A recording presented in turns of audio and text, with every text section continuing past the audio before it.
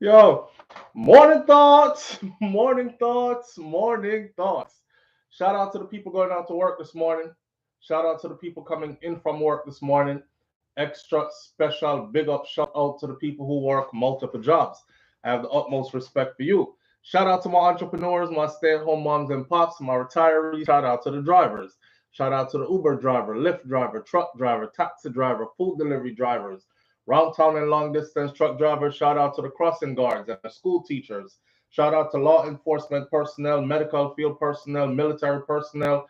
Whatever your job description is, shout out to you. Shout out to the heavy equipment operators. Shout out to the chefs in kitchens, secretaries in offices. Shout out to the girl them run a back road, strippers on poles. Shout out to, I was gonna say pimps and hoes, but that might be a bit too controversial because some of those that are hoeing might not necessarily be doing so of free will. Some don't want to support human trafficking and them thing about.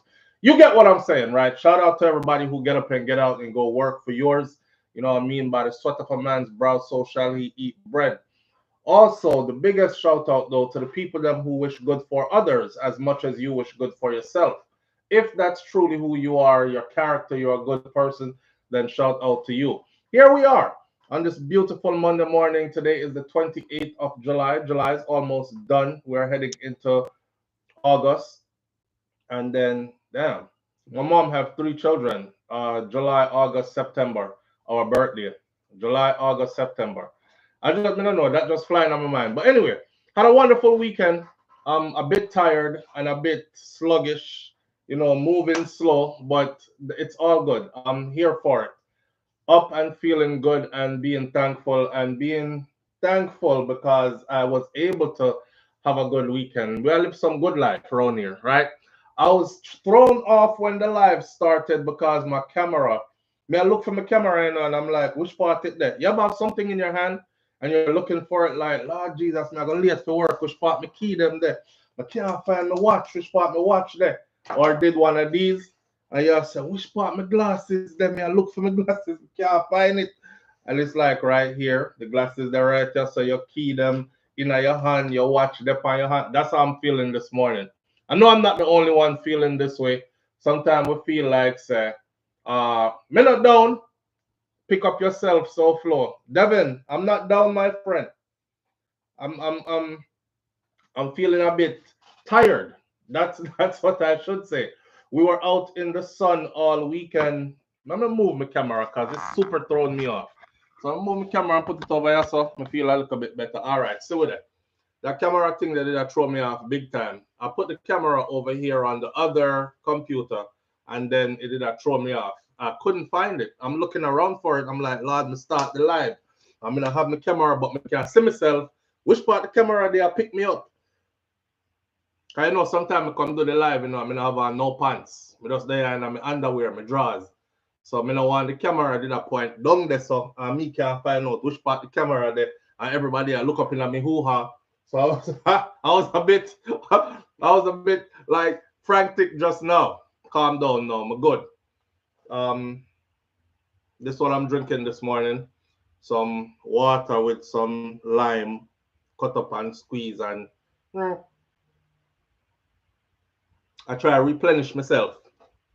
Had a long weekend, had a beautiful weekend. I put a vlog out uh, over the weekend about some of our weekend, spend time with the children. You know, summertime, them there. My oldest son is his time is up already. He's going back to school. So I'm gonna have to go drop him off, I think, Wednesday. I gotta do that road trip, so I might not be here in the morning. Or we might just go live from the road. We'll see how that goes. All right. I'm driving fam, so forgive me for not responding, says Audrey Wright. Audrey, big up yourself. The chat is open this morning. So there will be lots of names in here shortly that are not green names, but shout out to my green people who are here. This is usually yours. Great goodies. Let's Bond TV. Rosalind Michael, great big up yourself. Thank you for being the first ones in this S Diva this morning. Simon G, thank you for being here. Audrey Wright, thank you for being here bright and early this morning. Miss Goldie Robinson, thank you for being here this morning, bright and early, right alongside all the names that are not in green. All right. We have a couple of things to talk about this morning. We're going to talk about polygamy versus monogamy, which one you prefer and why. I'm feeling very polygamous. That's why we're having this conversation this morning. This name Morning Thoughts. All right. SOUFLOTV thinking these things in the morning, and we have discussion surrounding my thoughts in the morning. So I'm feeling very polygamous these days. So we're gonna talk about polygamy versus monogamy. Lisa Hyper has a song out called My Story. We're going to review that song word for word, pen and paper review. First thing first, because I'm going to put the video at the head of this at the front. So in case them give me a hard strike copyright, I can cut that off and keep it moving. But if they decide to like share revenue or keep it there on the channel without hard striking us, then we'll leave it there, right? So who isn't here to see the pen and paper, them just are gonna miss out the whole Lisa thing, because I'm actually gonna play her whole video. So everybody is on the same page when I go through the words of this song, right? Right. Sizzla Kalonji is getting the keys to the city of Lauderhill and is getting congressional honors alongside that as well. Massacre had some things to say about Mad Sus, call him Cokehead. Well, the people around him did. And, one bag of hype up something that going over there. So, and then there's more information about the Jamaican that was deported to Africa, Eswatini to be specific. Remember, Donald Trump fling out people and he's flinging you to countries that you don't even come from. So most naturally, like everything else, if I egg we in the red, cause out of all the people, nationalities to fling out of the country to a foreign country, a Jamaican had to be in the first trip smoking to a country they don't belong or they don't come from. So there's more about that story about that individual. They've located him and XYZ. We're gonna talk about that. And then there's a story here. Somebody sent come give me and said this elder who is Jamaican, who lives in Miami, killed his wife's sideman out in broad daylight in the broad open. So we're gonna talk about all of them story there right along with this. But first, we're going to get into the Lisa Hyper My Story. Have you all seen Lisa Hyper's video for My Story? I would give Lisa a little advice about updating. I think she have another something called My Story already. And sometimes when you update two things with the same title, one of them do poorly while the other one will do very well, right? The Florida sun is no joke. It's no joke. I said to the kids over the weekend, we went to the beach one day, we went fishing and all these things, and we said, let's go home, eat, get some sleep, and then wake up and do it again tomorrow early. Nobody woke up. Everybody dead. Like, just tired. The sun is no joke. It's 100 and something degrees out here every day. But again, we're not complaining. Great Goodies says I saw her in an informal interview on YouTube as well. All right. She's done quite a few interviews in recent times, but the video itself, I want to get into, and the words. We did a pen and paper, full pen and paper. We are going. Let me save my words and get into this video. Here we go.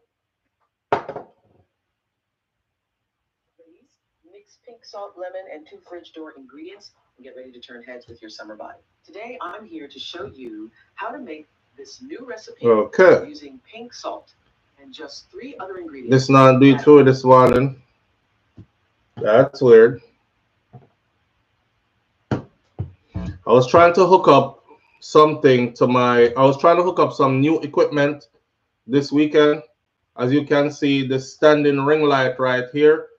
I want to do some lives where I'm actually standing up. Me not too like the sitting down for prolonged periods thing. So we got the ring light standing, and then we got the microphones that are supposed to just put them in a recording device and all that. That microphone I got worked on everything except for the device. that I bought that microphone to work on. So I reconfigured this phone to try to fit it, and now this microphone can't work in this phone. I have to go back in the settings and all them something there. So bear with me for a minute. You know, I'm not the most techie kind of person, but I do what I can to try to make the thing work. All right? All right, let's see if it works on this one now.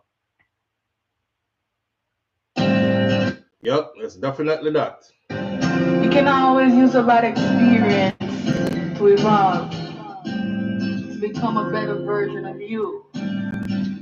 Some people might think they know, but they don't really have a clue.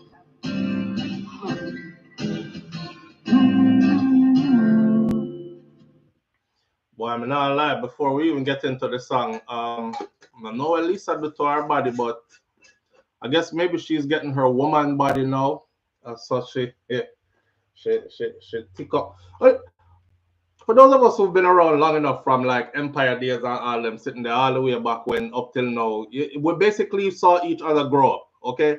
So some of we who did skinny back then and little bit in our body now, some of we big and some of we have big belly and some of we all kind of other kind of wagga wagga. You know, whatever your body look like now, you have changed. You have changed. It's been like them there 20 years or something like that. Who never changed? Everybody changed. So I'm just saying. She looks the way it fit her, that me I try to say, the way it fit her. If you seen the video, you seen the video. Okay, the video start out pretty nice. Let's get into the video anyway and stop me talking, even though I think I'm gonna be talking the whole time. Anyways, here we go. You can always use a bad experience to evolve, to become a better version of you. Some people might think they know, but they don't really have a clue.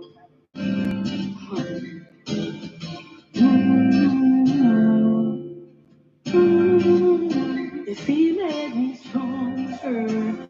He made me feel the pain.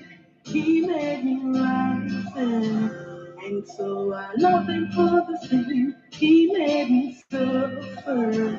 Made everyone laugh at me. And I don't mean full of personally. Never had baby, I be a build me. You build me like a rock, build me like a sword, build me like a soldier with take control.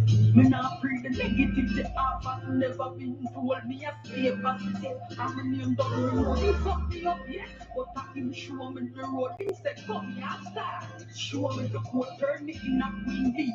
Show me the road, we never plan to give up, plan never grew no more. The stronger, he made me. Yo, hold on there. You know, may I run it back from the top again. The one, I feel our story for talk, you know. I see a lot of people make all kind of comments like, it look like Cartel, Cocky, Mad, Lisa, and these kind of things. But it's her story to talk. It's her story to talk. But we're gonna talk about it. Now run it back from the top one more time though. Here we go. You can always use a bad experience to evolve, to become a better version of you. Some people might think they know, but they don't really have a clue.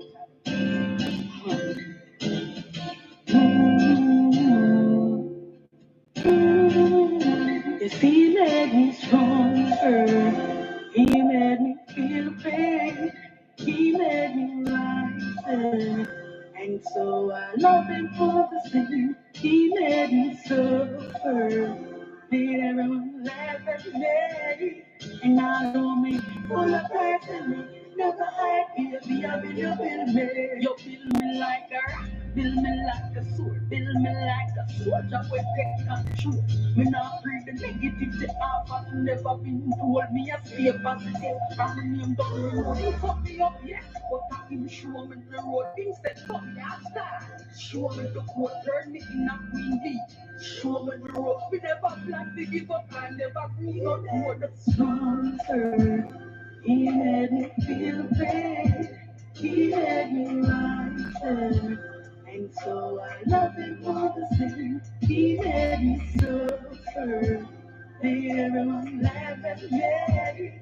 And I don't mean full of pride to me. Never hide, baby, I will you feel me. So all the physical abuse, verbal abuse, kind you accuse, thing not turn up, hurtful abuse.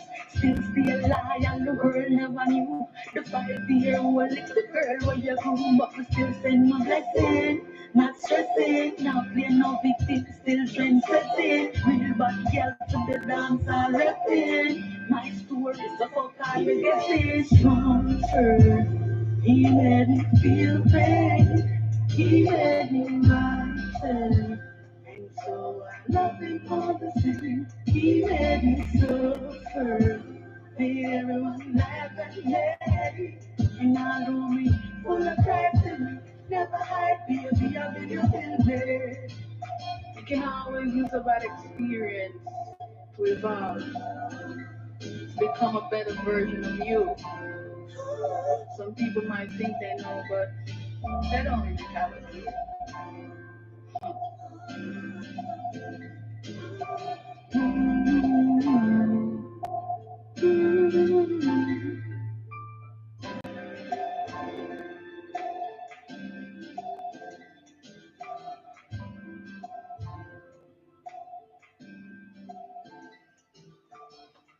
Set good like the ice in a freezer. What about? Hey, all right. We see. Alison Thomas. Alison says it is high time that Lisa mind our business. Give Cartel a chance to live his life. Go live her life and stop depending on Cartel to promote her. Look how the other women from the Gaza camp moved on. Um. Well, Alison, before me get into this pen and paper, your comment was very distracting to me because although Lisa is, they were in a confusing kind of situation. Business and pleasure did a mix. That's what that seemed like. So if you are, say, signed to somebody or they have any managerial management part of your music or your career, then, so to speak, it is their job to promote you, you know. So you're saying stop. She should stop depend upon Cartel to promote her is like saying Drake should stop depending on UMG Universal Music Group to promote him, or whoever is signed to Massacre should stop depending on Def Jam to promote him. Him signed to Def Jam, or who signed to Jay-Z label should stop depending on Jay-Z to promote them, kind of thing. You know, I rush out, man, but you know, I rush out in a way when it really makes sense. You know what I'm saying? Yeah. So we're gonna go through the words because I understand that enough people don't listen to the words. So Alison Thomas again says instead of her team up with Footer Hype to bring down Cartel, get serious people who will help her professional with her career. Stop liming with uneducated persons. Stop. I don't know what that mean. Lisa went through an episode recently, and like I said before, I'm a person like this. I'm a man of my word, right? So I watch people, and I'm very distant from people because, like I think Bob Marley did say it. You know, everybody loves the rain until them start get wet, or everybody love the rain. I said them love when it rains, but them no want to go out in the rain. As soon as it start rain, you drop your umbrella, but you say you love the rain, right? People love flowers, so then pick them. But as soon as you pick the flowers start dead. It's only gonna last for so long, and then you have to throw it in the garbage, right? So how much do you really love that flower? If you really love the flower, leave the flower in the garden, make it grow, water it when it's in the earth, and prune it and them thing there. I'm the kind of person, if you say you are pushing forgiveness and you say you're pushing God is the greatest and you say you're pushing, you know, you're on to bigger and better things now, then you must understand certain things and you must be open to certain things, especially forgiveness, where forgiveness is concerned, especially when you yourself have never been a perfect person, especially when you yourself have destroyed or have lend out hurt in any kind of way to anybody else. It's your time now to forgive. You know what I mean? So that's something that will happen with Lisa the other day. We took extensive time, and I was thinking to myself yesterday and this morning, how will I approach this? And I said, you know, It's full time that a lot of us stop acting like we're dummies, like we're regular, like everybody else. Because unless you went to school at a university level and studied human psychology and then studied abnormal psychology, then you're not like me, right? Other people might be, but those who haven't are not like me. So when people like us are lending our expertise because we pay good money, go a good school, graduate, and have a degree, we not flashy in a people face and say it all the time, and we true still article and down to earth like this. But we can very much be corporate and the other way if we need be, right? So when we are trying to lend with expertise to uplift with people about, let's teach you about mental health, let's teach you about human psychology, or let's teach you about anatomy and physiology. Anatomy is the makeup of the human body. Physiology is the way the makeup of the human body works, right? When we've studied all these things for years and we come out of school, how come when we impart knowledge onto our people, them act like them not hear nothing what we are saying?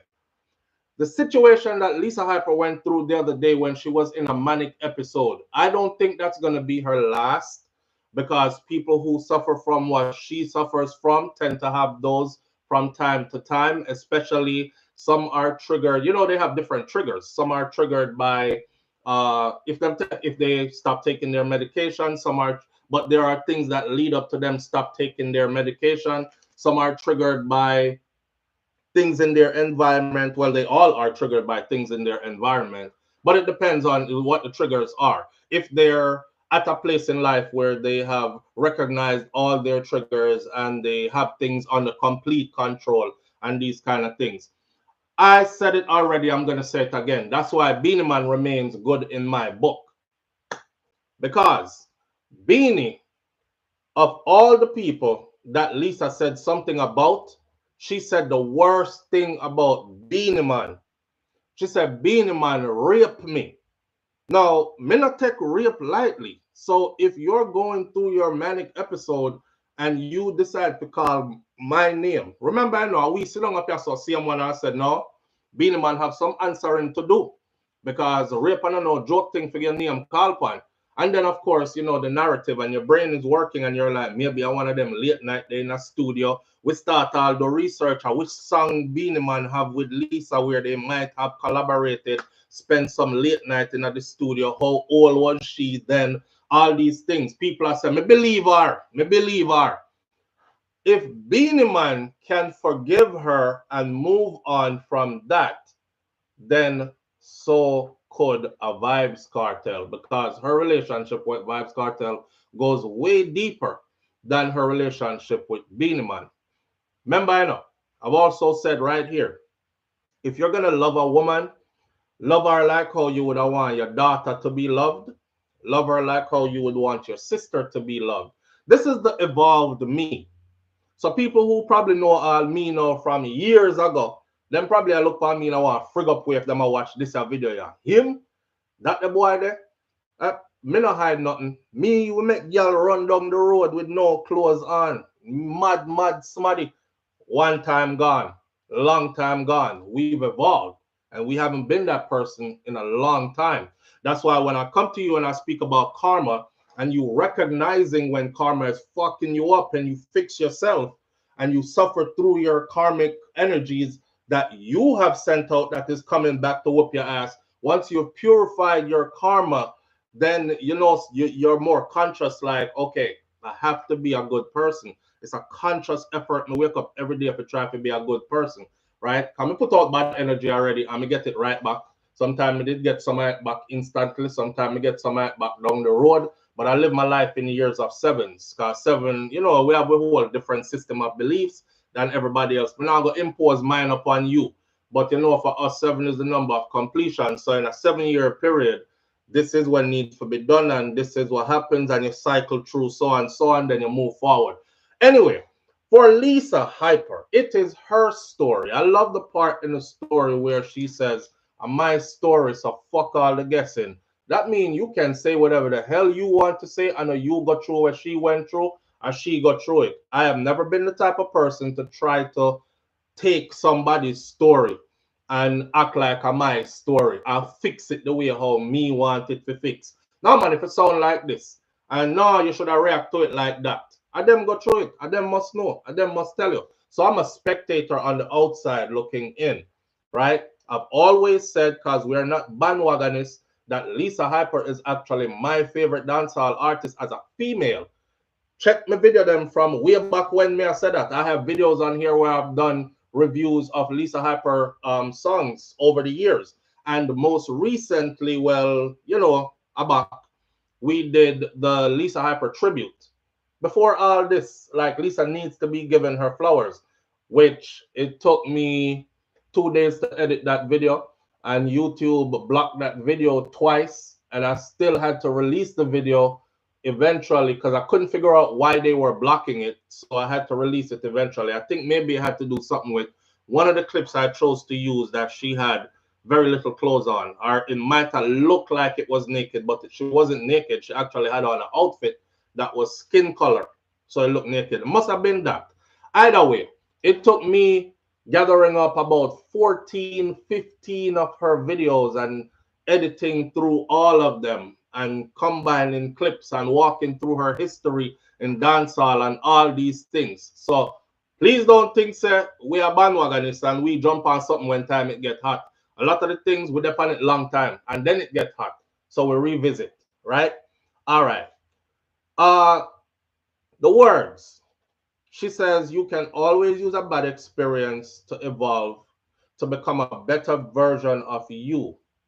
Some people might think they know, but they don't really have a clue, right?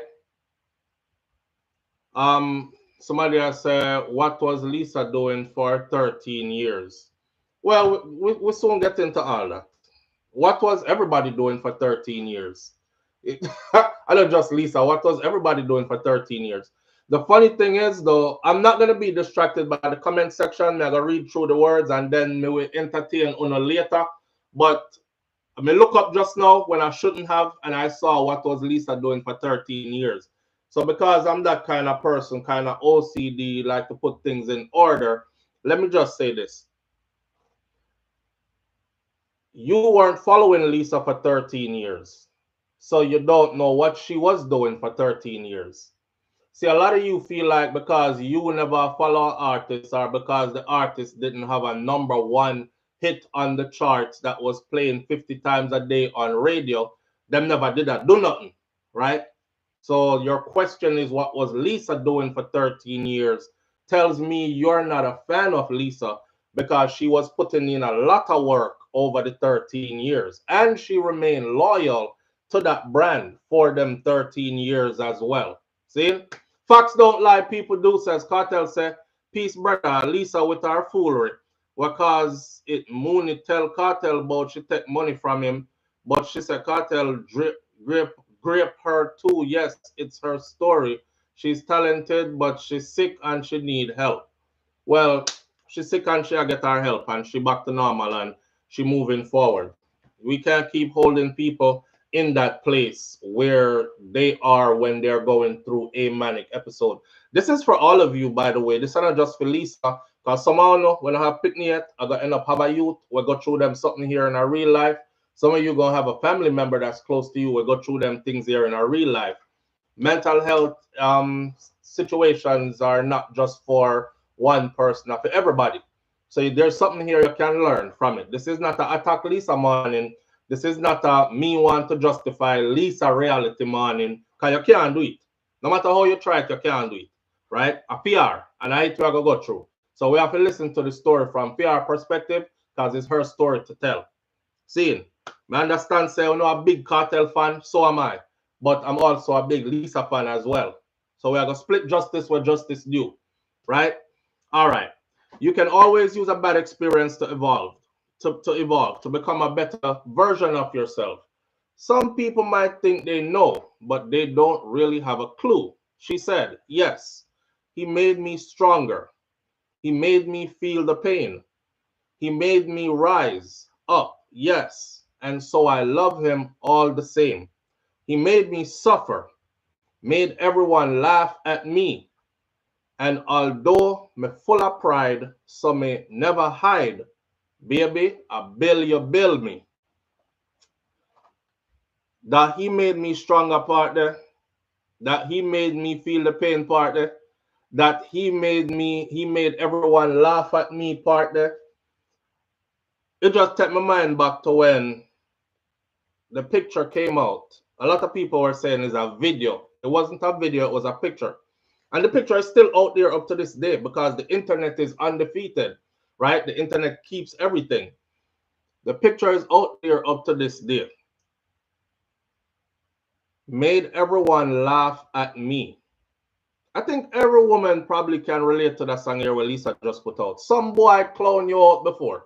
Some boy made you hurt before. You did love him so much that you were just blind. I don't know if you could call it young love, because some are older now and still I get clown out and still is somebody, right?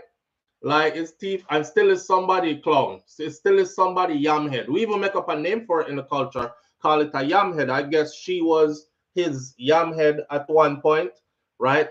So the picture where you have to understand, so when the picture come out with Lisa of wood in her mouth, it wasn't in a year when everybody did proud to say them so good. After that is when all the Jamaican women them, yeah, me do it and so what? You know? It wasn't the thing. It wasn't the thing then. So people did look on her certain kind of way. And the man them start even say, yo, give me at least a hype then, you know, and them start call her all kind of names, suck cocky girl, hood mouth girl, and all kind of something. He made everyone laugh at her for real. Because I remember people were really laughing at her. And if you look back, you would have been like, damn, how she gonna stand up under the pressure there? You know, especially with your mother and your father, see them video there of you and who did I hear mouth and all them kind of something there. People, everybody do them thing behind closed door. I don't care what your sexual preference and your sex life is like. But I'm saying, if somebody who you trust enough to get that intimate with can take pictures of you doing that and then leak them picture there to the public for their personal gain, it seemed like to me back then it was like for his personal gain, really, right? Because them are gonna say, yo, man, I get him old up, you know, and big up yourself, me G, and but for the girl, it was more like, hey, so good, girl, hey, you know what I mean? That was a lot of embarrassment for her. That was a lot of shame for her. That was a lot of nobody know want to listen. No, listen to Lisa Hype, so could Lisa Hype music again. That's how they treated her, right? So fear, we were there to witness it publicly. So when time she talked about he made me stronger, he made me feel the pain, he made me rise. Yes, so I love him all the same. He made me suffer. She suffered because her career fell all the friggin' way off after that so good picture there come out. Made everyone laugh at me. Everybody was laughing at her when that shit came out. Let's not go around that. And although I'm full of pride, so I never hide, baby, I build you, build me. She said, you build me like a rock, build me like a sword, build me like a soldier with take control. Me now pre the negative. The half has never been told. May I stay positive. All my name done renowned. Her name is already out there. She's already Lisa Hyper. Everybody knows her, whether it's good or bad. You know, her name out there already. She has the fame. She went on to say, him fuck me up, yes, but him show me the road. So there was good and bad in it. That's like somebody teaching you valuable things but hurting you at the same time, kind of thing. Abusing you at the same time, kind of thing. And him say, come, you a star. Show me the code. Turn me in a queen bee. Show me the ropes. That's who taught her about the music industry. That's who give her bus. That's who taught her about how things supposed to go. And you know me, I say, how you go book shows, how your management supposed to go, how you this supposed to go, your that supposed to go. She said, me never plan to give up because he never grew no toad. He made me stronger. He made me feel the pain. He made me rise up, yes, and so I love him all the same. He made me suffer, made everyone laugh at me. And although me full of pride, so me never hide, baby, I build me. That part here, what she said. So all the physical abuse, verbal abuse, times you accuse. Tina Turner, hurtful ruse. Tina Turner, when you think of Tina Turner, you think of Ike and Tina being that music icon, and Ike there whooping Tina's ass, right? Yeah.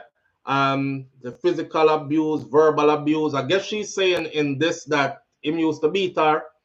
That kind of no secret. She's spoken that before in interviews also. Like him even beat her up in front of Shorty one time, and Shorty as a woman never said nothing. She does. But Shorty herself probably, if that actually happened, cause me never did it. Shorty herself was probably like, yeah, good for you, cause I take my man. So take the lick them will come with it too. You know what I'm saying? So but she's spoken about getting beat up by him before as well. Right? So all the physical abuse, verbal abuse, time you accuse, Tina Turner, hurtful ruse, still stay loyal. And the world never knew. The 5-year-old little girl where you groom. That part there might not come out sounding right. So I did have to go do some mathematics back at this. The 5-year-old little girl where you groom. Remember, I know, Lisa says she known Vybz Kartel since she was 5 years old. So I went and looked up some things. When was Lisa born? She was born November 5th of 1988. When was Kartel born? He was born 1976. Okay, so 76, 88, boom, bang, bang. There is a 12 years age difference, right?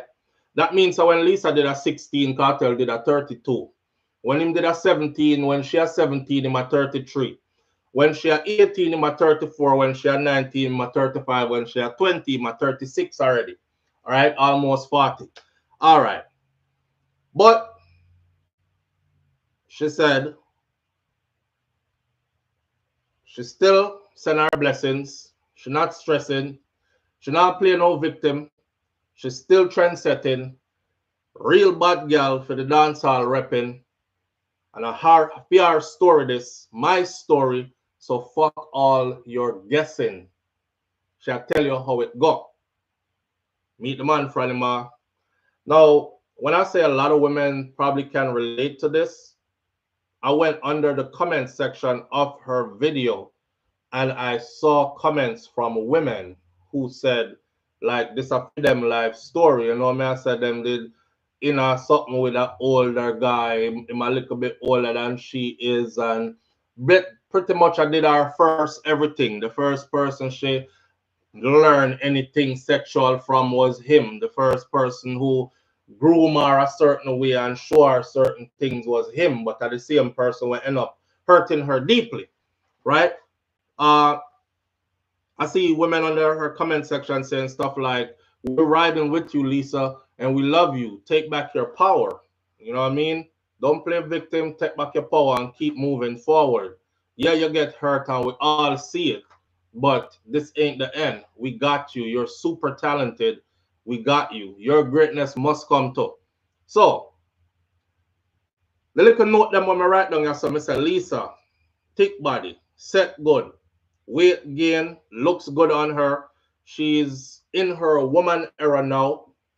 Big woman meds now. Like she said before, I don't know how true this is, but she said she's not that same girl where, you know, where anything him says she do. So when she want pre her career, and if I'm signed to you or if you are management thing, I want your management thing like your management thing to carry me to the next level. I don't want your management thing in a way where, you know, vagina and fellatio must be a part of we deal. And if me not do these things, then you know forward me thing a road kind of thing, right? So she want to deal with our career now. She want things out of our career now because she's no longer that 16, 17, 18, 19, 20-year-old girl. I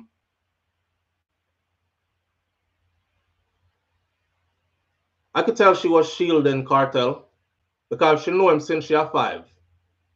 I could tell she was shielding him. Let's be for real, right? I could tell she was shielding him because she went on an interview and she said them never do nothing until she was 18.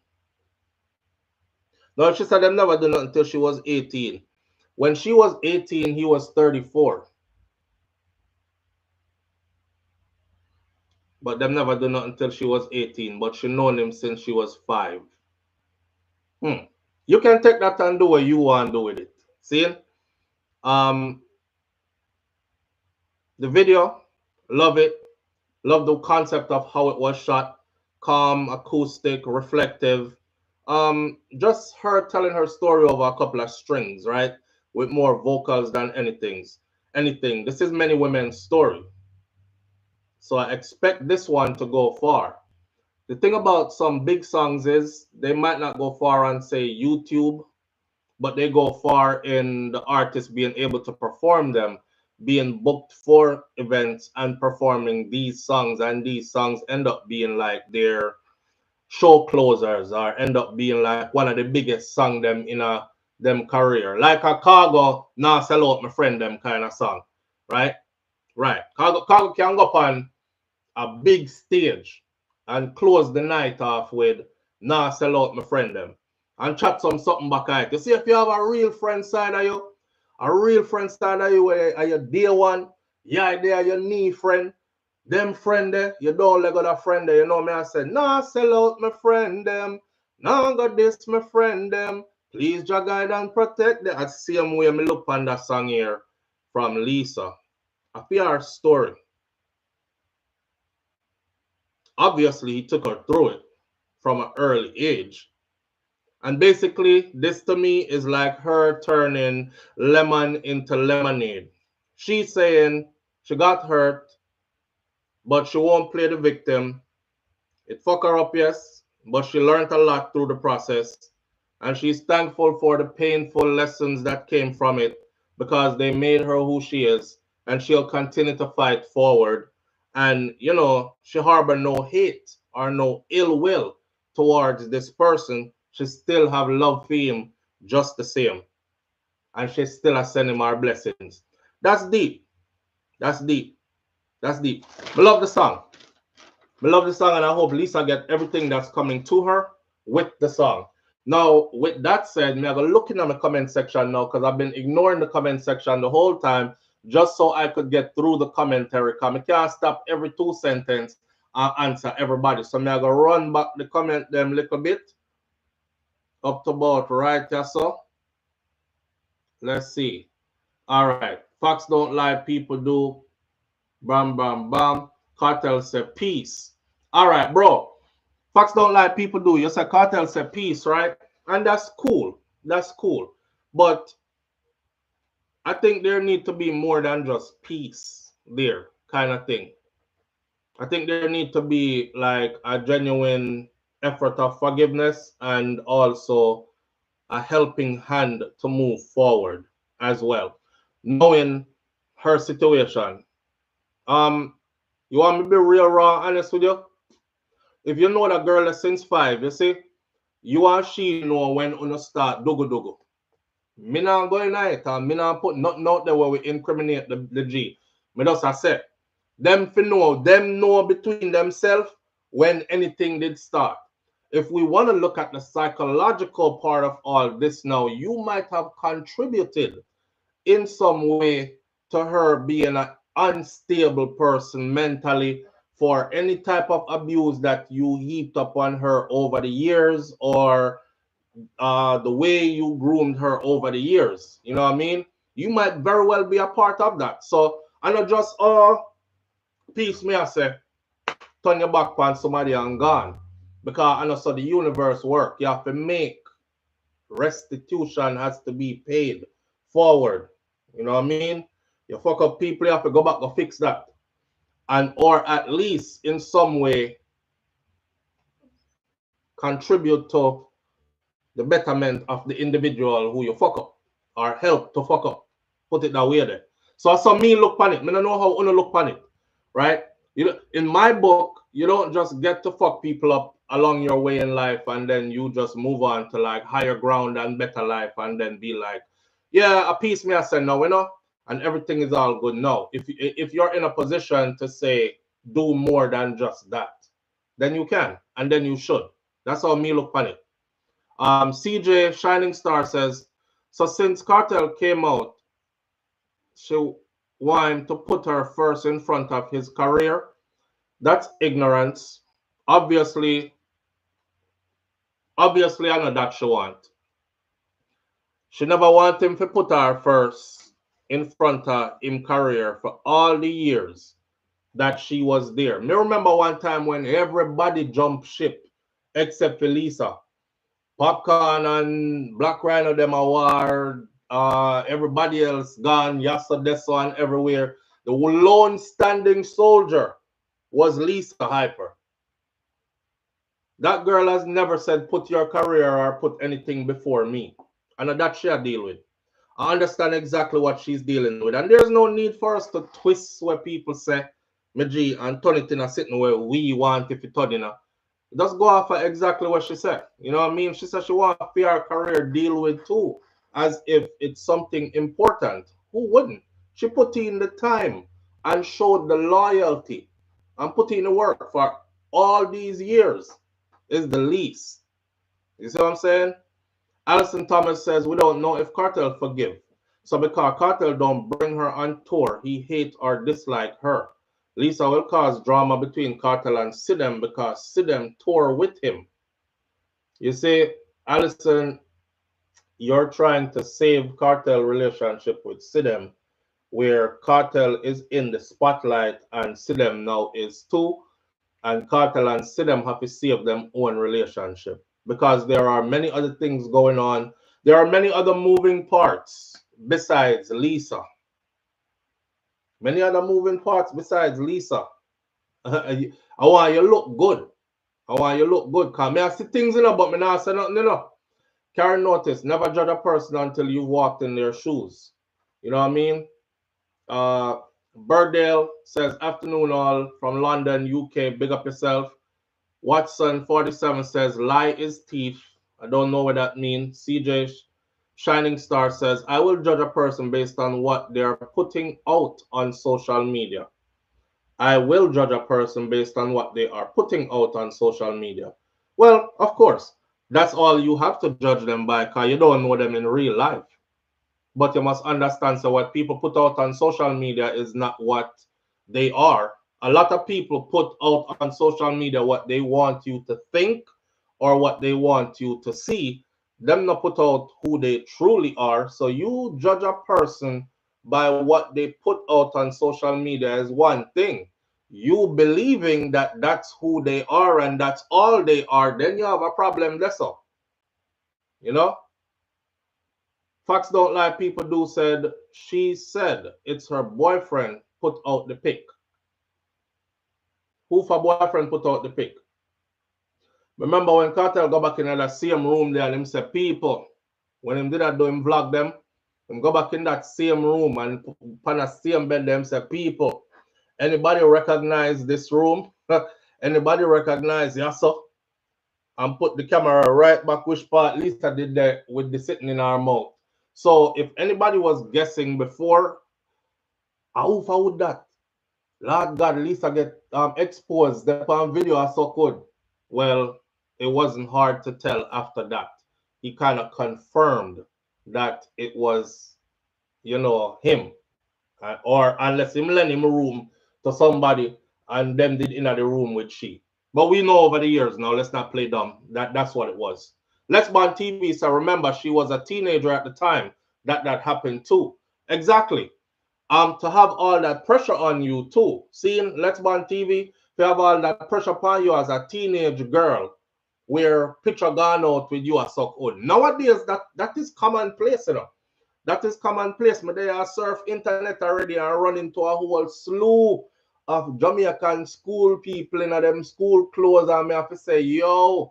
So I came over here and I told my Jamaican audience, I said, those of you who have children out there who are going to school, I want to know, play them closer and pay attention to what go on and scour the internet and try be in a them life more because them they out here skin out in a banana walk after school. Me see them in a taxi with taxi man, me see them and them in a classroom I do it in a uniform, y'all mouth full up a hood and these kind of things.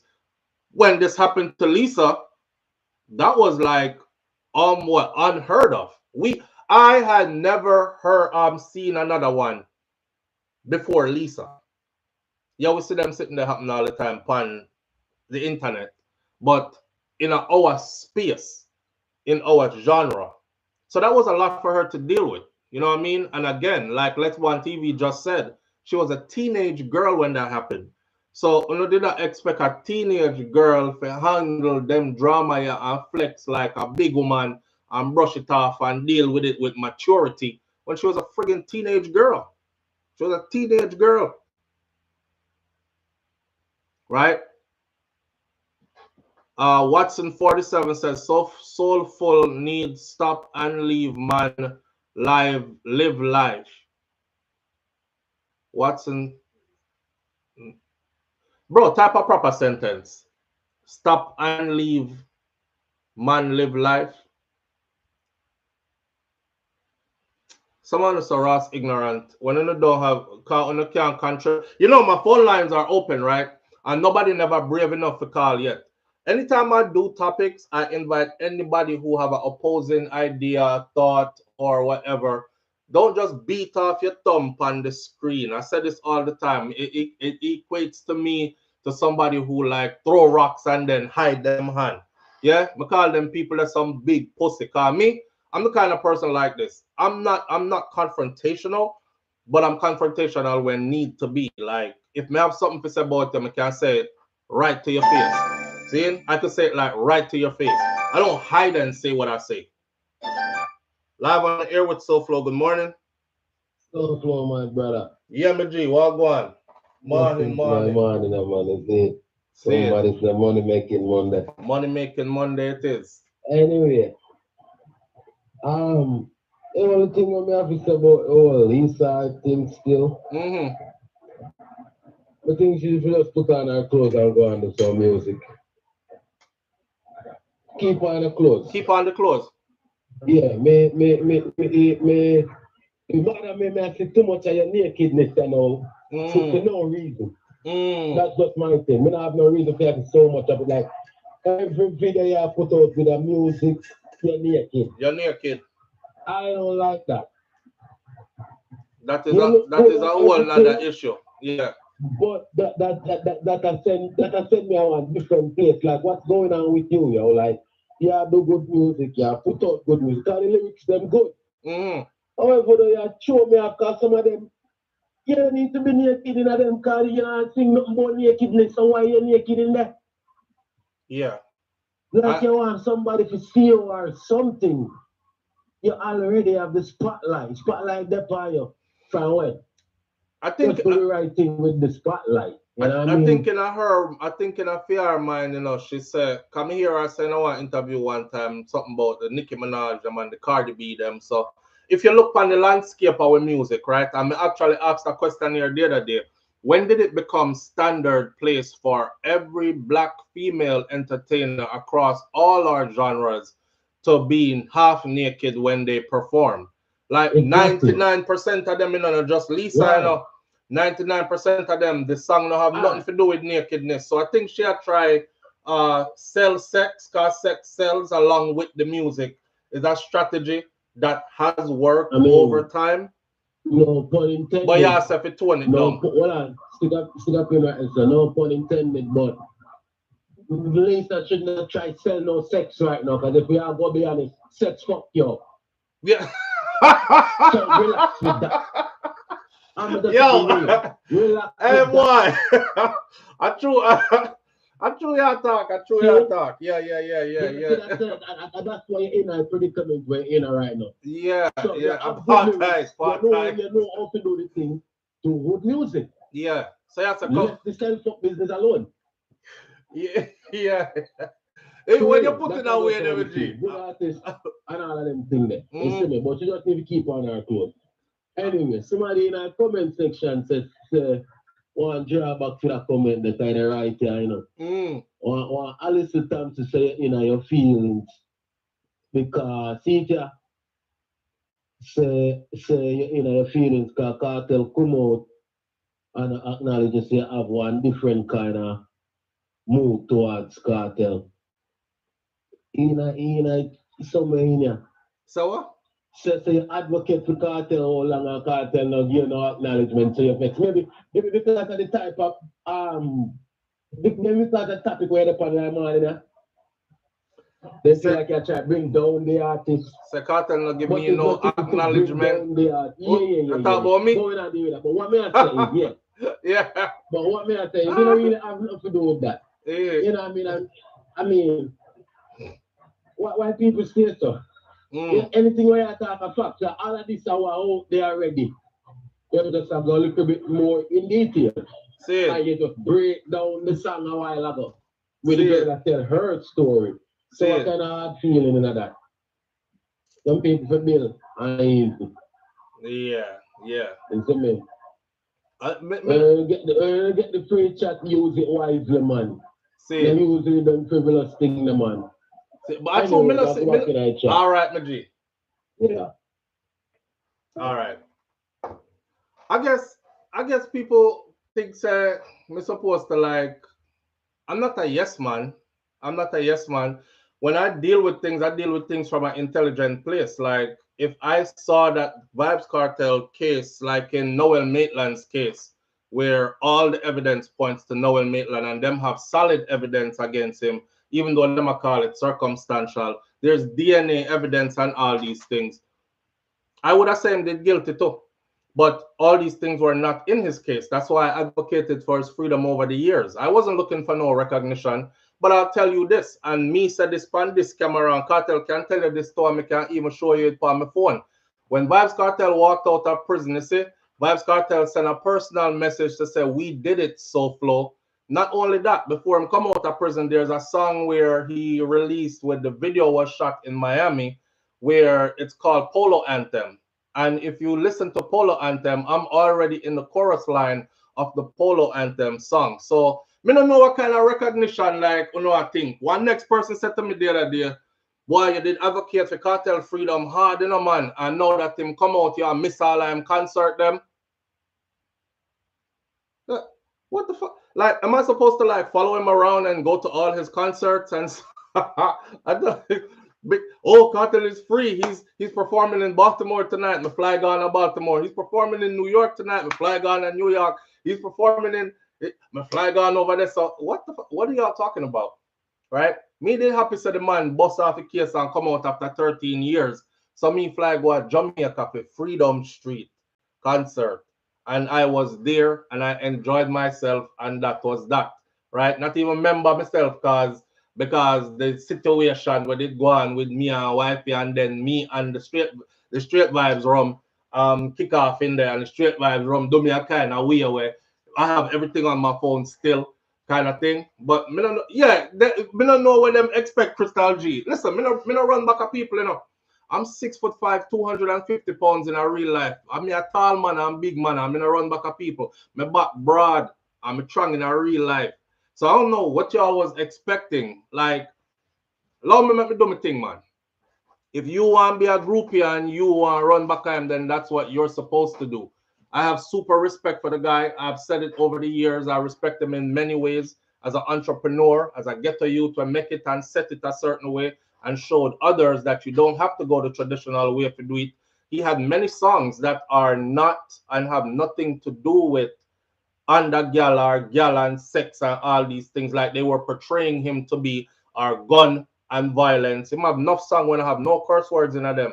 They're just uplifting songs, educational songs, right?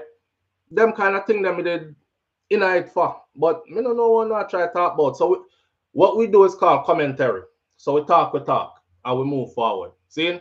Cartel been name drop SOUFLO short. You know, the people them who talk a lot are the people them who don't pay attention at all. Them only come for talk, fuck for when them ready. Like the person who said earlier, what Lisa, because Lisa we are talking about. So don't make this about me. The person who said earlier, I'm still going through the comments, what Lisa been doing for 13 years. Like Cartel lock up and she did go sit down in our corner. I know you are not a fan of hers. I just did a tribute to Lisa Hype, giving her flowers. I think you should go watch that video. The amount of videos that I took from her, I had to slim it down to like 14 or 15 of them. And then I had to chop out a proper part from all 14, 15 of them. It took me 2 days to edit that video there, just to put up that video there and do the voiceover to it with her career in dancehall music from when she started till where she's at and the hits them she have in combination with a Vibes Cartel before him even got prison and all these things. So when we give the girl our props and our respect is because we feel like so she's a damn good artist and she is very much underrated kind of thing. And then of course it's super interesting because of what happened after Vibes Cartel was released from prison. Come on, man. Don't act like you never see Cartel and Lisa Hype hand in hand, finger locked in together, hand pan belly, and all these things. She a bump on him hood when time him just come out and we have say which part see them there and how the fuck that a go on and all these things. So when the girl a come try to tell with our story now after she get really, really hurt, Bakai, who are we to try to rearrange our story? Me like the song. Me like the song because the song feel like it real.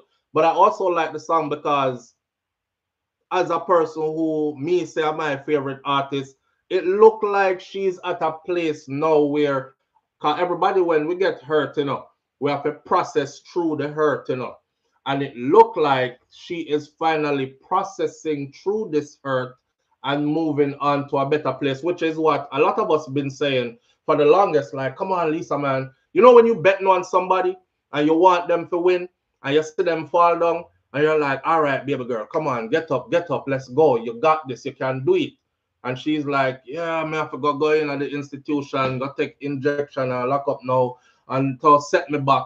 That's one of her biggest fears, right? She said every time she start do something, she get in this creative mode and then she get boom, drop 2 bad song and 2 video back at it and then boom, some trigger and she's back to square one again because not there. The momentum get killed by the mental health issues. And so I'm hoping that this song is actually a healing song. Sometimes you have to talk out your things them. Whether it is you put them in a song because she's an artist and that's what they do. Like we're finding out now that a lot of Cartel songs, them most of them are in own life. Him I talk about because him come out now and explain them to us the situation when it happened, how him record the song there, and why him said that the song because it happened in a real life. Most artists do that. Most of them is them real life them I talk about, whether it was a time gone by or right now. So it looked to me in this song like this is a healing song for Lisa. It looked like she is finally getting through or getting over and moving forward. And that's why we are giving her strength on it because we want to see good for her. We want to see her, vent. Rash Jada, we want to see her vent and let it out. You know, when these are conversations we tend to shy away from having in our community. Like, everybody have to, just hold it here, my G, and you're tough and us big. That's why we explode so. That's why I love enough how we explode so. You know what I mean? So when you see something that happen that looks like it's a journey towards healing, why would you not endorse that? Why would you not give it strength? Me not fight down the girl and our thing, man. Seeing British Jamaican girl says SOUFLOTV, he was also on the live one day typing like thumbs up the live people. He was also on the live one day typing like thumbs up the live people. Donna Thompson, 6'5" floor them me. But in a real life, me have to look up Jesus Christ. Oh, Donna. Yeah, Donna me a big somebody, man. But me not just big in a size, me big in a spirit. You know what I say? Me big in a spirit. And me not like those little people things. And me not talk about little as in short people neither. Because I know some short people with bad boy, them come in like giant. Them big in a real life. Cause them flex like big people, cause we are big people now. We are not like a picnic no more.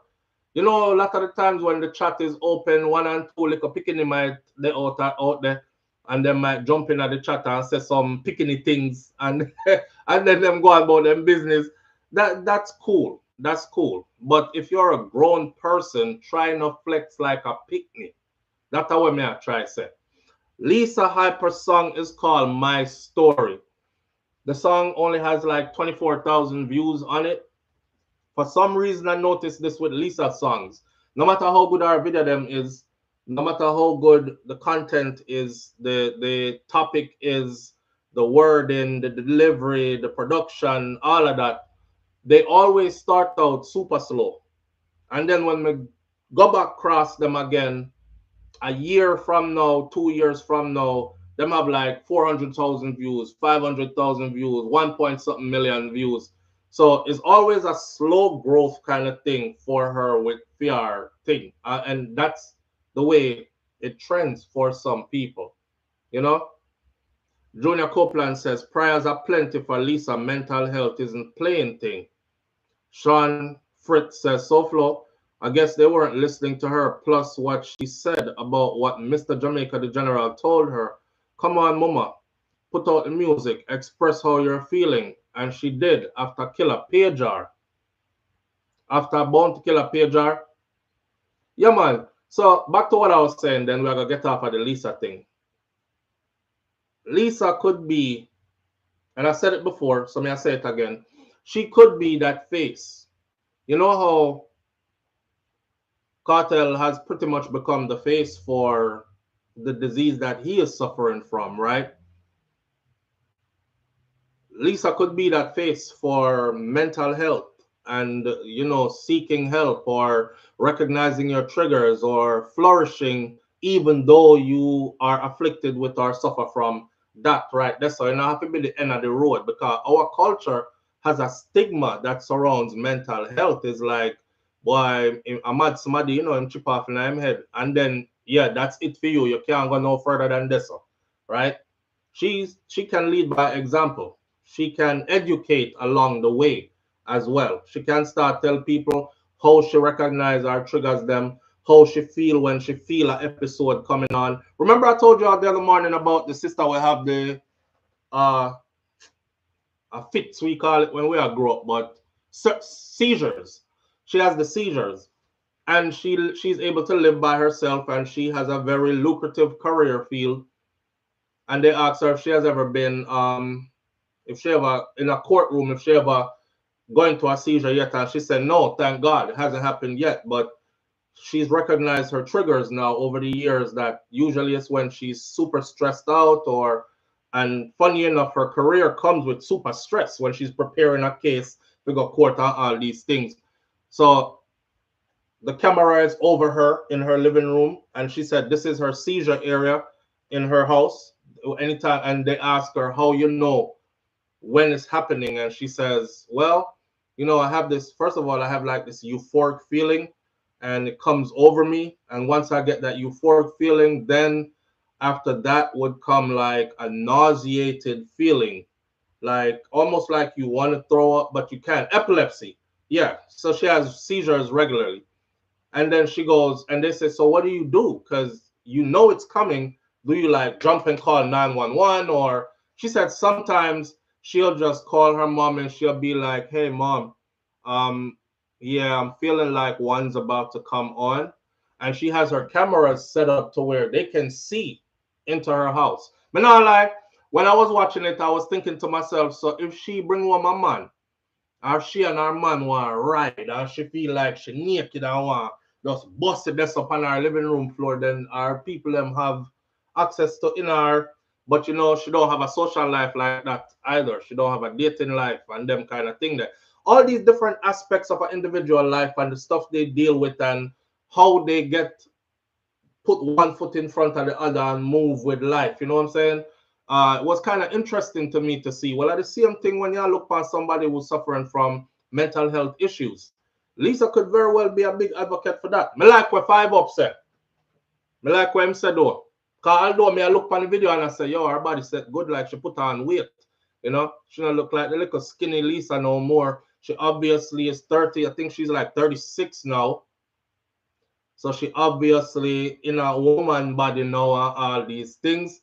And it look good, but enough to be flaunted everywhere. Like, don't bare your nakedness everywhere and be known as the naked girl kind of thing.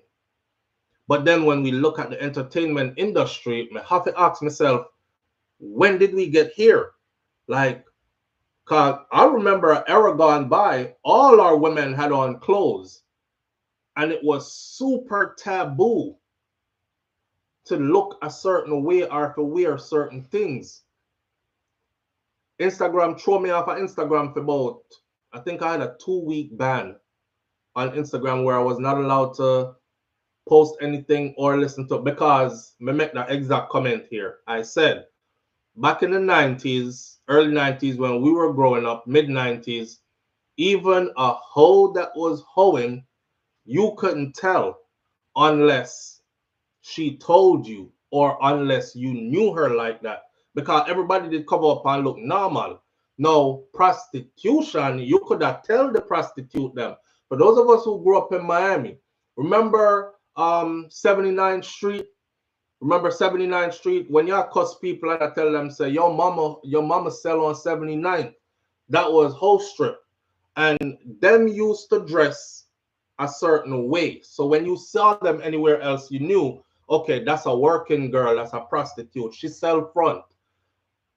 So it's funny now that we're in this era now, and I can actually literally look back and copy and paste, like the same outfit where the whore them used to wear past 79 when them sell crutches is actually the same exact outfit our women wear today as normal wear. So this is just me, a look on where we're coming from versus where we're at now and how we reach. Yeah, so a real talk, me I tell you, you know, same outfit them, you know. Live on the air with SOUFLOTV. Good morning. SOUFLOTV, me are going. Yeah, me do. You know, me I watch, I remember if it was an interview or the artist stuff, he just a talk. It was I think a Sheba. See?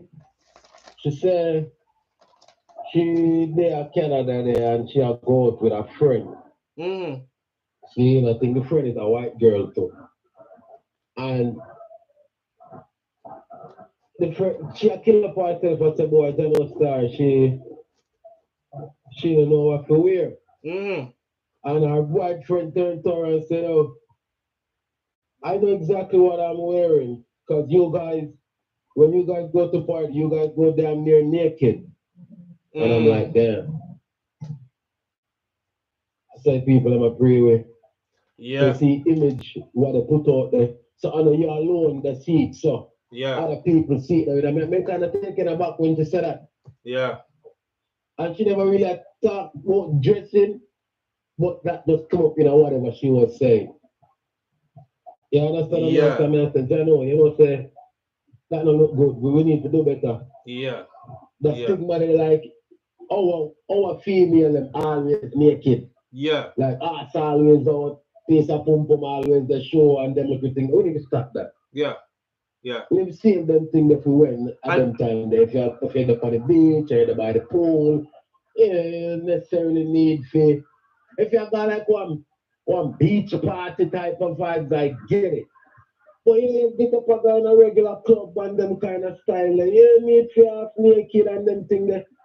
Bro, I come from an era where, all right, do better, man. Yeah, Queen Latifah, Money Love, MC Light, like, you love woman, man. Yeah. You know what, I see them naked on the Rasta time out the road, man. Never mess with my imagination, that. I can't even imagine again. Kind of out there, so. Kind of just out there, so. Yeah. See everybody see it.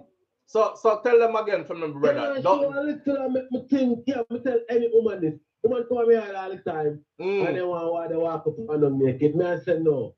And that's how you do it. Put on something where the show a little bit, not too much, and make me get there. But not just Everything No, also. virgin.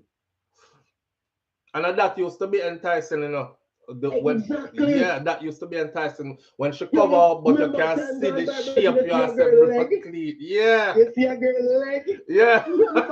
Just some leg, you know. I say, yo, she not even share her leg, you know. I bet say yo, dad. You got them thing there, yo. Yeah.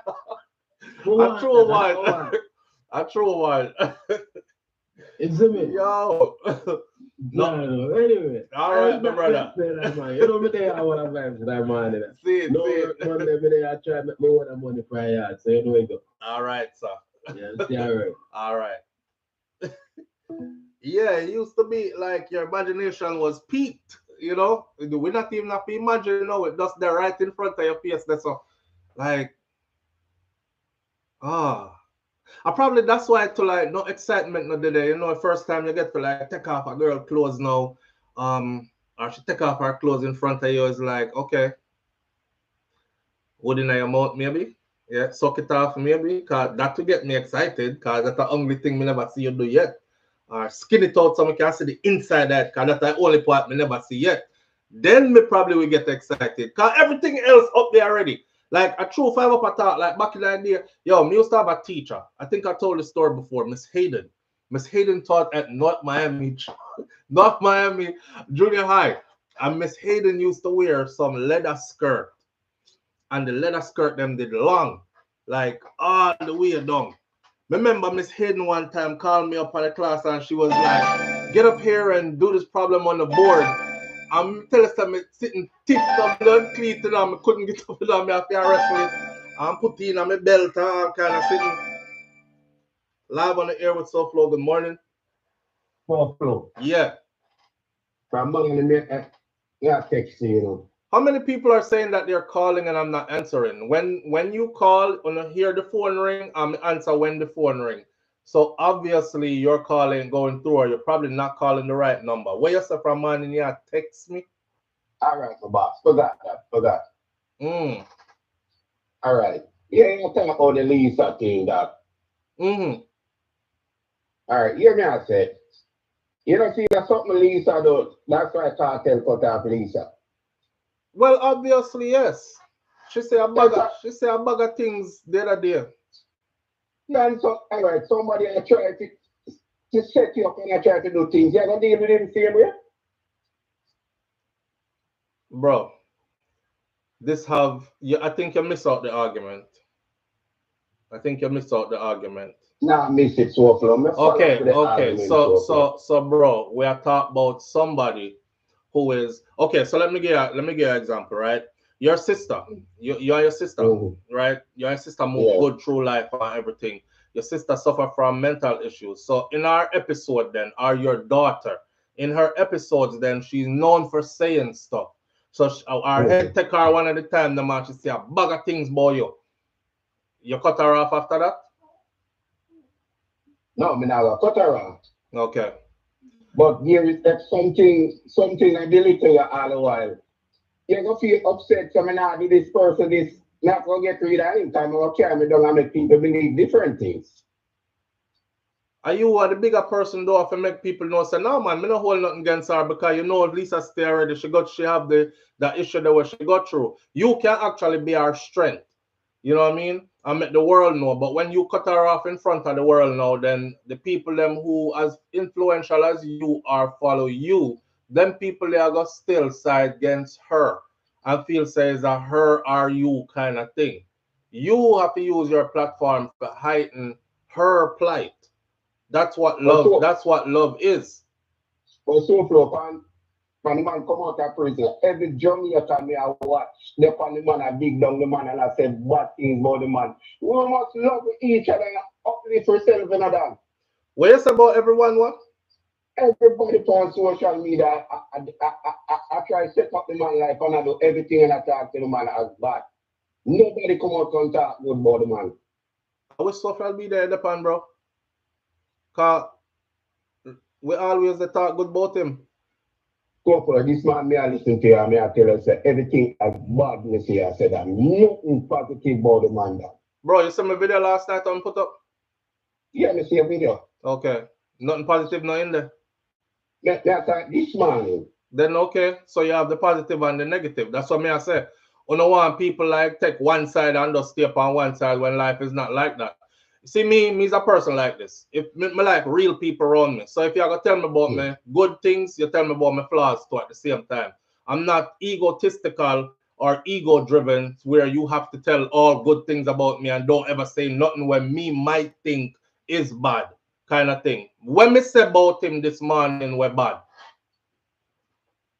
And you talk about the stuff that when Lisa go through. Yes, and Lisa go through America. You don't know for that. When me, what did I say about him? That's bad. You say a beer bad. You know what? All right, my audience, 600 odd people there. What did I say about him that's bad? You just said me say a bag of things about him when it's bad. Pick one. I said them, the rate thing I say he must go through things and all type of things. But me what social media and say the man just a pressure the man. Bro, answer my question, sir. What did I say about him that is bad? Be specific. So for a lot of things, you can't go over back everything, but a lot of things. If it's a lot, you can pick one.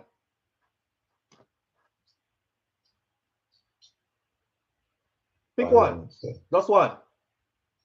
So for a lot of things, but we are talking about Lisa. Like pick one, bro. Pick one. You said the man dumped Lisa to the curb. The man Lisa plan to put foot I could drag down the man for no reason. Bro, me not feel like you need. Me not feel like me to honor you with any more conversation, brother, because there is a point where we just nothing talk no more, and I think this is the point. All right, sir. So in the meantime, though, you're free to call back, but when you call back, remember, say, if you pick one thing when me did say bad about him this morning. All right. Yo, this is what I'm saying, right? Everybody sound good when them are type and other people are read it. Call the blood clot line. So be sure they call the bomber clot line 1-806-587-8953. And if you have an opposing thought, say it and let's settle it. But me deal with intelligence and common rascalot sense, which seems to not be so common at all. I'm asking a simple question. You say me say a bag of things about the man we're bad this morning. Me say, okay, name one. If me say a bag of them, give me one. I just a whole heap of them, so I just whole heap of them. You know what I say? Me can't go back now and say I just whole heap of them.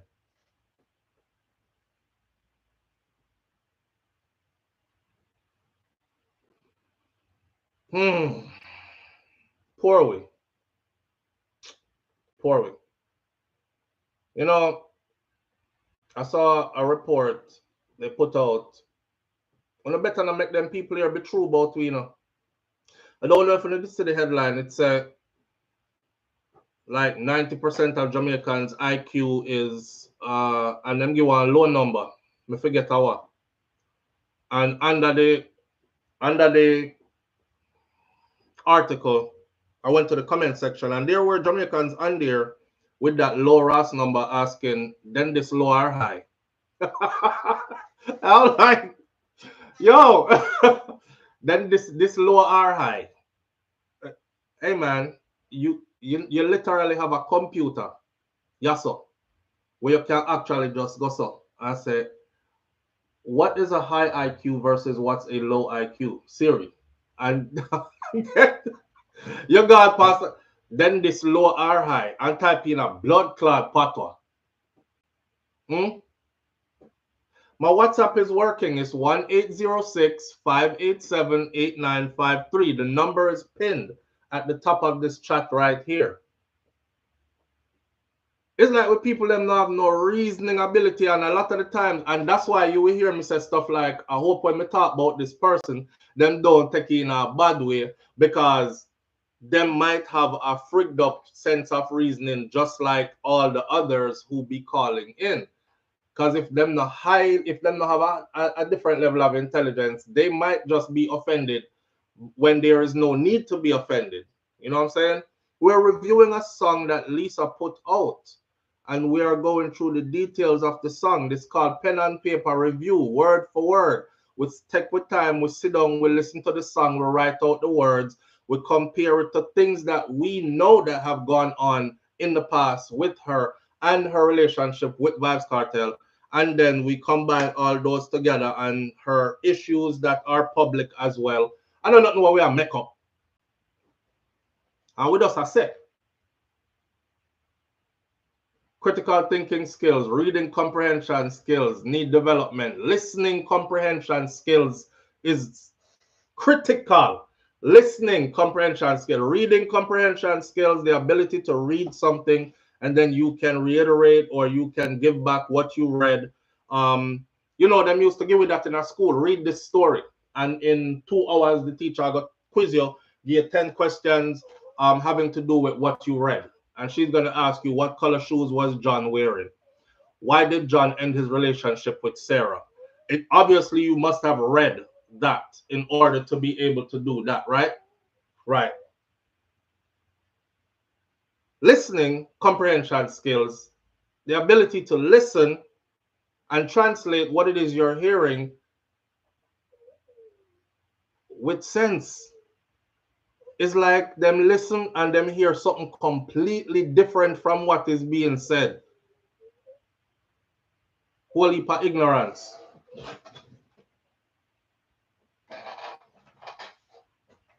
Whole heap of ignorance. But yeah, them need to bring back those days where, and you know, some of them too old to go to school now, so them just gone bad already, kind of thing, you know. Live on the air with SOUFLOW. Good morning.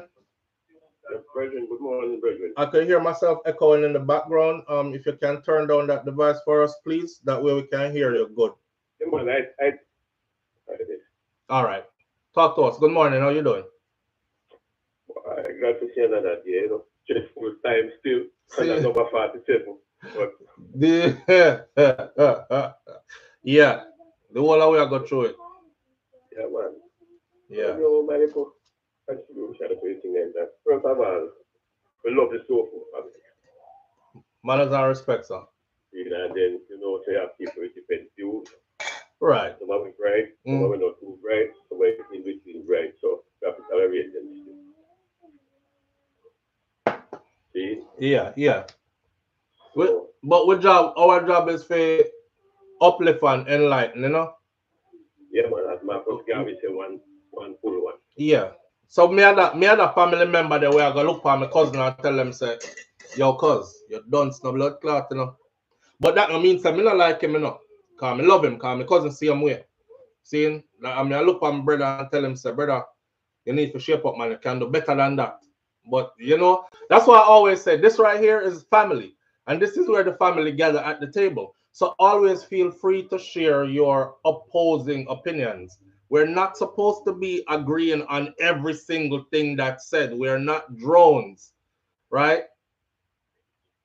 Everybody have their own concept of life and them own set of beliefs and things. So yeah, feel more than free to come share. Yeah, man, and because you love art. Mm-hmm. And if it's up to be criticized, criticize it. All right. See. Personality, kill me dead. Ninja are my favorite DJ artist. You're so low. You sound like this. You say Ninja are my favorite DJ artist. Yeah, but that's right. Listen, Ninja are my favorite DJ of all time. Mm-hmm. You just wake up. Yeah. Hold on. Give me a second. Wait. Give me a second. Gather your thoughts.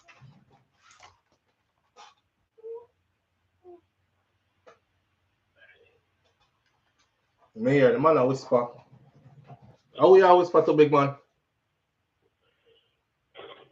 Eh? Me good, man. All right. Talk to him now.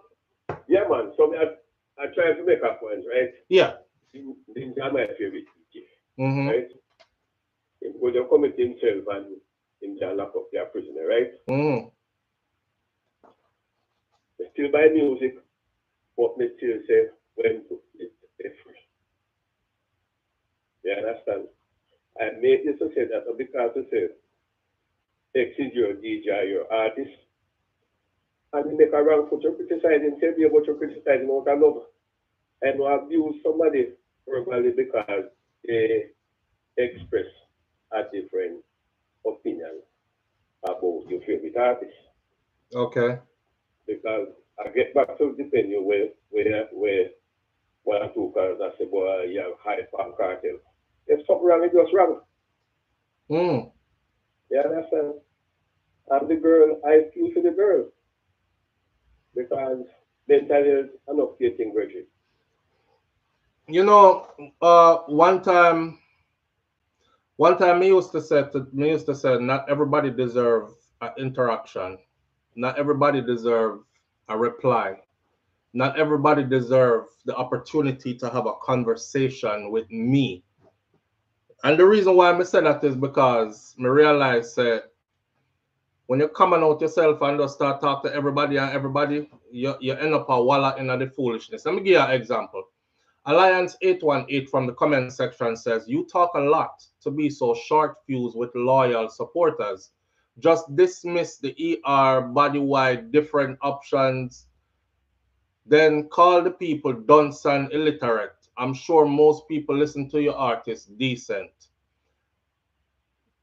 You see, I never call nobody dunce and illiterate when we have a difference of opinion. I call people like you have an issue with your listening comprehension, reading comprehension, your blood clot dunce. When you accuse me of something and I put you on the spot, that's different. If you say to me, you just say a whole bag of bad things about the man, bro, I feel the need to ask you what were the bad things that I said. Come, I want to know where you are listening to, and maybe I missed what I said. But when you can't answer that, then that shows exactly what I'm trying to say. You know what I'm saying? So none of me, I just call people ignorant or dunce or whatever, just out of, it's me saying, be accountable for what you say. You know what I mean? If me come to you right now and me say, boy, you just every day you just get up and talk bad about this man, you can bet your last dollar. If you say so flow, every day me get up and talk bad about the man, tell me one thing when me say bad about him. I bet you me can reel off a whole bunch of them if me ever come to you and say that. That's what me I try to teach people. Say, have some sense to your reasoning. Just the bag of loose talk as grown people is not healthy. Have some sense to your reasoning. Know what I mean? As I say, we love the family I am, but the level how some people just process things I am. All right, big man, you're gonna go sleep. So here what? Big up yourself. Listen, one last thing, sir. You're a human being seen. And if you say something where somebody don't like, you pass it on. You're not perfect. You understand? You respect our opinion. Sometimes you respect opinion that I don't like, but it's a news program. Technically, is a event we have seen, positively and negative. And you make a comment or a topic and if you like it, you just express your opinion and I love said way. No kind of stuff you go there and take a personal video and then things there. No, yeah, man. It's never that deep. It's never that deep. If it's that deep for you, I would advise anybody to come off of social media. Go watch my vlog video yesterday. That can be deep for me. Fishing with my kids, going to the beach for the day, jumping at the pool and go swim. Cause summertime when we picnic them, real life stuff could be that deep. If we discussing stuff on social media for entertainment's sake, it should never be that deep to where me become your enemy or you become my enemy. Vice versa. It should never be that serious. If it's that serious, take a break from social media. Yeah, man. See? Yeah, that's fine. All right, sir. You must can't criticize your friend. Seeing. Right? Seeing. That's what virgin find. Exactly. If your virgin as well, you say, boy, well, you should do that thing to that girl, you know, right? See, you said something to one individual, no, right? Here what the people them must say them can't hear you, big man. I mean, I don't know what about your phone and why you sound like you're there at work and you hide and take a call. I will just wake up with a back pain, man. All right, nobody do it to it, cause see that you're loud now, and all along me I beg you to get talk louder. So here one, may I let you go. I enjoy the day, manners and respect, and we'll talk next time. Here, You light up a big one right now, you know. you go and go do that. I enjoy your day, sir. Yeah, man, you and the family. All right, manners. Blood fire. You see, the whole time I talk to him, I'm there. I feel like say the man phone. When I go down and advice like this. Talk to him. Live on the air with SOUFLOTV. Good morning. Hey Flo, good morning. How are you? Oh, blood fire! You must get a new phone. I'm good, brother. How you doing this morning? All right. When I say man, wake up with a back pain and I give it ears straight. Yo, it was not a good again. My artist. And the man can talk loud. All the time, me say, boy, me I let you go now, because I don't know what go on with your phone. Me hear the man say, yeah man, because you know, me wake up with a back pain and loud as hell. So you could have talk loud all along. And you go on so. Yeah, the gentleman will call and make your tip almost lit. Yeah. When the man call in and the man say, everywhere in us, all over social media, appear negativity on the talk. Me say, yo, it's really not the man social media because the community glorifies the greatness where artists are doing and so on. Yeah. So when he said that they appear negativity on our talk, you know where the conversation was going. Yeah. Alliance 818 said, no, this SOUFLOTV, big up, just don't get too impatient with different opinions. You still miss the point, Alliance. Me not get impatient with different opinions, bro. I have conversations with different opinions. I get impatient with ignorance. When me ask and accusations that you can't prove. The movie makes it like him boss and get image. And it's like you want to see him, what you're doing or your message you're sending. Hold on there. Let me send my daughter go on next room. Because she wake up now. Okay.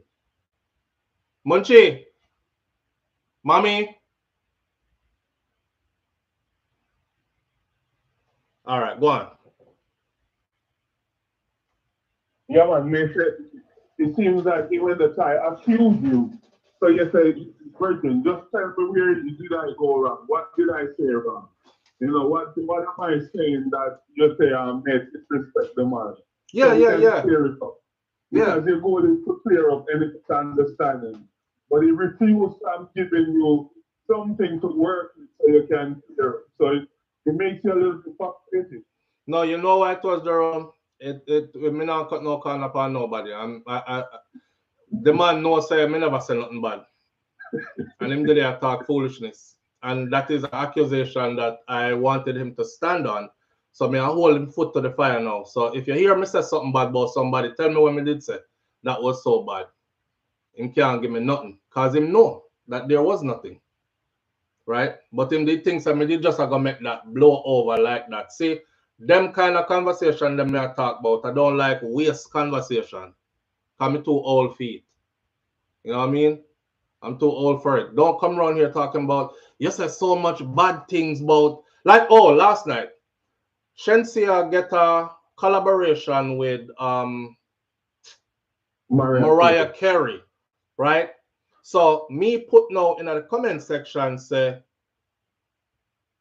how come Spice never get a collaboration with a Mariah Carey? Why Spice team fan club? Oh, this is what we're doing now. Pitting one against the other. Why you pit one of the artists against the other?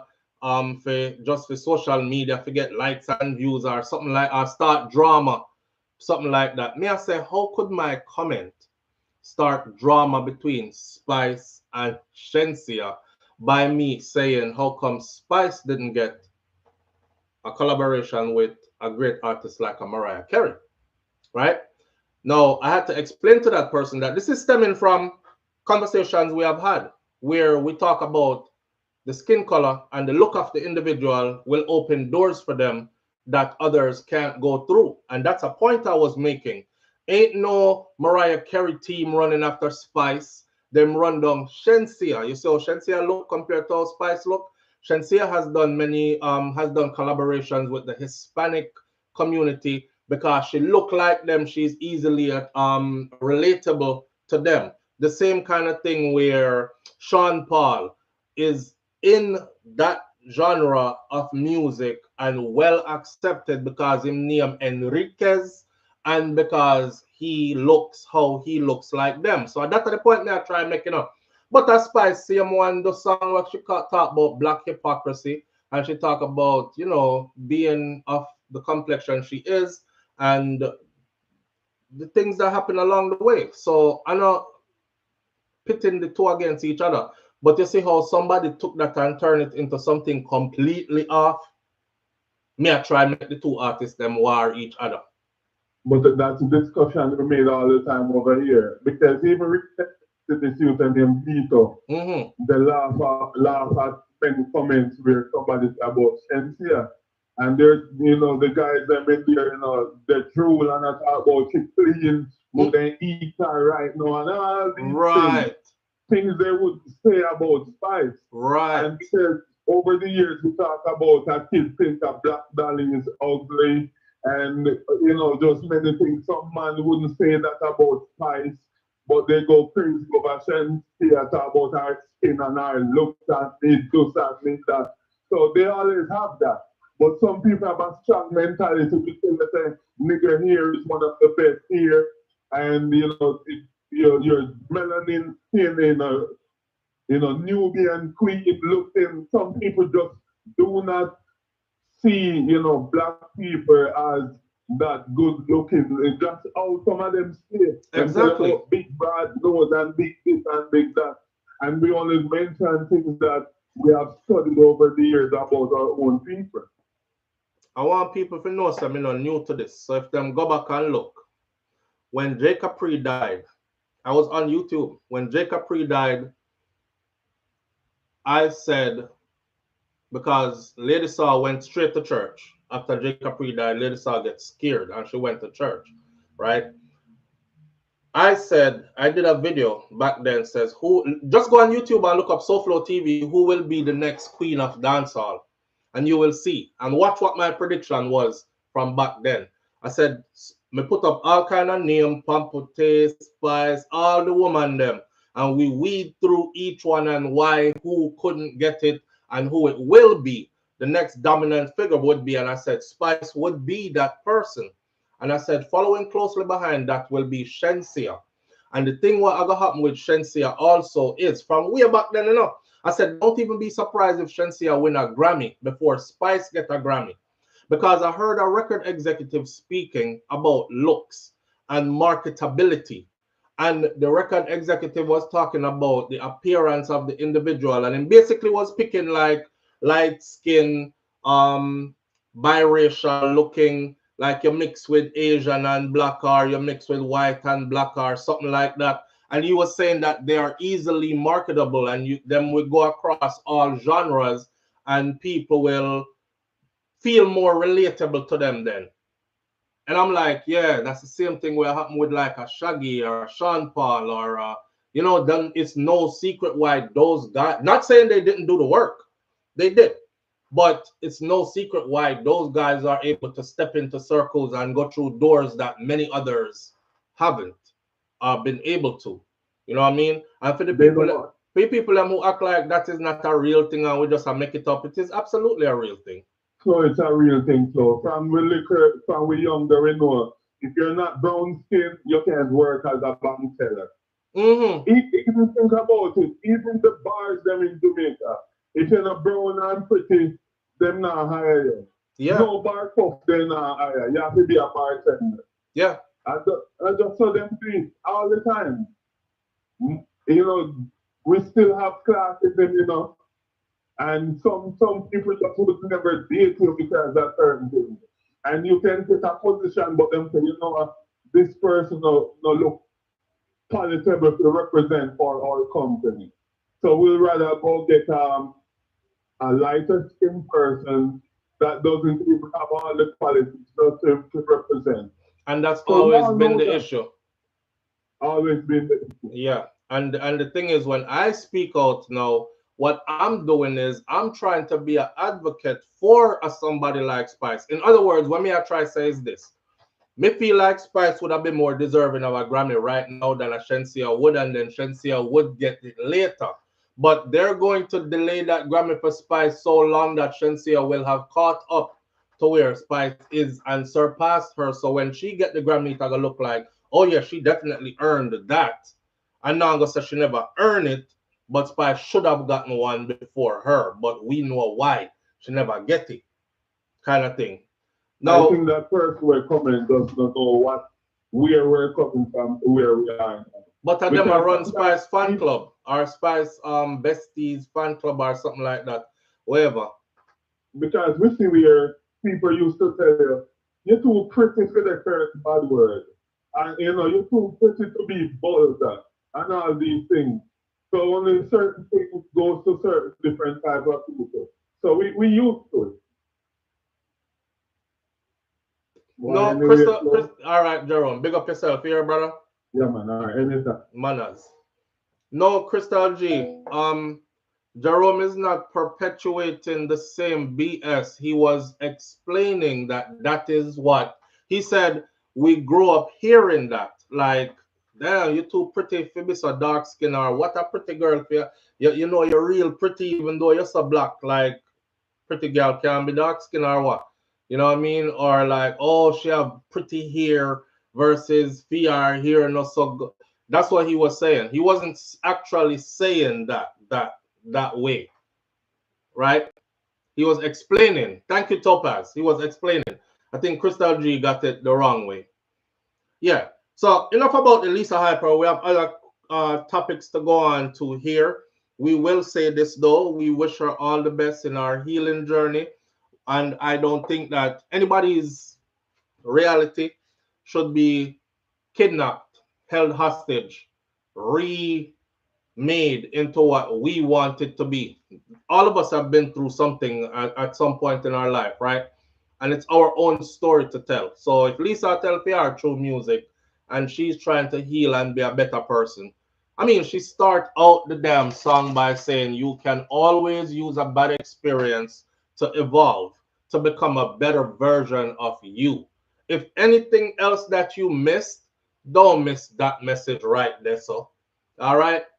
With that said, moving right along to something else. Let me see. We have more dancehall mix up on something that go on in there, but let's pay homage real quick. You know, Father Capleton, even though this isn't even on there, I'm freestyling for a second because I'm going to talk about Sizzla in a minute. Father Capleton. Capleton has been quietly probably the hardest working, most consistently touring, most consistent in a reggae dancehall music. Cause you know Capleton music is reggae but dancehall in the too. So a reggae dancehall him do. And I was just watching a couple of clips over the weekend of different, cause he out there now. So different big shows he's doing here and then there, and we see him travel through the airport and arriving at this new location, then him rock a next crowd. And every time the camera pans around this way, you're talking about like 15, 20, 30,000 people. Yeah, man. Capleton over Sizzla.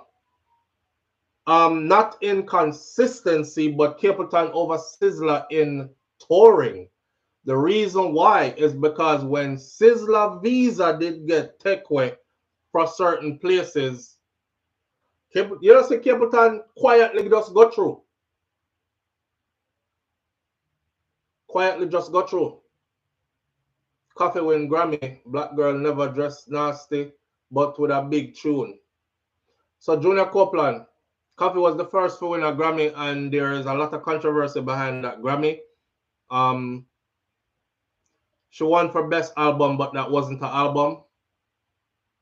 Even. We're not gonna get into any of that this morning. We're just gonna leave it right which part the Coffee of our Grammy we could left it right. That's gonna take up the whole of the rest of the morning. All right. But I don't want to kick the ants nest this morning. Yeah, so may I hail up Father Capleton in the meantime as someone who should be hailed. Someone who should be hailed as. Sizzla now, definitely, and I've said this before, back to what we are talking about again, there is nobody that is outworking Sizzla. If you don't believe me, just go look it up. Sizzla probably has more albums than anybody else that is alive right now. Sizzla kick out the music on a regular basis. Not only that, he is always moving around and touring. Like, look the other day when Sizzla went to Trinidad, right? And he was supposed to be on that show with Vybz Kartel. And things never work out that way with the payment issue and all that. Don't you notice that Sizzla never left Trinidad? He stayed there. He stayed there and organized a show upon his own and still gave the people something before he left. He said, I can't come to Trinidad and don't perform for the people them. And this is not even about a concert then. It's not even about them people there. This is about the people them, right? Because him early parts of his career when he first really bust where Trinidad was that place where gave him that big bust there, and he'll never forget that. Honor them kind of things there. I don't know how to feel about receiving the key to Lauderhill City and getting U.S. congressional honors in Lauderhill for a Sizzla. And the reason why is them take a Sizzla visa to the U.S. for a while, for a long time, we all know for why. I don't care how them want to style it, we all know is for why. Remember that song there? Rastaman don't apologize to no. If it is King Selassie, then a gunshot the boy. Give me the woman them cause of them mommy dry. You don't know that song there. Anyhow, I understand that there are formalities going on. The world we live in is not black and white. For instance, there's a festival that happens annually. I don't remember the name of the festival right now, but Buju Banton headlined that festival recently. And when Buju headlined the festival recently, what's the name of the festival? A lot of people are saying that festival went downhill and them now go back there again. Essence, I think it's Essence Festival or something like that. Let me look it up to make sure. But when we see who is the founder and CEO of Essence or that festival, they showed her and her wife. Live on the air with SOUFLOTV. Good morning. Good morning, SOUFLOTV. Good morning, family. Morning, family. How you doing? I'm fine, thank you. SOUFLOTV, just an observation. I saw two persons in the comments trying to say they're calling. Do you mind pinning your calling number so they can get the call? I did. It's pinned at the top of the chat as the first comment. It's not showing though. Really? Because I'm looking for the number and I haven't seen it. If you can pin it in the comment. No, once you pin it, it's gonna go to the top of the chat. Okay, so because I see two persons trying to say they're calling in, but where's the number? And me here saying they're probably calling in the wrong number, and I said the number out verbally. No, they were saying they want to call in. What's the number? So if you pin it, then I don't know. Okay, so I just wrote it again and I pinned it at the top of the chat. All right, thank you. All right, I appreciate you for that. Thank you. Thank you. All right. Yeah, I swear some pin it. Me write out big message this morning. Thanks in advance for all the likes and the shares. 1-806-587-8953. Call in. WhatsApp is free from anywhere. I swear I pin it. Apparently I didn't. As it would have been showing up at the top, and I thought it was at the top of the chat. So my bad.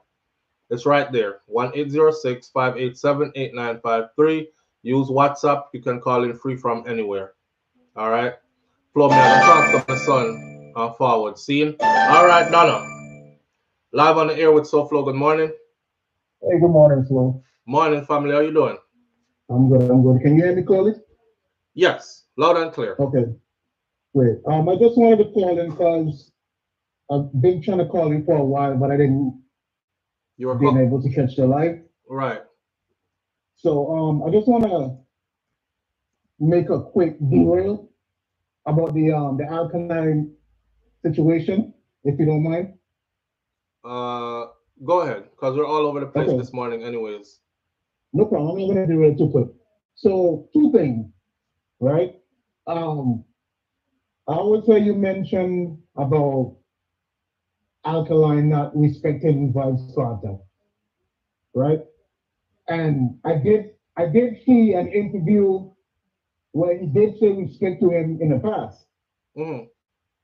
You know, so that's number one, right? Yeah. The second thing is Vibes Carter went and do an interview and he shaded alkaline, said alkaline water. Right? Now when alkaline did it, and he said, isn't he locked up? It's a big problem. Oh God. Okay. So no, we're not gonna go there. I'm just trying to show you when, you know, the third point, right? Bounty Killer just said that alkaline told him to suck his mouth. Well, yeah, I was just gonna tell you that we went over that like not too long ago. I know, but we had a whole discussion here on it. So I know I haven't been able to call in. That's yes, so we have a thing where when you call, you got to be on topic. So I thought you were gonna go like quickly go through something, but you're taking us back into a whole different. Understood. Yeah. One more second. So okay, Bounty said that he dissed alkaline, and then that's what he was told suck his mother, right? Yeah, he didn't say this alkaline. He said alkaline did a song about body wash, and and he said he burned a fire for that, and alkaline went into his inbox and told him suck his mother. No, if you listen to the academics, I'm saying dissing feet. Right, he said it. Yes, he said he dissing for it. Yeah, and dissing for the body wash something. Right, but that's when alkaline. He said that's when alkaline came back and told him, you know, to SOM. Right. You know, but what I'm saying, my whole thing is that you can't control how someone responds to your disrespect. You know, so that's all I'm gonna say, and that's it for the day. I'm not gonna give you a chat. All right, my brother. But stay tuned to where we are, because we have topics to go through right now. All right, manners and respect. Yeah. Manners. I wish you could have put that thought together better. We're not up on the alkaline versus bounty thing or cartel thing. No. Okay, so like I was saying before, right? So check this out. This is the CEO of Essence and her wife. Right there.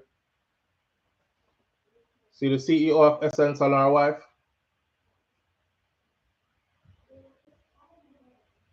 All right. So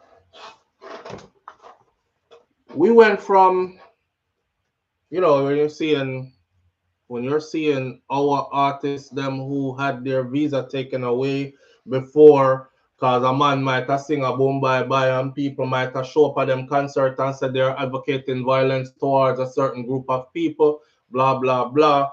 And then next thing you know, visas are reinstated, but they're performing at these festivals, and you're going to figure out who the CEOs are of these festivals they perform at, and then you see say, who back at that. Right? Now,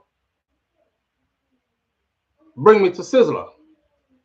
Sizzla is to receive Lauderdale's key to the city and U.S. congressional honor in Fort Lauderdale. I'm realizing now that there are formalities that you have to like conform to, I guess, in some way, even the most rebellious ones. So anyway, Reggae icon Sizzla Kalonji is set to be honored with the keys to the city of Lauderhill and the U.S. Congressional Honors at this year's Jamaica 63rd Independence Celebration on August 3rd. To celebrate the moment, the city of Lauderhill will host the Solid as a Rock concert named after one of Sizzla's most enduring anthems.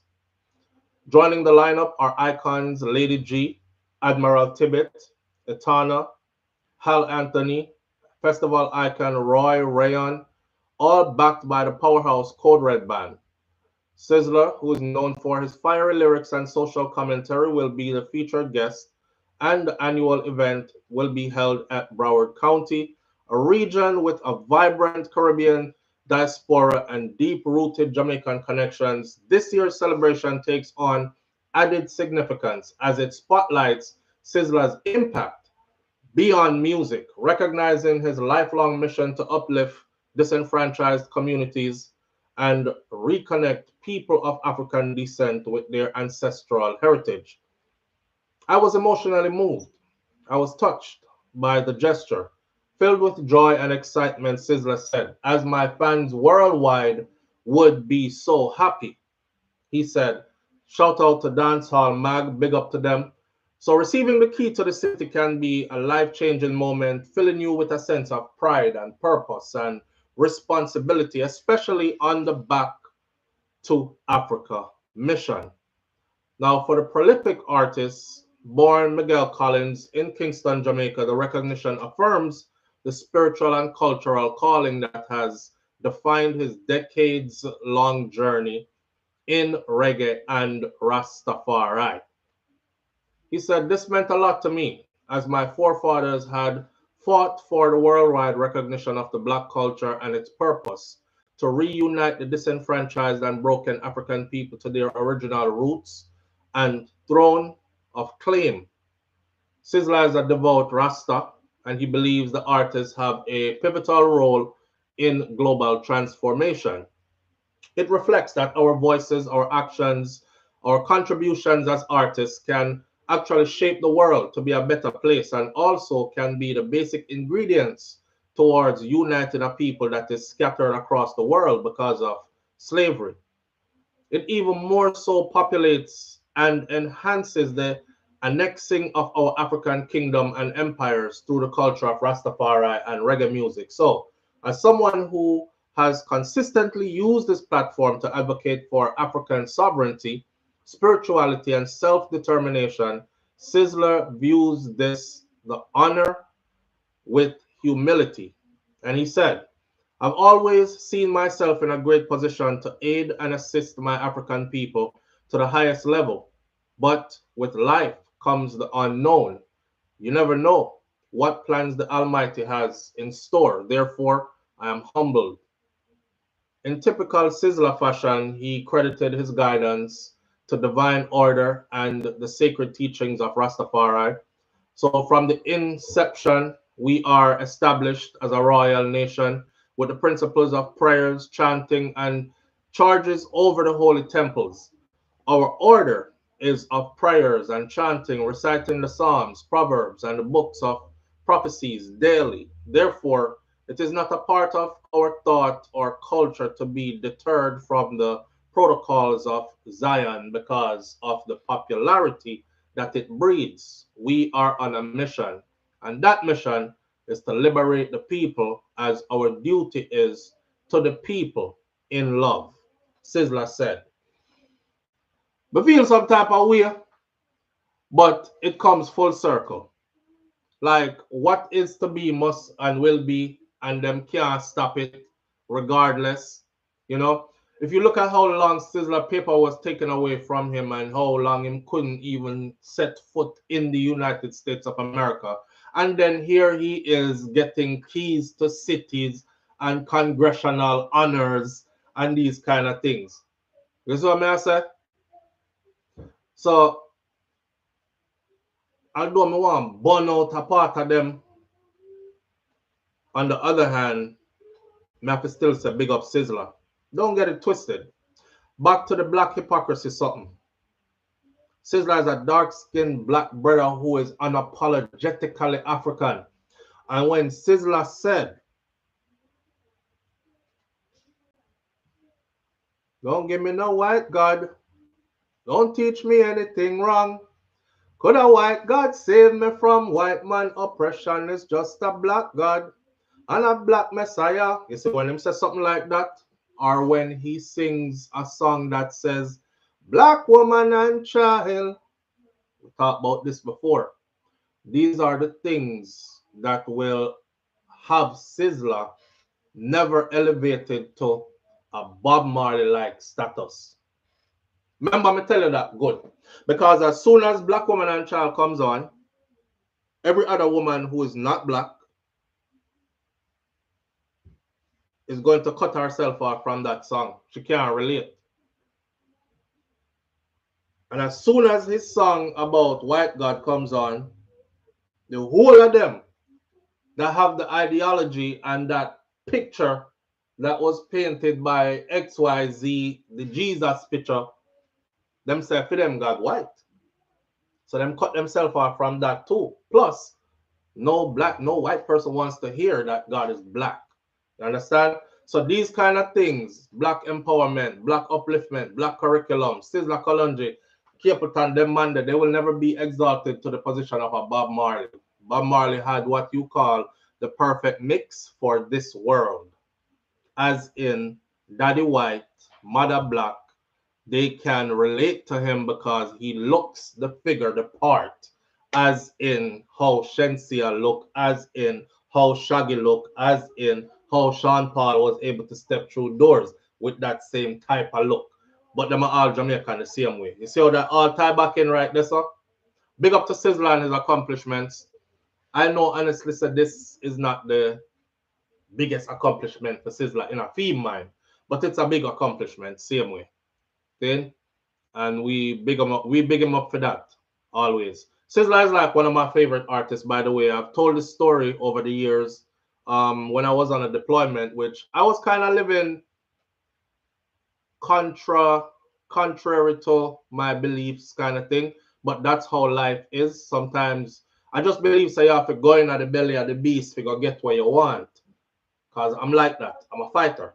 So me not come here come live no broke life, no poor life, no bills that kill me, woe is me, I can't do nothing about it.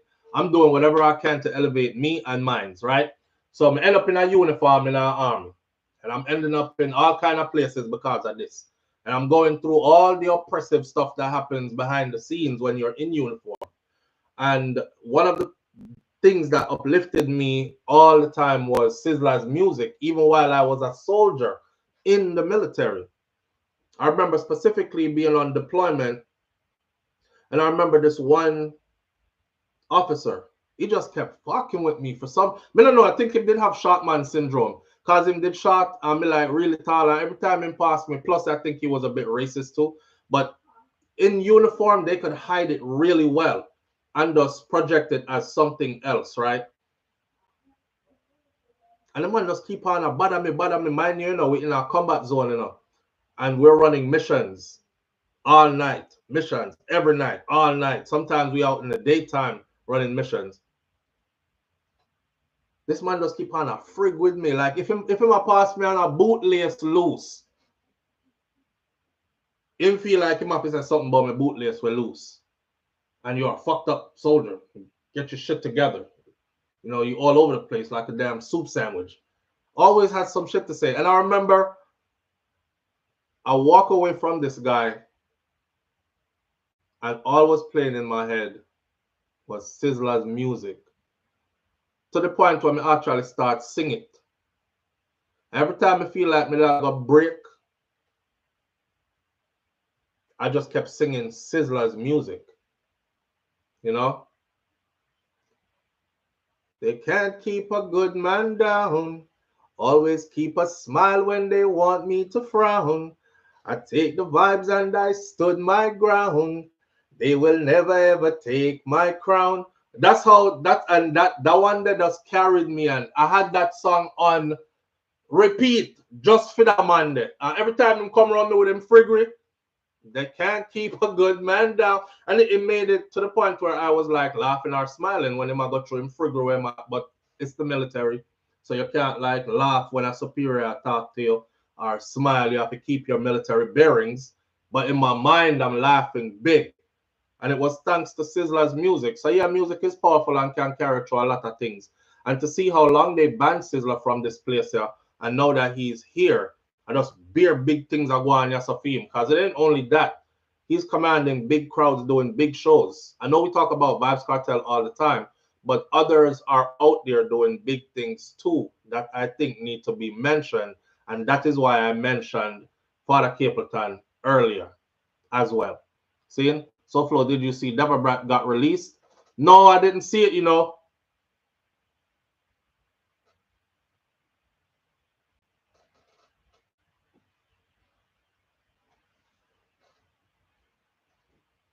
Such is life. Me know that already, man. And I already said that. I said, yeah, him diss him. Him diss him because of the battle watch something. And him never just diss him. I watched the interview. Bounty said him diss him because of the battle watch something. Donald Thompson says, what a man then know. You know, I don't even know where he's at now. Bob Marley stated that he was unapologetically black. So what are you saying? He still reached the masses worldwide. You're missing the point, Don of Dons. Bob Marley never said he was unapologetically black. Bob Marley said these exact words right here. Any Bob Marley song you play, by the way, I can finish that song. Bob Marley said these words. Bob Marley said he is not on the black man's side and he's not on the white man's side. He is on the side of the God that caused him to come from black and white. That's what he said. In another interview, Bob Marley said something along the lines of, those were his exact words. In another interview, he said something along the lines of, no, if he said something about to die and come back black or something like that. And that's what you should choose or you should want to choose or something like that. Me don't remember that too good. But he's not on the black man's side. He's not on the white man's side. He's on the side of the God that caused him to come from black and white were Bob's exact words. Bob reached the masses. Of course he did. But the conversation goes much deeper than that, my friend. Right? And if you can't understand how marketability, it's the same reason why I don't listen to certain female artists. Because as soon as I turn on their music, I hear about the guy will break my heart, and then my fucking friend pon him, and then what? Me a boom off cocky, and that I'm a man, I'm a heterosexual man. That don't have nothing to do with me. So I'm naturally not going to resonate with that music. It's not that I don't like the artist, I don't support the artist, me wish them bad or nothing. It's just don't relate. Just like if Sizzla sing Black Woman and Child, how many people can relate to Black Woman and Child if them not black? If him sing, don't tell me about no white God, don't tell me anything wrong, no white God can save me from white man oppression. How many white people you think are gonna play that in a them house or in a them car on repeat? So the conversation is much deeper than that, my friend. All right? All right. Let's get this one a quick run through real quick. It there, I can't pass it up, even though I want to talk about something else. See? Listen to the interview with him and Jacob Miller in Bahamas, says Don of Dons. He said he is not on black side or white side. He is on just side. The God that caused him to come from black and white. Anyway. Massacre this Vybz Kartel right-hand man Mad Sus while previewing a new song. Massacre and his entourage sent some shots at Vybz Kartel's right-hand man Mad Sus. Mad Sus, by the way, is now employed at Adijahim Records as a road manager. You know what's going to happen next, that's all right. Road manager, next thing, visa, next thing, fly out. I think the goal would probably be to have Sean Storm and Mad Sus enter the United States of America space. I don't know. Kartel shows are getting, I don't know if y'all saw Baltimore this weekend, but his shows are getting super good. I'm starting to think that the earlier shows, like who's getting it later, is getting better versions of what. Even the ones that were really good, it got even really, really better. And that's just 1-on-1 plus 2, because when he came out, he wasn't in that good of a physical shape. Yeah, he said it, and we saw it. His breathing. Remember when Cartel get on the phone and I talk, him, morning, my people. Just do some workout this morning, and I get the help together, right? And people are like, damn, if that's how he breathing, how's he gonna do a concert?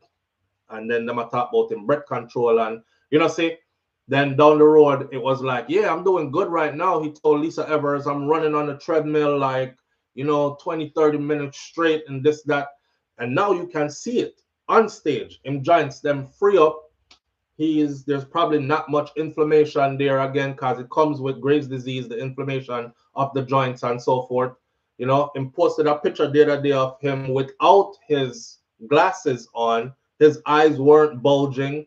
He might jump on the stage now, and he's singing his songs them out, like a big portion of each song, which I love, because I have a thing for DJs who go up, they go sing like the song them where you like. Like Sizzla go on stage and go, black woman and child, oh yeah, yeah, yeah. For you, I really have so much dash for that. Give me a next one, the DJ. Give me a next one. Me hate when them do that. Like, me hate it. And I don't use the word hate much. But I hate when they do it. Because me in the audience, I talk about, yeah, yeah, yeah. For you, I really have so much love. Say the wills and vines will fade away. Me ready to sing the whole song, And you got dash for the first couple of words. So if you pay attention to how Cartel is singing his songs out now, him at least I sing out the whole first verse of the song them, which it causes a big sing-along. Baltimore was on fire this weekend. My wish is to see Sean Storm and Madsus alongside Vibes Cartel on the road at all these big shows that he's doing. Cause them do time together. We want to see them out in the world together, free together, enjoying the whole journey together. That's that. But then here comes Massacre now. Massacre and his entourage. They were in the studio. I saw the video. And next thing me hear on the video, somebody say, me don't want you to listen to the little cokehead him call Madsus cokehead. Right? Now you listen to a little cokehead boy Madsus, and the Mama Lashy one Nuffy. My youth. Hits. Like him I say, Madsus is on coke and just go and make hits, Massacre. We not spend no long time on that. Me I go say this. I'm highly disappointed in Massacre, because me really feel like some Massacre couldn't handle the whatever came. Like he was ready for it. But it looked like he not really ready for it. It kind of like remind me of Asafa. Asafa Powell, no disrespect, but Asafa, great things. I maybe shouldn't even use Asafa name, but there are other sprinters like that, where them do great all throughout and at all the meets. But when it comes to the big meet with the big spotlight on him, for some reason, him leg them does not move like how it did a move with the rest of them. I don't know. I think when the big spotlight shine upon Massacre and it's his time to like go. You know how some people are like, put me in a game, coach, I'm ready. Coach, put them in the game, they ball out. Some people are like, put me in a game, coach, I'm ready. You put them in the game and them.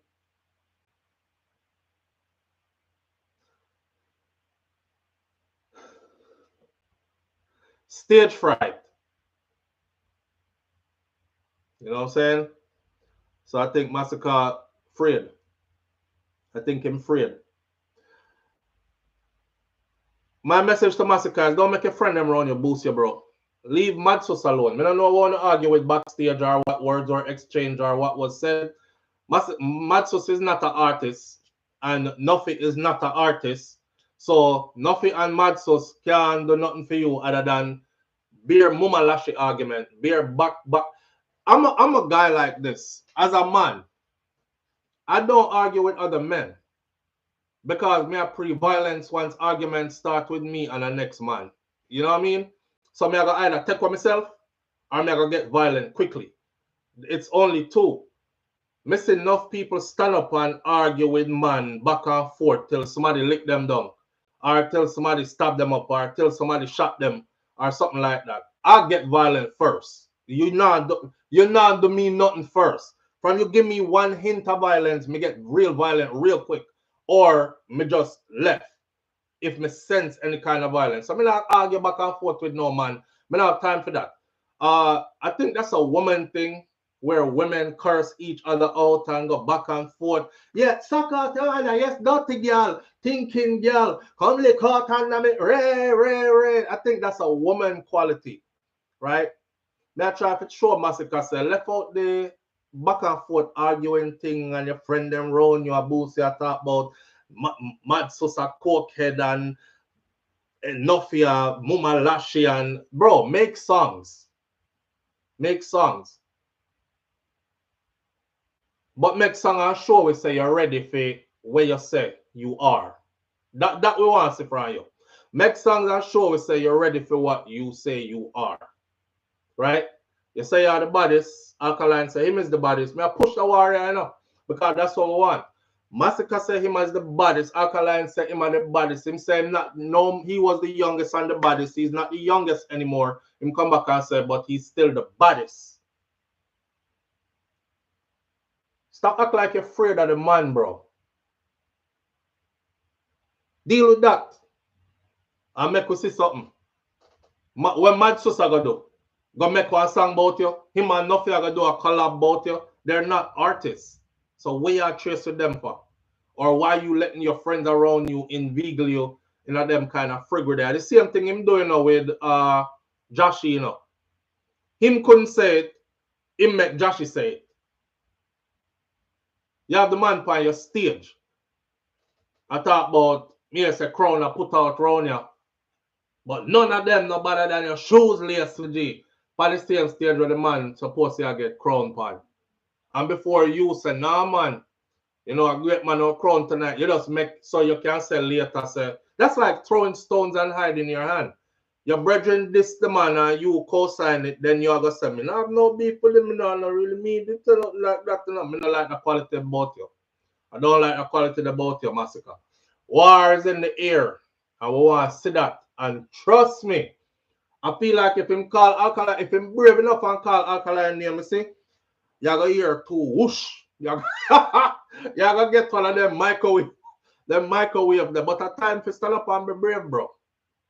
Yeah, the journey to the crown, the throne, is not an easy journey. And that's what new generation, you know what I don't like about new generation dancehall audience? Them ready for just take the crown and carry go get some little young artists where just know I get seasoned. You know what I mean? Them ready for like disregard the catalog and the years and the journey and just go get some well Massacre been carrying dancehall on his back. With what? 2 good albums? Yeah. Do you know how much work was put in compared to that? Him deserve the crown now. Him deserve what crown now? If him feel like him ready for the crown now, him have to go shove out, step up, and go for that. Call Alkaline name if bad. Me I say it no. You know, people told me this years ago and I defended Massacre, you know. Even recently, people did say that, you know. I'm defend Massacre. The comments are still there. Me say, when somebody says, SOUFLO, you are so biased and delusional, me tell the youth, said, don't stop using the word bias. Because I don't know what bias mean. Right? Him say, everybody knows that Massacre is afraid of Alkaline except for you. And the only reason why you are say Massacre is afraid of Alkaline is because Massacre linked with Vibes Cartel and Cartel are your artists. You see how them put it, right? I mean, I say no. I'm saying that because Massacre is a bad-rotted artist and I'm not afraid of nobody. But now, my sister, it look like say you're actually afraid I am for real, bro. Yeah, you look like you're afraid I am for real. I think Alkaline is the new boogeyman, by the way. Yeah. You know, the boogeyman is that guy who, you can say whatever you want to say, but you're not going to worry. You're not going to worry because you know that the results are going to be catastrophic. That's a friggin' boogeyman.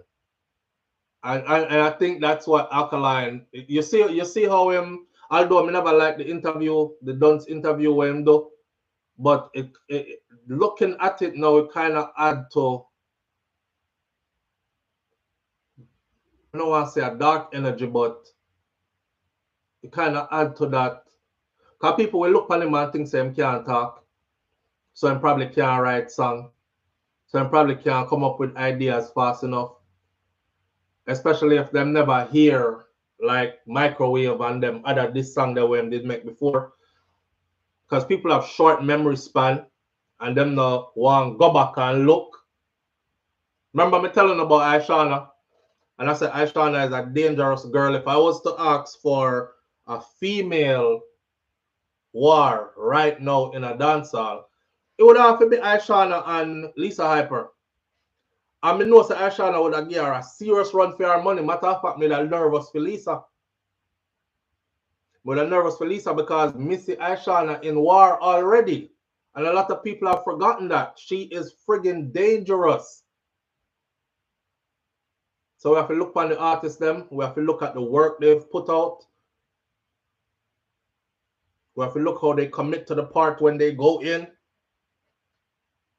Massacre look like him cold feet with it. So I don't want to hear no more bad talk and no more I'm the baddest nothing talk if you're not willing to step up and prove it. Other than that, just make music, bro. Just make music and make your music talk and left it there so. Make music, because you make good music, so keep making good music. But when you go talk about when you start to feel like you should be at the top, then getting to the top is not just given to you in dancehall. You have to step out and take that. You have to earn that. I'm going to see you're ready to do that. Peters 36336 says, young people want instant gratification regarding anyone who made it possible for them. Kiss me teeth. Yeah, it's like them want to wake up overnight and my favorite artist that, give him the crown, king of dancehall. Yeah, study the journey. Study the journey. If you want to be great, study great people. Study the journey. None of them not do halfway this man you do where I wear the crown right now. Matter of fact, he came out and here we go with the Vibes Cartel talk again. Because Cartel out of prison 1 year now and done run laps around them careers twice, 3 times already. Half of what he's done so far, they haven't done in like their whole career in a 1 year space of time. Study the journey. I really want to see that Massacre, Alkaline War. I really also want to see a female war, and if I should call one, it would have been Aisha and Lisa Hyper. I see somebody don't think I don't see stuff. I saw somebody in the comment section said them here say Aisha and Cartel did Aisha and Lisa did a chat Cartel and Aisha go back to tell Cartel everything. That's why she up under Cartel now and Lisa gone. Disappear, get kicked out. Me don't know how that true that is. I'm not into the people and business like that. But I did know that they were moving kind of close. Lisa and Aishana was moving kind of close. And then next thing we know, Aishana really itch up on the Cartel now. Like every which part him go, Lisa did it. I mean, Aishana is there. So, and Lisa is no longer in the picture. So I'm thinking even fuel for a war, that would have been something interesting to see. Because them know things about each other. A woman them sit down and talk about life already. So it would have been make for an interesting war. Yeah? Flo, Thursday a Gaza holiday. Thursday I'm gonna make it 1 full year, right? Donna? Donna say Massacre can't even clash with Climax. Climax? Yo, Climax, if you don't know, because you have some novice here, you know, we're not dancehall people. Climax is Massacre's baby mother, right? Yo, she said you can't even clash with Climax to rat. Yo, you don't have no behavior, my friend. Well, on there, Cartel did say him and Massacre for war because because him, to me, popcorn is the next thing. Nah, Cartel now war with no Massacre. Mr. Cartel a perform Baltimore the other night, and himself on the stage. Some of them feel lucky say him not push no badness no more. You know? and the comment section went crazy. Some of them feel lucky say him not push no badness no more. And left it there. So Cartel already say he offered that. Like him, and that him there for do now. And we understand that and we respect that. I ain't gonna lie. That's the war I was looking forward towards. Me, I say, yo, anytime him reach a road, you know. Cause one time Cartel, remember a little war with it kick off with Cartel and Mavado, and that's how Alkaline did jump in and hungry for himself tonight. But Mavado basically said, you know what, you're not in no position for war. I'm not even gonna, cause any step you make a ward off order your step. So you're like you're not ready for this. You know have no studio, you don't have no proper recording, you can't put out the song them like but they are road a wait for you till you come out. So me now, I'm like he out. Yeah, let's go. Them not only to say the man them link up and man I talk about. We talk all the time, don't you? Yeah man. One David Brooks, I'm a brother. I'm like, yo, what the war there? I want the war. I wanted the war. Right now,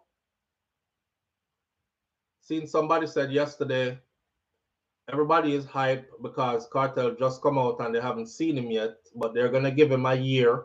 And once people see him, then it got done. That's all. They're not gonna want to see you again. You have limited imagination. Let me give you an example of what can happen next, right? Anyhow, Vibes Cartel link with Mavado and take that show them on the road. That I want a whole different $1 million appearance show. You can't see that? Right back to the Barclays and shut that down 2 nights back to back again. And run this whole thing again. Back to everywhere again. You think people ain't waiting for this? You think people now wait to see Mavado and Cartel in a one place, tune for tune, relive that same clash something there again? Oh, please. That right there, so would I sell right now. And if it's not done now, it is I would advise Cartel or Mavado to plan that, put it in the books, and get ready to go earn a whole heap of money with that next. Make him run road now, because of course, you know, he has fans worldwide who've been waiting to see him for a decade plus, 13 plus years. So make him run road now, get all of that out time system. Then come the next phase. And then if that don't work, or not if it don't work, when that done, the man can pull for your Empire reunion. Him can pull for your Gaza reunion. Strategically put everything in place to where everybody have them proper paperwork for travel first and go and deal with other things in the meantime, and then boom. There's so much to be done. And then there could be Vibes Cartel and him son them in concert. Just them, Palmer family. Him, Little Vibes, and Little Addy. And that I got lock a show again. Like there's so many different angles that this can happen from. You know what I mean? That man there, him have work cut out for him in a dancehall till, you know, in beard I got fully grow up. And him head top out grow up to before him can step out of this and just left it, just so. Donald Thompson said, Little Vibes and Little Addy teach you know, run out no man. See it there? Why not getting dancehall where it needs to be, says S Transport. Yeah, that's what people say. And then when the foreigners them take it and do their thing with it, the same people run over there. Oh, that's Jamaican. That's my culture. It's big over in Europe. It's big. They have Bumbleclot Festival over here. You ever been to the Bumbleclot Festival? We are so used to turning our noses up at our own creation because somebody make we feel bad about it. Right? That clash something that we can't take it. Nothing, do nothing good for dancehall. Lie tell. Lie tell it was dancehall was built on the back of clashing. So that is a part of dancehall we should never get rid of. Why you think them have Red Bull culture clash now? You know, say I feel we thing that. A sound system clash, Red Bull come capitalize off of why we could not do that for we without Red Bull. Or if Red Bull in there, them play a small part, like a distributor of it, provide the platform for it and XYZ and we do the rest. But we wait for people to always take our stuff, right? Or we think it's not doing nothing when it's doing everything. You have to appreciate every aspect of the culture, fam. We have the part where the girls them skin out in the dance hall and dress X-rated. We turn up windows at those. But those are the things that made the Carlines, and those are the things that made the remember Ouch Crew. Those are the things that made all them women there, Kiva the Diva, and all of them there. No, I see none of that. And the girl them just X-rated and Ashabarang sing X-rated. I get the woman excited. Yo, dancehall, you have to accept all parts of the culture. It comes with different parts. It's like hip hop, two turntables and a microphone, an MC, and the scratching and all that, and the graffiti that goes with it, and the breakdancing that goes with it. It's elements to the culture. You can't like take out one and dash away and say it is not a worthy piece. All the elements put together make up the culture. You know what I'm saying? So me not turn my back on none of it. I want all of it. I want the clash. Then I want the good song them, like the uplifting, righteous song them. Then I want the skin out song them for the girl them. Then I want the gunman song them. Then I want, I'm not turning down none of it. I want all of it. I love every part of it. Just don't use it to destroy us, is what I'm saying. You know what I mean? King Big says, at SOFLO, if and when Cartel and Vado link, the two catalog will done the work. At that me I try to tell them, King Big, you see Vado catalog, Cartel catalog, not even with them catalog, bro. Because after them done do the clash something, them can go back on tour again together and do them catalog without a clash. Although, you know, the clash was a big part of both of them catalog because that's so really, that was the proving ground, the battlefield. Hey boy run like a wounded dog. Broke you thin record. Don't run. Baba boy, don't run. The boy dress up like police. And I run like thief. Don't run. Me are the last one standing. Rifle shot move the gully banking. One of your barber shop and trim. Next year, no do no more damn sting. Yo, level. Yo, hey, already, you know, already. So some little new artists, man, what about the place here where I get a little forward right now? Just know say them giant there, we're in this. You gonna have to put in serious work. Serious work. So when me hear man talk about them are the baddest boy, yeah, me want you prove it. Because those guys who we're giving accolades to, oh, they proved it. They more than proved it. That's why Mavado proved it. That's why him that was spot him there. Cartel proved it. That's why him that was spot him there. You know what I mean? Bounty spent a big chunk of his career proving it. Beanie Man proved it. Them people are so no little or come up 2 album out and 4 hit song. Can't get no damn you run the genre. You are king. In your mind. In your mind. So yeah, and that me want to see. Me want to see Massacre. Alkaline. I may also want to see a woman clash, and I would definitely pick Ishana and Lisa Hyper for that. So any one of them brave, start it. I'm make we get fully entertained. The last time we had a female clash in dancehall, come with me now. The last time we had a female, wife in come with me now, something there. But forward with me now. The last time we had a female clash in dancehall was what's your name there from the UK? Damn, that was a bad clash. Jada Kingdom versus Stefflon Don. Oh my goodness. You know, Jada Kingdom versus Stefflon Don was top tier shite. Top tier shite. I don't know if I want the next two woman show me say them capable like that. Cause not even the man them was doing it like them two women did it that year. You know, they locked down like the first half of the year with that. Yeah, Stefflon Don is something serious. Yeah, me not gonna go around it neither. Jada something serious too. You know, me did side with Stefflon Don for the winning in a that the one that though. Not gonna lie. But why? Jada is nothing to play with either. You know? So we have Jada Kingdom and Stefflon Don. I can't think of any other women that did it on that level. Cause when them do it, you know, it was like a Mavard or Cartel kind of level, you know. You sided with Jada. Who you think win the one there? Hold on, let me ask the audience. Who do you think won that one?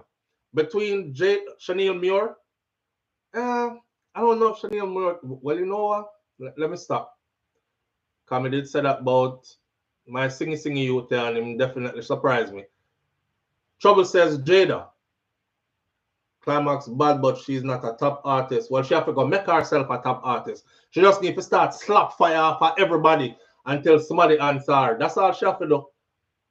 Remember, I know a dancehall, this, you know, you have to take that, you know. You can't come in here, come talk about, I'll wait my turn. And that's not how dancehall is structured. Dancehall is structured around badness. Dancehall is structured, boy, you have to kick off a door and grab a microphone. Give me this, me there, kind of thing. Lisa Boyd says Jada. Nan says Jada is good, but Steph take it. All right, so Steph.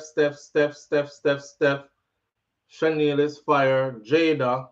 We're going to get two Jada, and the majority of them are Steph. Jada and Steph. Yeah, that was top tier. See that? Charm Shepherd says Steph. Chanel Brown says Steph. All right, King Big says Jada take it. King Big is a music man. I say Jada take it. Foxy Anneli says Jada took it. Gage is one of the most underrated clash artists. What's Gage not say nothing no more, man? Live on the air with SOUFLOW. Good morning. Morning, SOUFLOW. Morning, family. What going? I'm good. Talk to you now. SOUFLOW, me can't take it no more. What? Me tired of Ishana now. You what going? Me really tried. Talk SOUFLOW. then, talk. It's like him a drag her everywhere him go. And she not improve. And the song them what she do, it just don't fit her. Woof. I saw you, sir. Woof. Me don't know what she sing, but it just don't fit her. Hey. It's like she have the looks, she have the stage presence, but when she get ready to sing, I don't know if she afraid to sing or what, but it just, I don't feel like the vibes are the cause. Because him put out good music. So why is it that when him collab with she, it don't sound right? No vibes, no did it. No vibes, no did it. Oh. And why people don't want just like nobody want to tell vibes say you need to just give this up now with you. All right, make we go down in a one rabbit hole real quick. Now, before you said that, yeah. Me really feel like if she go up against Lisa Hype, Lisa Hype I go wipe her out. Ishana? Yes. It's not gonna be an easy feat though. No man. Lisa Hyper is underrated right now. Yeah, I know how good Lisa is, but I also know how good Ishana is in war. That's my opinion still. Does know you are see it your way. Does Ishana have the collaboration and the catalog will Lisa Hyper have? Well, clash not really depend on your catalog, Clash depend on where you are gonna do now, kind of thing. From what day I may take in Lisa Hyper, and she remind me of Lady Star. Yes, for sure. But so Lady Star was our mentor, though. Lady Star was our mentor. Lady Star, exactly. Right, and you can tell. You can tell. We need Lisa Hyper to bring out something in Ishana. Whatever she have in her, if she have it, she need to bring it out in her. Iron sharpen iron. Exactly. Yeah, I agree. And I think she could too. All right, my friend. All right, that's Mary's message 411 TV. You know, I'm not gonna say a whole bunch of sitting just now, but we're gonna leave it there too.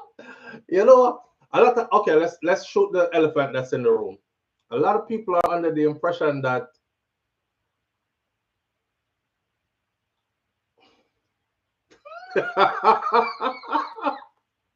yo, hold on, let's take some of that. Oh, you know, when the water get down to a lime, them alone they start get bitter.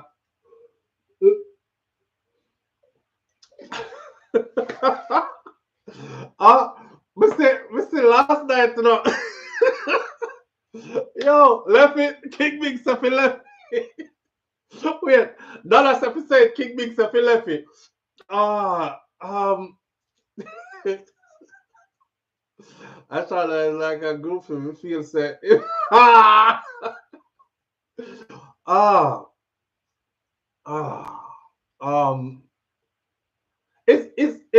Ishana with Megabe? I'm gonna try to figure it. My brain is working right now. Like, you ever see somebody I work out a trigonometry problem, my brain I say, all right, attack it from this angle, but make sure that they cover it right. So boom. Is Ishana with Scatter? Is that Scatter's woman? Is Ishana Scatter's police kid? Police kid just brawling the rascal. Yo, hold on there. Is Ishana Scatter's woman? Like King Big Seth, what this be gone? Me I left it show right now. No! Yo, isn't Ishana Scatter's woman?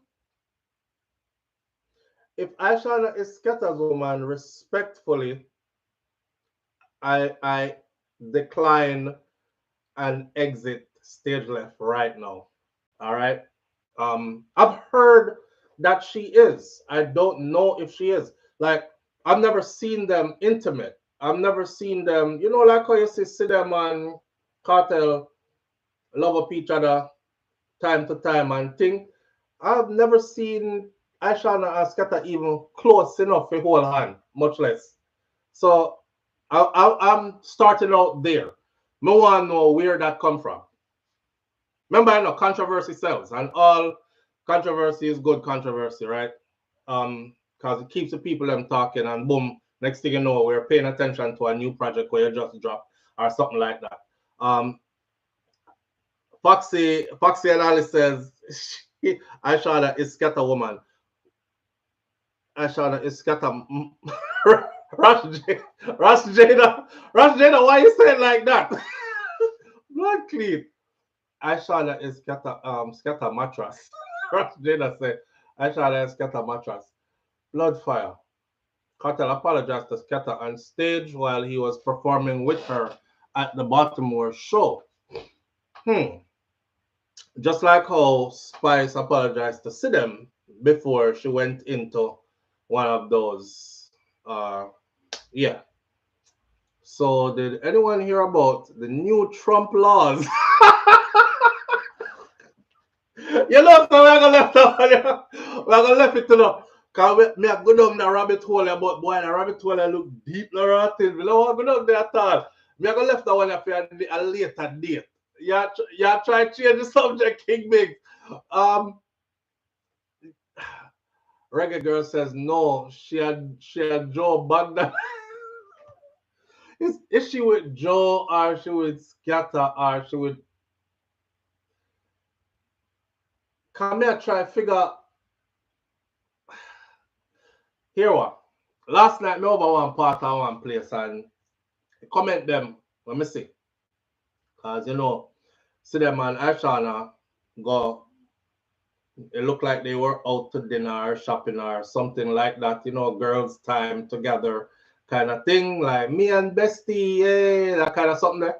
Yeah, and boy, the comment section. So this is not nothing where people are gonna talk and don't nobody else now say it. The comment section was like, watch Snake. Somebody said, watch Big Snake. I mean, I said, wow, the first one catch me, watch Big Snake. So I keep reading the comments them. Somebody else said, pour see them right under your nose and you don't even know it. Next person say, me know for a fuck say, gotta tell her not that. Next person say, and these are all women, you know. I mean, I said, boy, woman stay away, you know.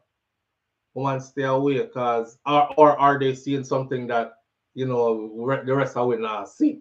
Like, you see how my voice change when we reach that, so, cause,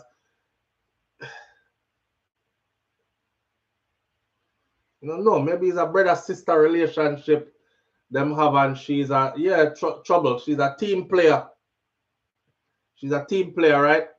And, you know, I was thinking, maybe this is a deal that came with Down Sound doing the Vibes Cartel concert when him first get released, and we don't know the stipulations of the contract, you know. And yeah, we are gonna help you with Freedom Street, and then we are gonna make a money that's in partnership, and then you are gonna come perform at some fest for us, and then you know your obligations are XYZ, and then you go back out, and Aishana comes with the package. So wherever you perform, Aishana goes to and try build our presence, and we don't know what the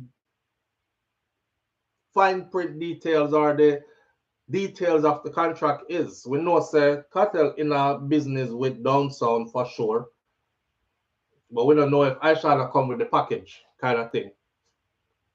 You know, I'll say this.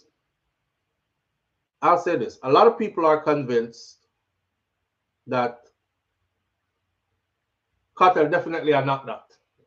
A lot of people are convinced that he is. But you know, it gets messy out here, okay? Gossiping, rumors, all them something that it makes for entertainment. That all that comes with it. All that comes with it.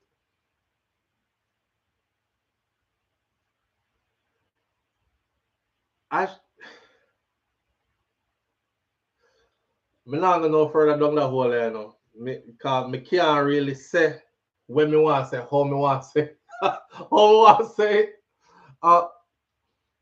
Yeah, she should try a softer approach. Some love and heartbreak songs, says Nance. To me, Ashana is a good artist. Don't get it twisted. She really is a good artist for me. I just one and two songs we see what me not like. Cause me can't catch the concept of it. But you know, like every single thing. I said it before though. I was like, you know, your own Cartel, try get some different kind of song. Your own Vibes Cartel. A lot of artists right now would have give them damn right hand for have a collaboration with Vibes Cartel. You have that. Like them song that we have put out, them there not gonna be no anthem. Oof. And so those are not anthem songs to me. To me. I'm being careful of how I'm being critical, because me know that artists are very sensitive about their stuff, how them do them thing. You know, sometimes people put them all in a project and then you look on it and say, that sound like garbage. That hurt. You know what I'm saying? If me so long as so I spend one whole week I paint a picture and then me show you know and everybody say, brother left that alone, man. Go work on a go do something else with yourself. That then look like it or make it. And every comment is like that. It as a human it hurts. So scatter is the forehead for Aisha on a bump. Yo! S Transport says, scatter big up yourself any which party then. This is not me saying this. I'm I'm vibing. I'm vibing. This is the comment section. Scatter. S Transport says scatter is the forehead for Aisha's bumper. Oh the wicked enough. Oh the wicked narrated. Scatter is a ital rasta man. Him not in them thing there. Aisha action pack. See them is fine. She knows it's just to upset footer. My baby. Yeah.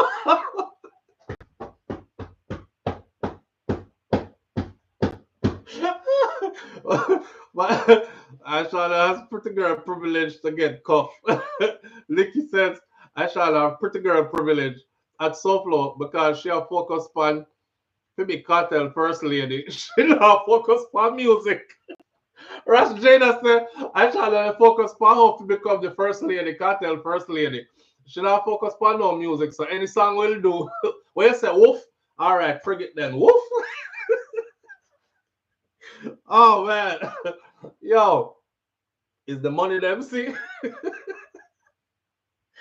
Hey, we need to stop that something here because the whole of we will get in trouble with this spring break about whoa.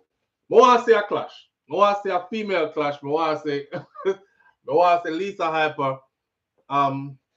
Boy, I don't know if Lisa in a place. Cause Aisha might go say something. Cause Aisha got real personal with Daniel Dio, like she might go say something about Lisa will trigger her and put her right back up at 21, you know what I'm saying? But I want to see a female clash though. I feel like the able-bodied ones we can do it. Either we're gonna get a resurrection from Jada Kingdom and Steph London, or it has to be if we're gonna ask for something new, Aishana and blouse and skirt. Lisa Hyper. Has to be. Has to be. Jesus Christ. Man, Bigfoot, Nyaman left. Me gone. We're getting on one different topic here this morning.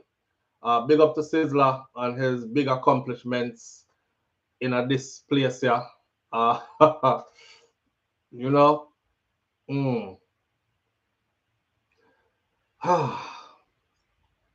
So the man, when you know say Uncle Trump is not playing or Daddy Trump or whatever them want to call him, me call him Donald Trump.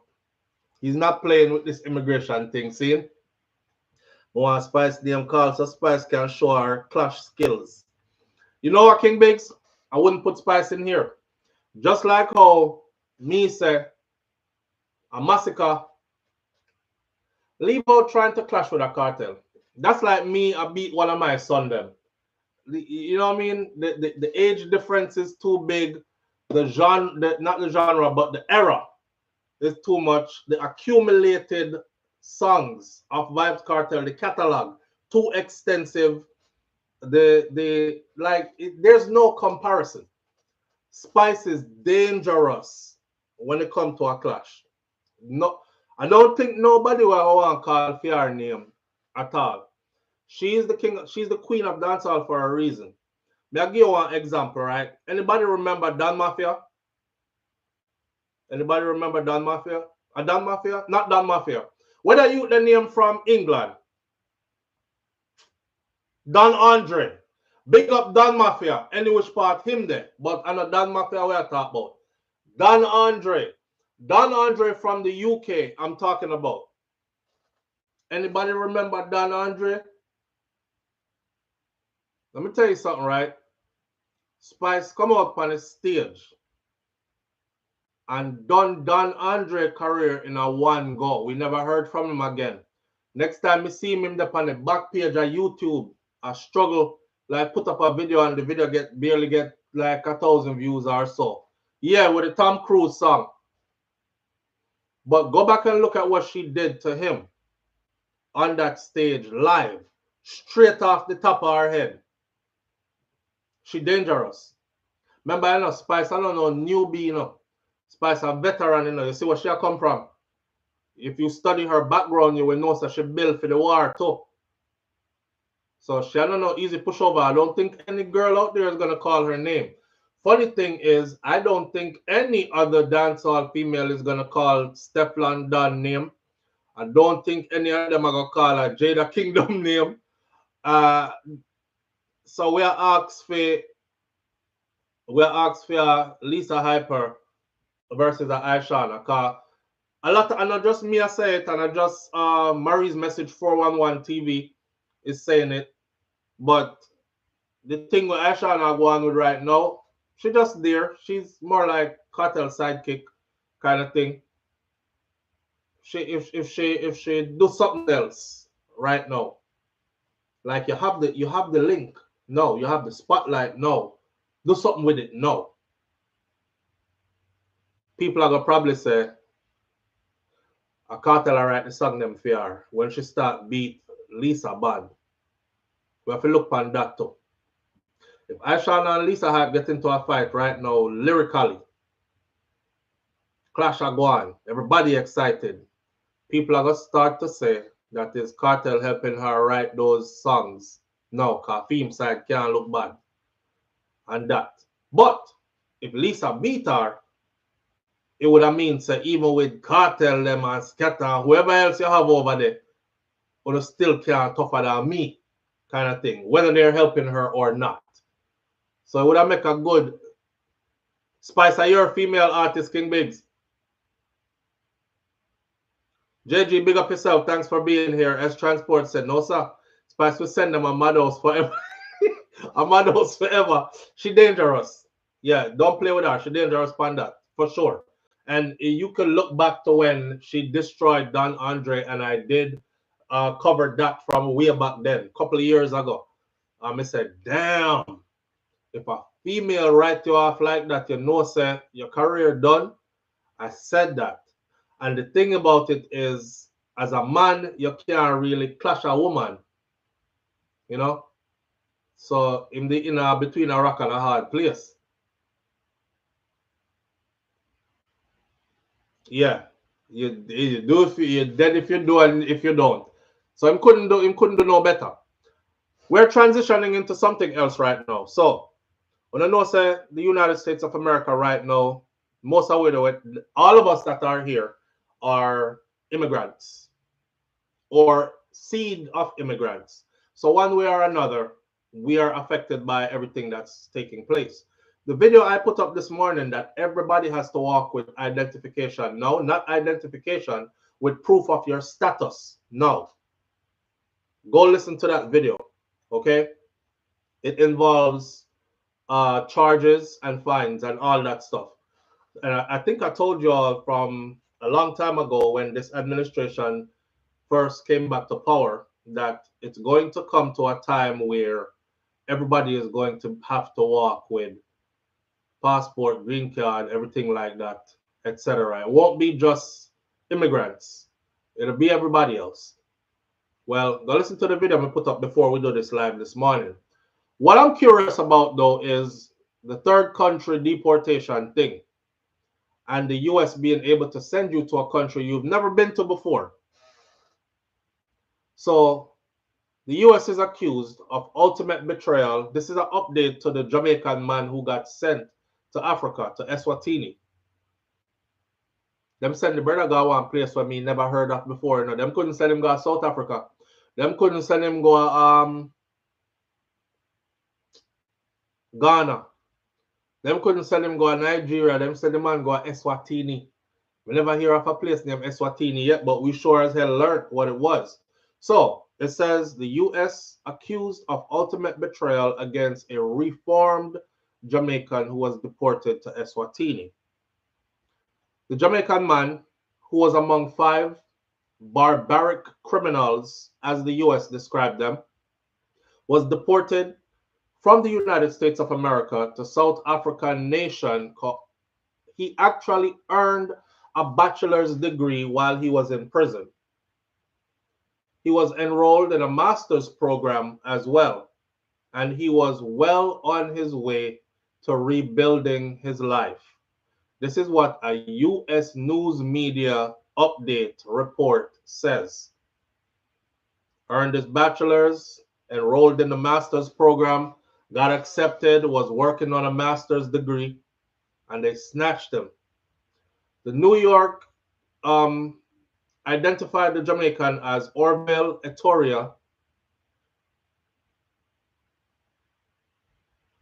in a piece that was published on Tuesday. Etoria was, we Jamaican have all kind of last name, you know. Anyway, Etoria was convicted in May of 1997 of murder in the 2nd degree and criminal possession of a weapon in the 2nd degree, according to online records. So his crime was not 1st degree murder. It was in the 2nd degree. I would love to know the details. I know it was a robbery gone bad. So the appeal was dismissed, and the online records did not provide details of his actual crime.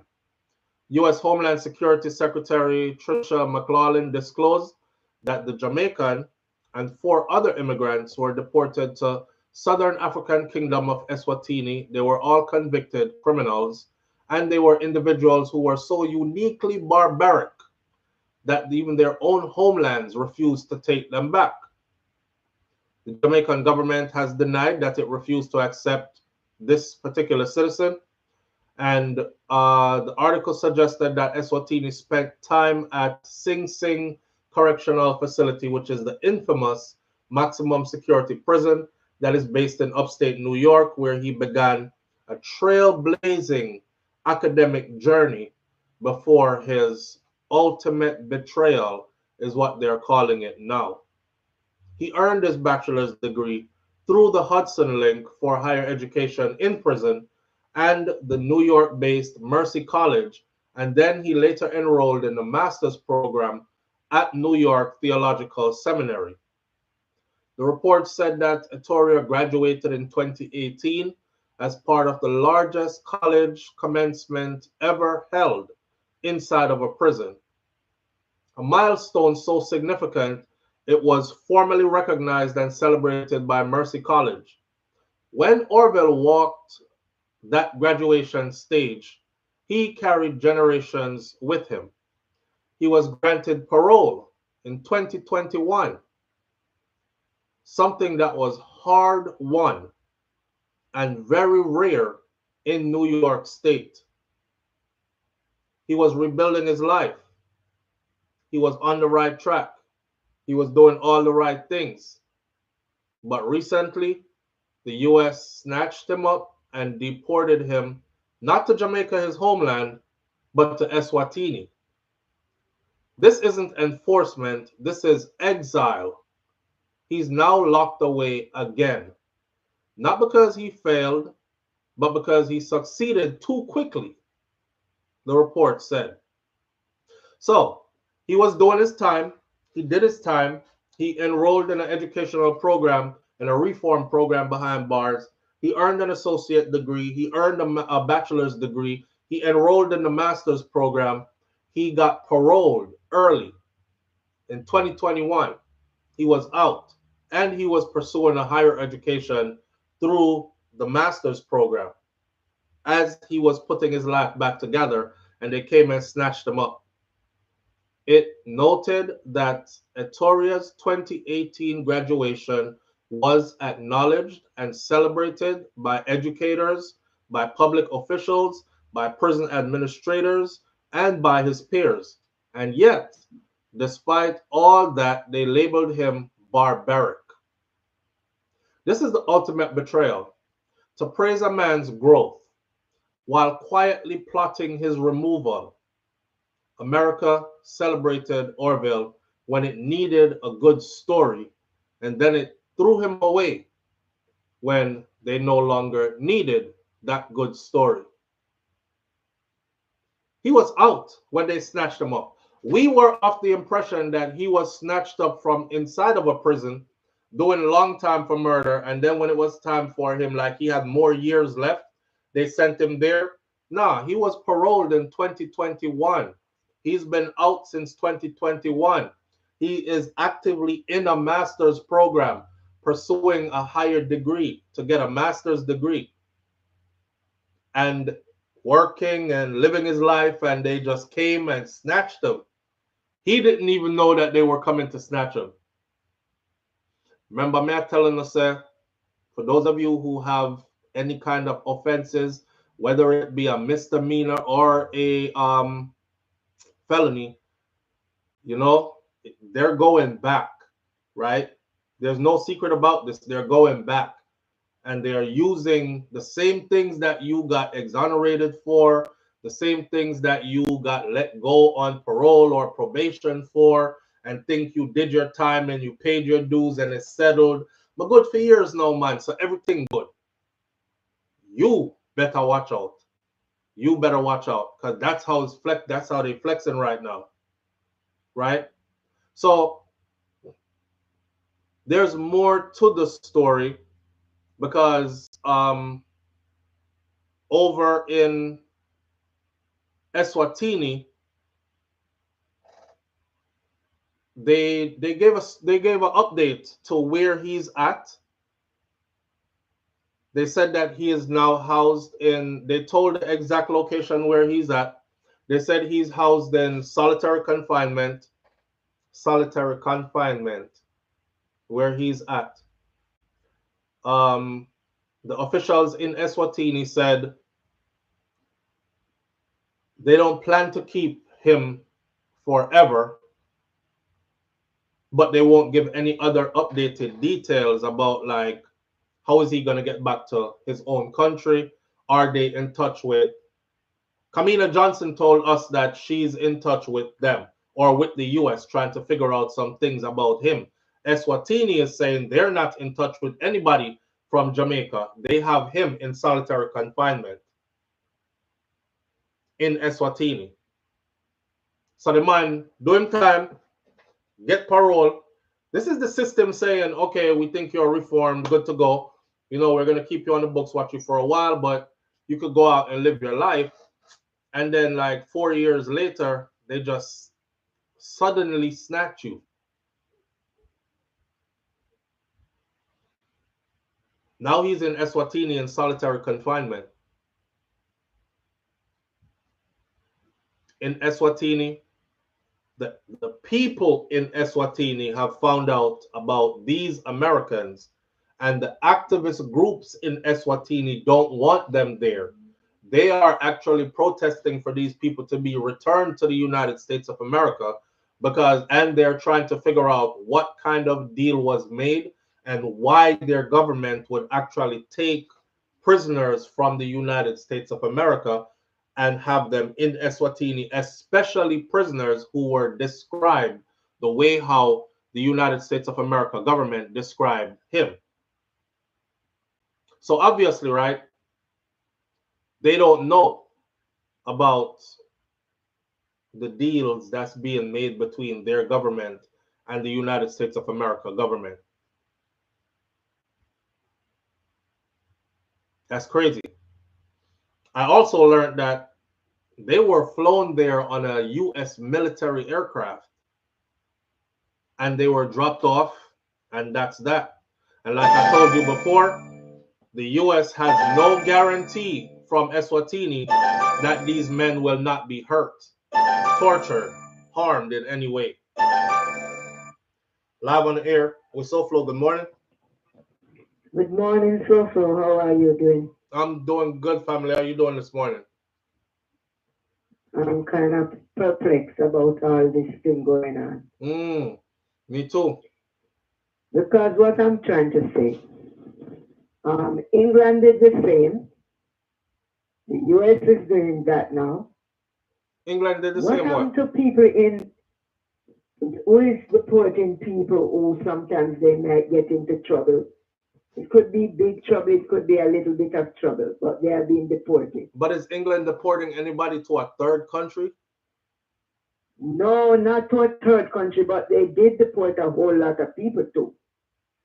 Yeah. People who went to England from in the 50s and 60s, even their families were sent out. Yes, that's known. But deporting people to places they have never been or have no connection to is where this is. Is where I know what you're saying. Yeah, that's the part that is perplexing to many people. Yeah, it's perplexing. The next thing is, what happened to Americans who are abroad? Not especially in one country, but what happened to them who are in the Caribbean, who some of them travel to the Caribbean to be pedophiles with children? Why are they not sought and sent back to their country? Because those countries are licky and grabalicious and worship foreigners and at the expense of their citizens. Yeah. You know, if somebody is caught, if a foreigner is caught in Jamaica doing these things, then charges are leveled against them. But most of the time, what we see is people go in, do what they have to do, and fly out, right? And even when officials know what's going on, no charges are pressed. Then the people them just fly out. So, I mean, this is what perplexes me. We are thrown out left, right, center. Whether we are from Jamaica or the Caribbean countries, we are sent all over the place. Not that I live in the United States, but I'm so perplexed by this. It's a human being, and they are being done all these things. Not to say some of them are perfect people, but we are not perfect people, none of us. Right. My gripe is this. My gripe is, one, if you're gonna deport me, send me to my country, especially if my country will accept me. Why are you sending me to a third country? That's one. My second one is for people who left, say, Jamaica or wherever their birthland is. If these people left at 2, 3, 4, 5, them kind of tender ages, and you're sending back a grown 45, 55, 60-year-old man who has never been back to that country, that person was molded by your society.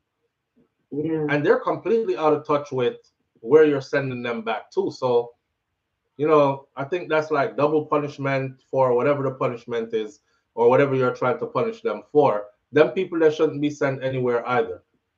You know, these people who say they're in office, you know, they have to sit down. We the people outside, we know how to communicate, and we know that we wouldn't want to do that. But how do you communicate sending even people who get into a little bit of trouble to third places country? I don't know, man. I don't know. You know, I don't know. Yeah, well, we have to figure it out. The Caribbean have to start looking and say, you come to our country, you are coming to hurt our children and to make trouble. We are deporting you back too.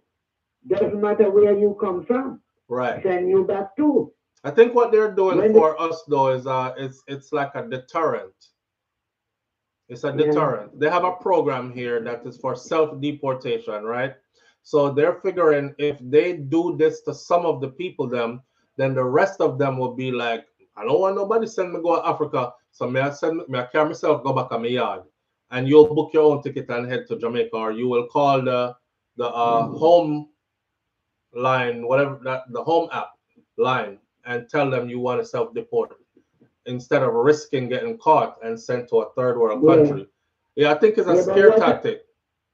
Yeah, but what happened to people who have never done anything criminal, who are going about their business? You snatch them up too and just fling them out of the country? Yeah, people are getting snatched up too. Who didn't do anything. And people are getting snatched up too, didn't do anything. We know that now. well, the people who are American should get snatched up and fling back into their country too. I like that. You go back to. We don't care if they have house here, land here, go back to. So you say when them fling out our citizens, we fling for them out too? Yes. Send them back.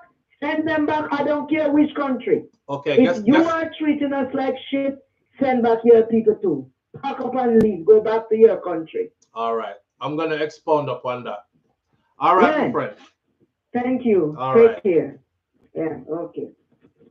All right. So the reason why that won't happen is because as soon as we start to do that, there will be an embargo.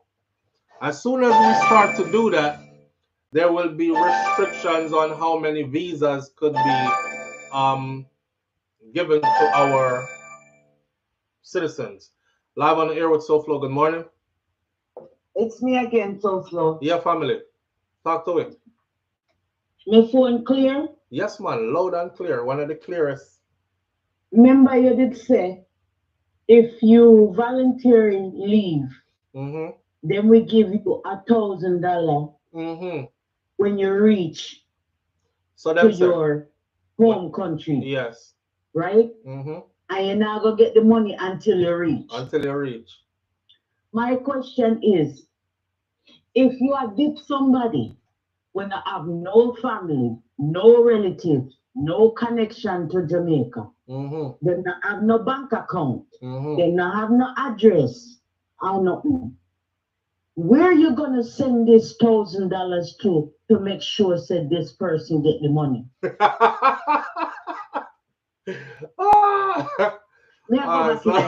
All right.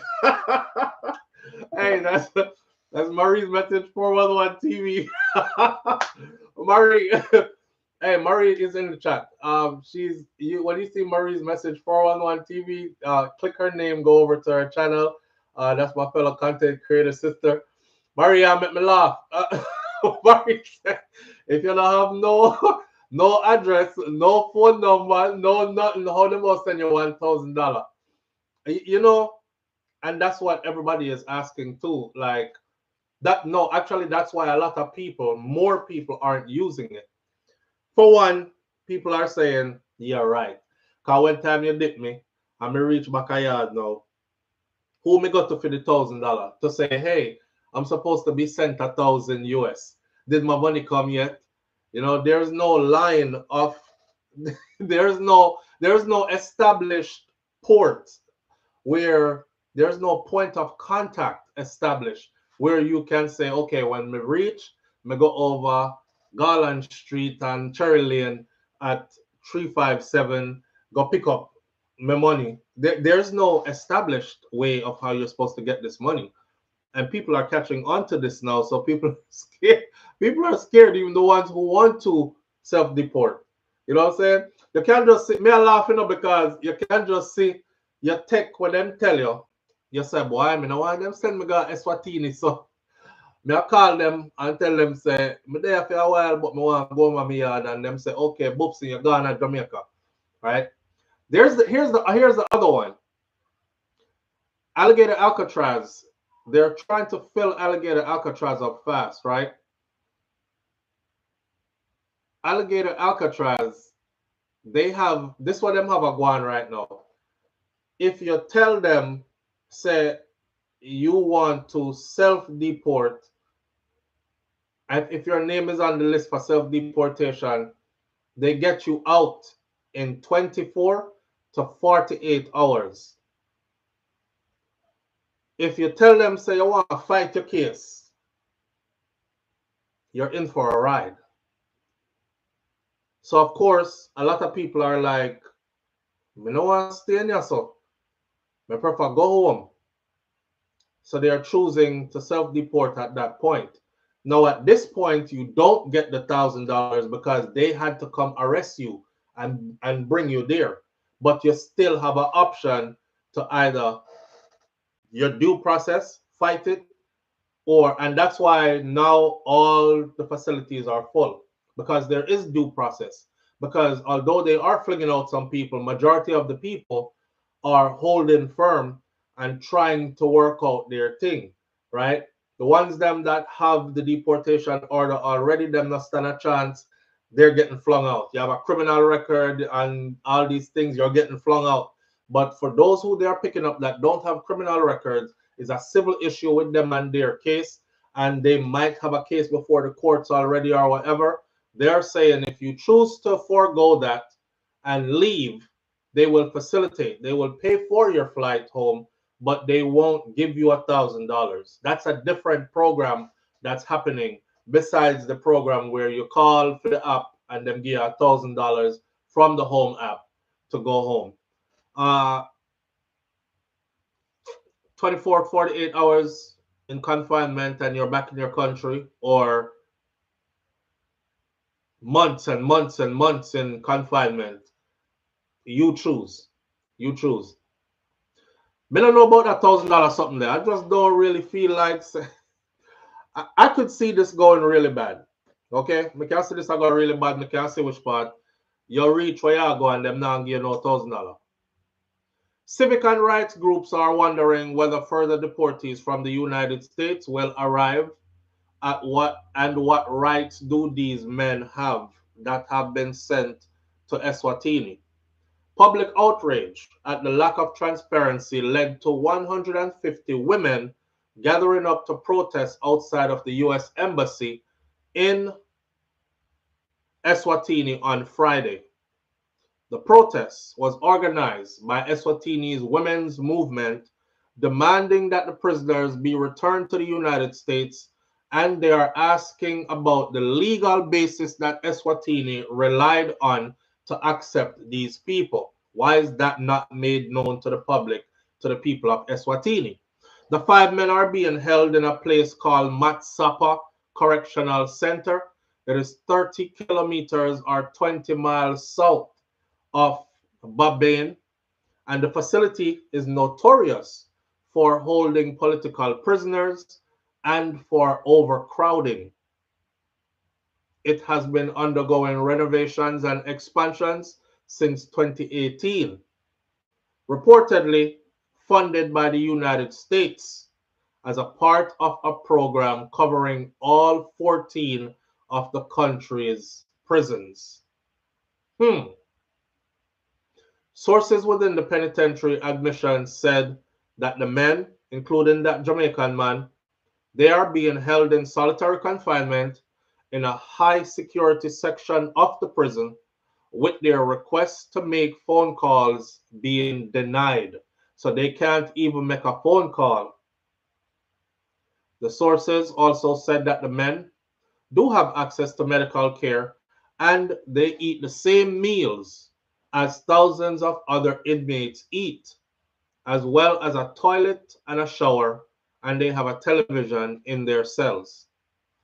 Prime Minister Russell Lamini has dismissed calls by lawmakers from other quarters for the secrecy surrounding the agreement with Washington to be lifted, so everybody else could know what kind of deal this. Not every decision or agreement is supposed to be publicly shared, is what he said. Eswatini is the second African country to receive such deportees from the United States, after South Sudan earlier this month accepted 8 more of those individuals. South Sudan. This situation has sparked concerns about the potential implications for Eswatini, a country that is already grappling with its own challenges under the absolute monarchy of King Mswati III.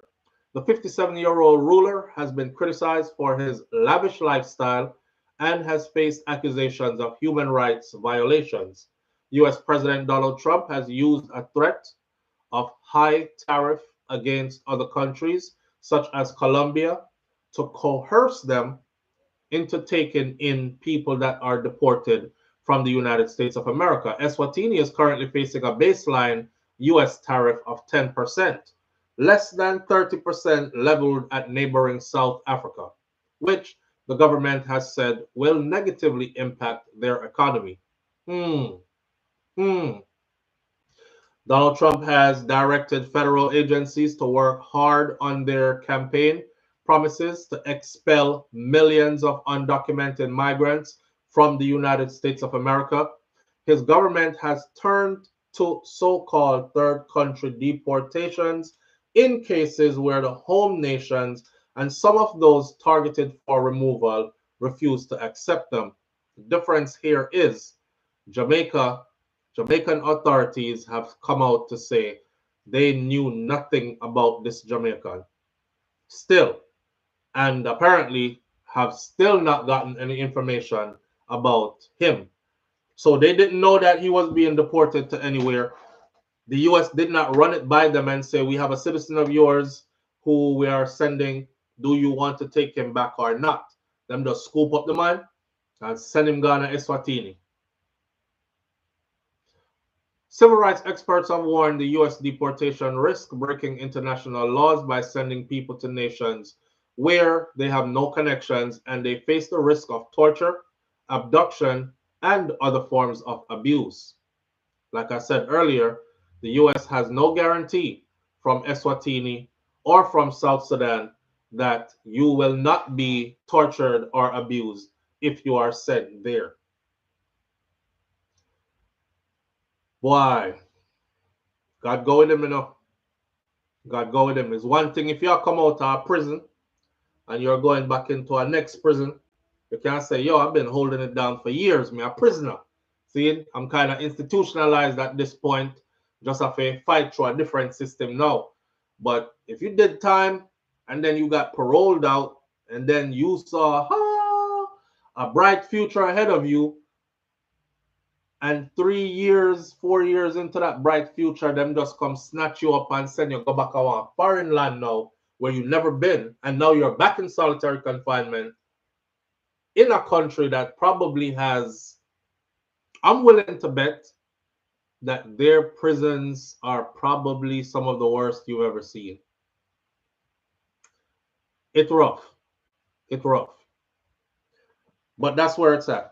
All right, for the people who are wondering, all right. Quick one before we go into our other. Hold on there. Kai? I'll take a break. I gotta go check on my kids. Mommy. Come, let me get you set up. No to what then? No to what? What are you doing? We were watching, Oh, you're already set up?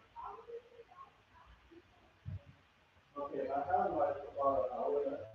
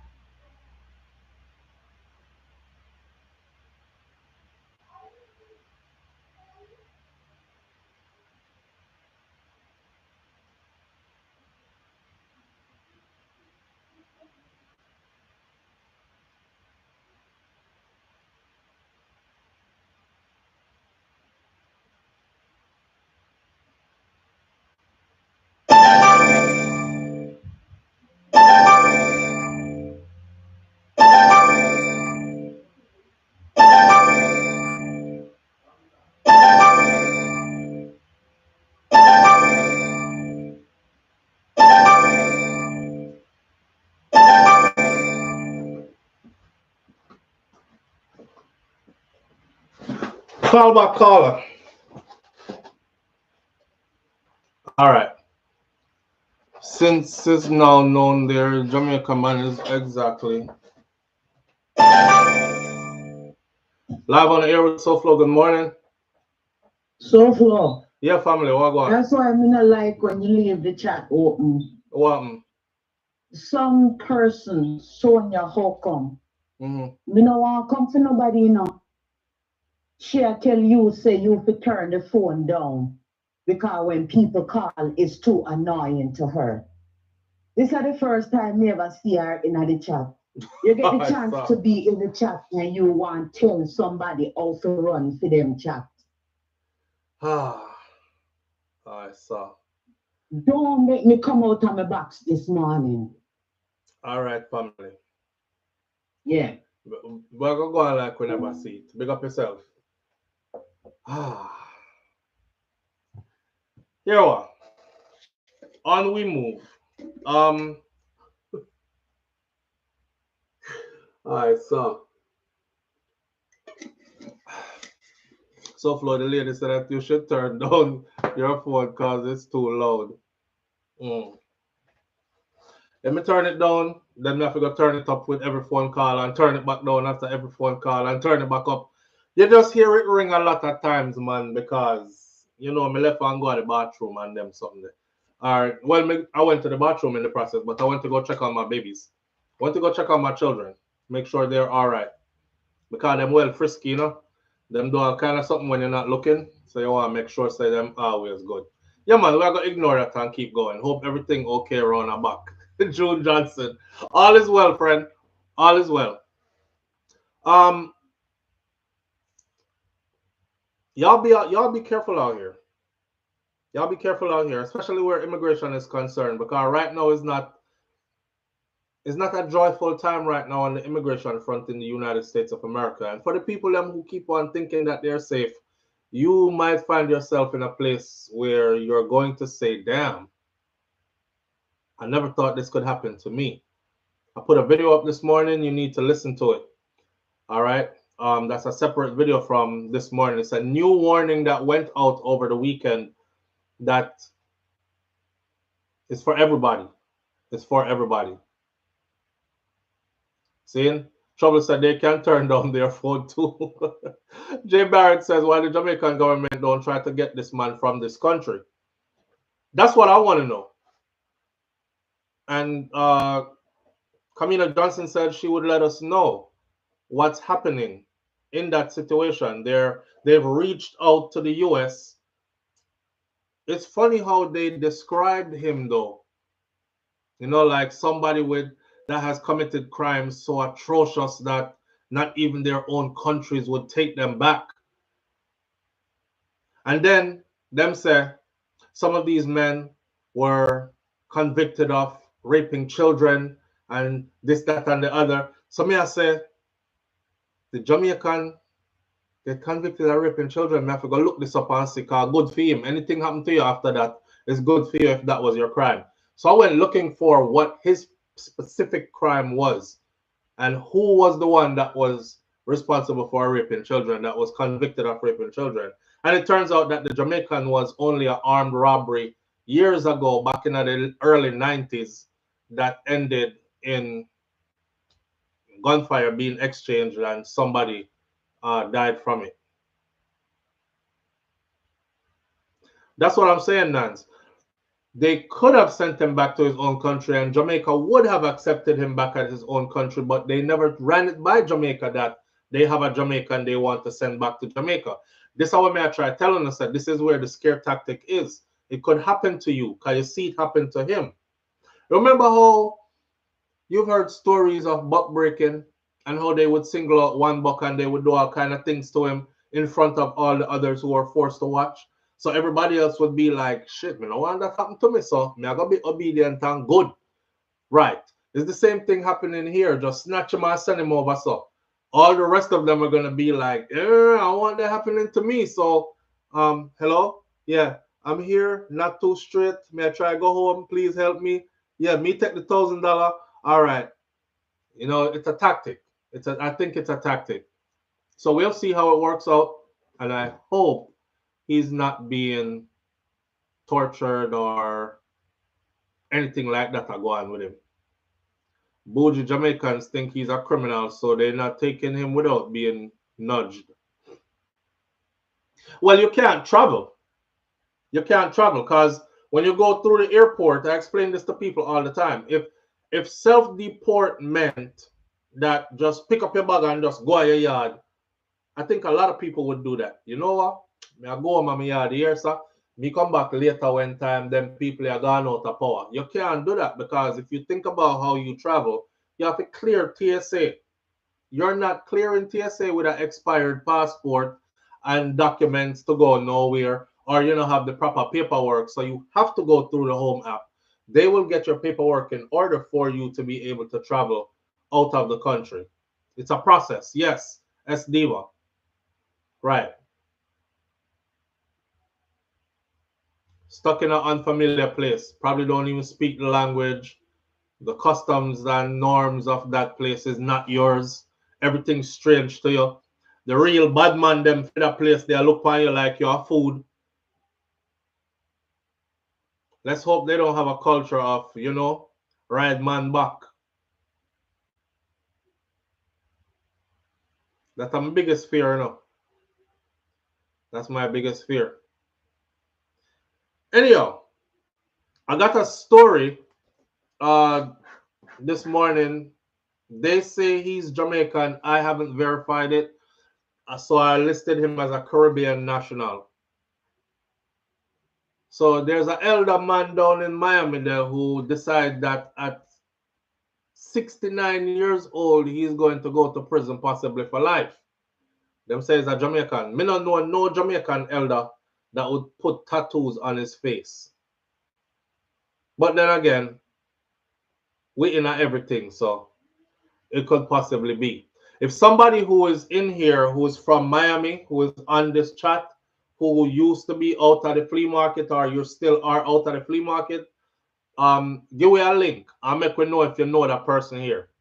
See it? So the story goes like this. 2 weeks after a man was shot in a car that was parked near Northwest Miami-Dade Flea Market. Again, if anybody in here from Miami or you're familiar with the flea market area, you may not know, you might have a stall in there or something. They're saying that this is a Jamaican. So 2 weeks after a man was shot in a parked car near the Northwest Miami-Dade Flea Market, arrest documents revealed that he, the man who got shot, was a sideman. He was in a romantic affair with the accused shooter's wife before he died at the hospital. So it would be the elder Jamaican man then that shot this man and killed him because the man was dugu-duguing his wife. According to arrest documents obtained by CBS News Miami, 69-year-old Omar Aguila was booked into Turner Guild. Omar, come here now. Yeah, could have very well been. Come and name that. 69-year-old. Joe Johnson said something there. But them says a Jamaican. According to court documents obtained by CBS News Miami, 69-year-old Omar Aguila was booked into Turner Guilford Night Correctional Center. This have jokes all over it, even though it's bad. It's bad. Okay, he was booked into Turner Guilford Night Correctional Center on the charges of second-degree murder and possession of a weapon as a convicted felon for allegedly shooting a man who is accused of having an affair with his wife and leaving him for dead inside of the car that was parked outside of the village flea market on July 12th.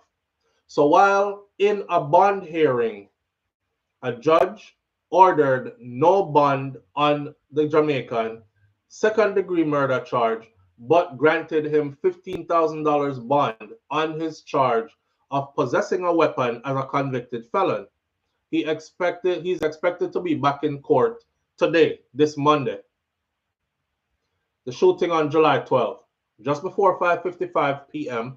on July 12th, Miami-Dade Sheriff Office, Northside District, deputies responded to a flea market shooting near Northwest 79th Street and 27th Avenue, and the calls were regarding a shooting, multiple shots fired. Upon arrival, the deputies found a man that was sitting in a vehicle suffering from apparent multiple gunshot wounds, the MDSO said. At the time of the investigation, CBS News Miami crew was actually at the scene, where the victim's car appeared to have bullet holes piercing the windshield. Miami-Dade Fire Rescue took the man to a nearby hospital in critical condition where, despite all their medical efforts, he ended up dying anyways, said MDSO. A suspect later revealed to be Omar Aguila was taken into custody without further incident after he was found behind a nearby McDonald's hiding. The affair that led to the deadly confrontation.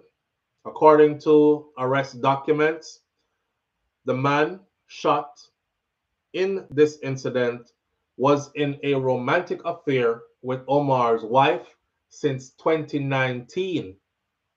However, it wasn't until April of 2024 that Aguila learned of his wife's affair and warned her to end it now or else. You should have left. Him love her or me no know.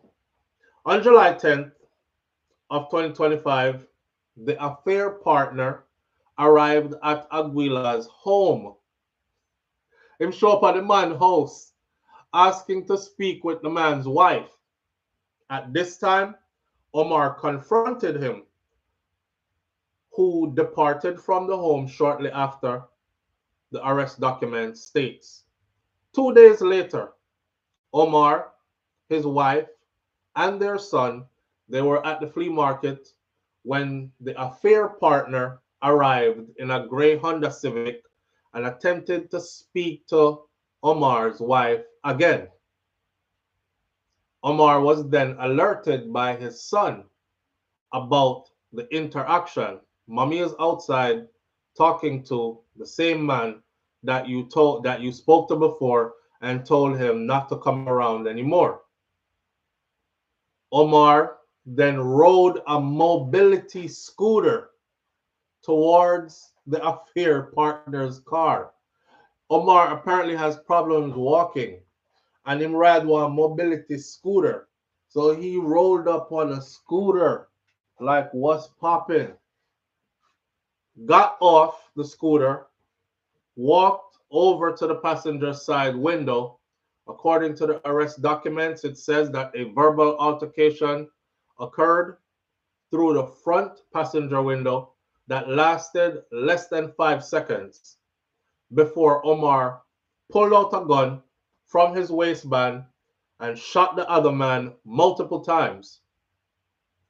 The affair partner, frightened, drove a short distance before becoming unresponsive and crashing at its final resting place where first responders found him. Investigators found surveillance videos from the shooting location that confirmed the sequence of events that happened. According to arrest documents, a Glock 26 9mm handgun was recovered from Omar, along with 2 9mm spent casings and another projectile were found inside the affair partner's car, while another 2 spent shell casings were found outside at the shooting location. So then pop off at least 4 on him. After he rolled up on a mobility scooter, after being read his Miranda rights, Omar explained his side of the story to investigators, claiming his self-defense because the other man, he said, allegedly, I went over there to try to talk to him, and then he started reaching for what I believe was a weapon, so I thought he was going to shoot me, and he was actually released pending further investigation after they conferred with the Miami-Dade State Attorney's Office, the arrest document says. As the investigation continued, detectives then learned that the affair partner, or the sideman, the bonaman, was not there to see Omar's wife. He was actually there to drop off some food to another female friend of his who worked at that same flea market, and that he did not have a gun on him or in his car at the time that he was shot by Omar, the arrest paperwork says. 2 weeks later, Omar was taken back into custody and he was booked and jailed and charged accordingly. Jaja, if you look at the icon for this video this morning, you will see the person all the way to the far left, to the far right, rather, with the long dreadlocks. That's Omar. That's Omar Aguila. So all of the Jamaican them. The last time I went to that flea market was quite a while back now. So all my Jamaican them who hang out down there, so I know a lot of you hang out there. I've seen Trabas there. I've seen that one of the place them where we go, right?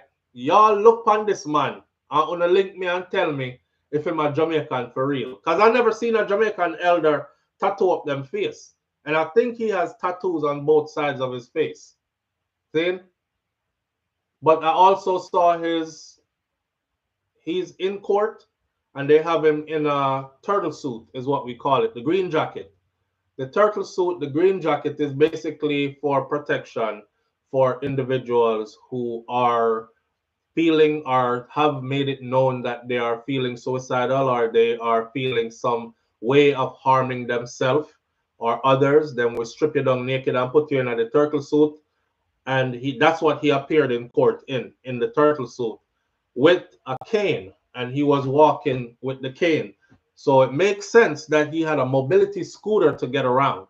Expeditiously, he got to the Sideman and handled him, and now this 69-year-old is probably going to do the rest of his life in prison. Let it go. Let it go. You're gone to prison at 69. Your wife out here doing 69. New man.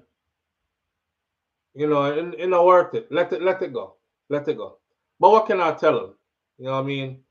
What can I tell him? At 70 years old, you dash for your life, bro. That's all I can say. I'm super interested to know more details about him, though. June J, nothing was gonna keep him from that put on it. The man about a food him come up there, come drop off your next woman. No, you come look for the man, wife, and him kill him. That. I be telling y'all, stop playing with people's wives and husbands. You know, nowadays is an investment that people are putting them hard-earned money and hours and all your resources and everything. Some people out there will kill you. Yeah. Some of them out here will kill you. And as proven by what Omar did. Our last one for the morning, though, we're going to go out like this. Polygamy versus monogamy. And this is for men. Polygamy versus monogamy for men. So over the weekend, I don't know if you know Pretty Don. If y'all know Pretty Don, the real Pretty Don, not the girl, but Pretty Don, the red youth. Pretty Don has multiple wives. Pretty Don said the only men that have one wife are either simps or low achieving men who don't have no choice but to stick to one woman. But bosses and kings have more than one wives. How y'all feel about this polygamy versus monogamy stuff? I'm noticing that the newer generation is leaning towards polygamy now than they weren't before. Yeah. Us, man, Pretty Don wife, them greet each other, them hug and kiss up each other, and his children, them play like one big happy family. The real Pretty Don. The real Pretty Don.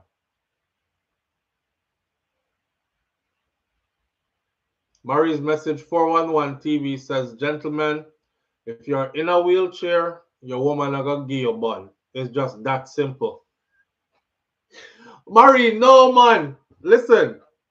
You know, say not everybody in a wheelchair disabled down there, so. Not everybody in a wheelchair is disabled down there. Some men, it depends on where the injury is on your spinal cord. Some men are perfectly functioning in a wheelchair. Them still all get bun. Don't do it. She give her 69, right? He must. She give her 69 and him can't get none. And that. Now TV lifestyle said he sound ridiculous because I've seen a lot of political leaders with just one wife. But maybe they're simps. They could be a political leader and be a simp. You know, a simp is basically a man who he doesn't wear the pants. He is under her control then. Hold my bag. You ever seen some? This is a good example for me. I'll be in the mall. I'm see like one old man stand up outside. Him stand up outside and I hold the purse. So you know the holy purse, like I hold the purse. Hold the purse up here. So like she tell him, said, don't put my purse down on the ground. Pick it up. Pick my purse up, Tom. I'll be right back. Damn. Hold it. So he stand up right outside of the store like this. And the woman gone inside. And you look like, I'll be looking at them like, this is a broken man. Years it took her to break him this way. So now him follow her around the mall, him carry her purse, him don't want going in the store where she are going, but him stand up outside and hold the purse like this. I don't know. Whereas if him did a big man, him would have said, hey, see some money, I carry yourself go shopping. I have other things to do. I don't follow you go around no store, figure hold purse and turn up outside and wait upon you and these kind of things. A simp is just somebody who he has no balls, as a man. He has no authority. He can't put on him foot. As a man, she run things. So anything she says goes. That's a simp. So he could be political leader. He could be anything and still be a simp. That's what he was saying, that, simps, they have one woman. And kings, every king have multiple women. What's your thought on polygamy? That a good man should have more than one woman. I think here's my thought. I think out of selfishness, a woman is not going to want to share a good man. Out of selfishness. Whether it is that him good in a bed or him good all around financially, everything like that, she not going to want to share that with another woman, right? But there are lots of women out here who are willing to be that sister wife type of thing. I also think that not every woman deserves a good man for herself. I think some women should share. Like, hear me out. If you're not able to do your duties, you should share. If you have everything under lock and key and you're good with everything. I was watching an interview recently with Gucci Mane's wife, Keisha Kior. Y'all seen her interview? Who has seen Keisha's latest interview? Gucci Mane's wife. She's Jamaican. Have you seen her latest interview? She said, all my husband got to do is get up and shower. She was like, sometimes he don't even, sometimes he didn't even need to do that because I'll go in there and bathe him myself. She was like, I'll go in there and bathe him myself. I just don't do that no more because, she got everything else going. But all he got to do is get up, shower, and go make music. Go to the studio, make music. That's what pay their bills. She said she does everything else. I got everything covered. Why? Because he provides that type of life for her. And she's trying to keep all the money in the family. That woman ain't stupid. She said she trying to keep all the money in the family. She with a top earner, multi-millionaire. You must think she want no side gal. Live on the air with SOUFLO. Good morning. Are you on live? Yes, I am. I heard you speaking about polygamy. Uh-huh. You're talking about a man having more than one wife? Yeah. It's not a thing that we should guess, or we should think that should we do it or not. The God who creates and institutes marriage said a man should have one wife. What God was that? Pardon me? What God was that? The only God. There's only one true living God who created everything, heaven and earth and all that is within. Everybody's religion He said thinks one man, one wife. Everybody's religion thinks that there's only one God. What God created marriage and said that there's only one man should have one wife? The one God. There's only one God. There's no other God more than the great almighty Jehovah God, who created heaven and earth and everything that is within. Jehovah God? He created. Yeah, he created. I don't care what you may call him. There's only one God. No, I'm asking you because you said there's one God. So I want to know what one God you're talking about. How many gods do you know of, SOUFLO? Many gods. Many gods. You created them? Where did you get that from? There's only one God. I didn't have to create them. They were here before I came here. Where do you get that from, SOUFLO? Let's talk. Tell me where you get that from. Why should I answer your question when you can't even answer my question? So let's reverse it. I'm answering yours. I can tell you where I got mine from. I got mine from in the Bible. Let's do this again. The Bible tells me that everybody knows that. There can never be another God. Your whole conscience, your whole mind, your whole soul show you that we were created by one super creator. Okay, so Almighty God. So now you're going somewhere because you're saying the Bible, right? Which you didn't say before. So what? Absolutely the Bible. Okay, so when I'm asking you a simple question, what God are you talking about? Why didn't you just simply answer and say Jesus Christ? The God of the Bible. And what's that? Who's that God? Who is the God of the Bible? Father, Son, and Holy Spirit. God the Father, God the Son, God the Holy Spirit. Make it one true and living God. Even though they're three in one. And him write somewhere that man must have only one woman. Absolutely. You never read the Bible so close. You never go to church. But educate me. It's been a while. We tell you that God creates man and woman, Adam and Eve. The Bible said that. The Bible said that. You said God said that.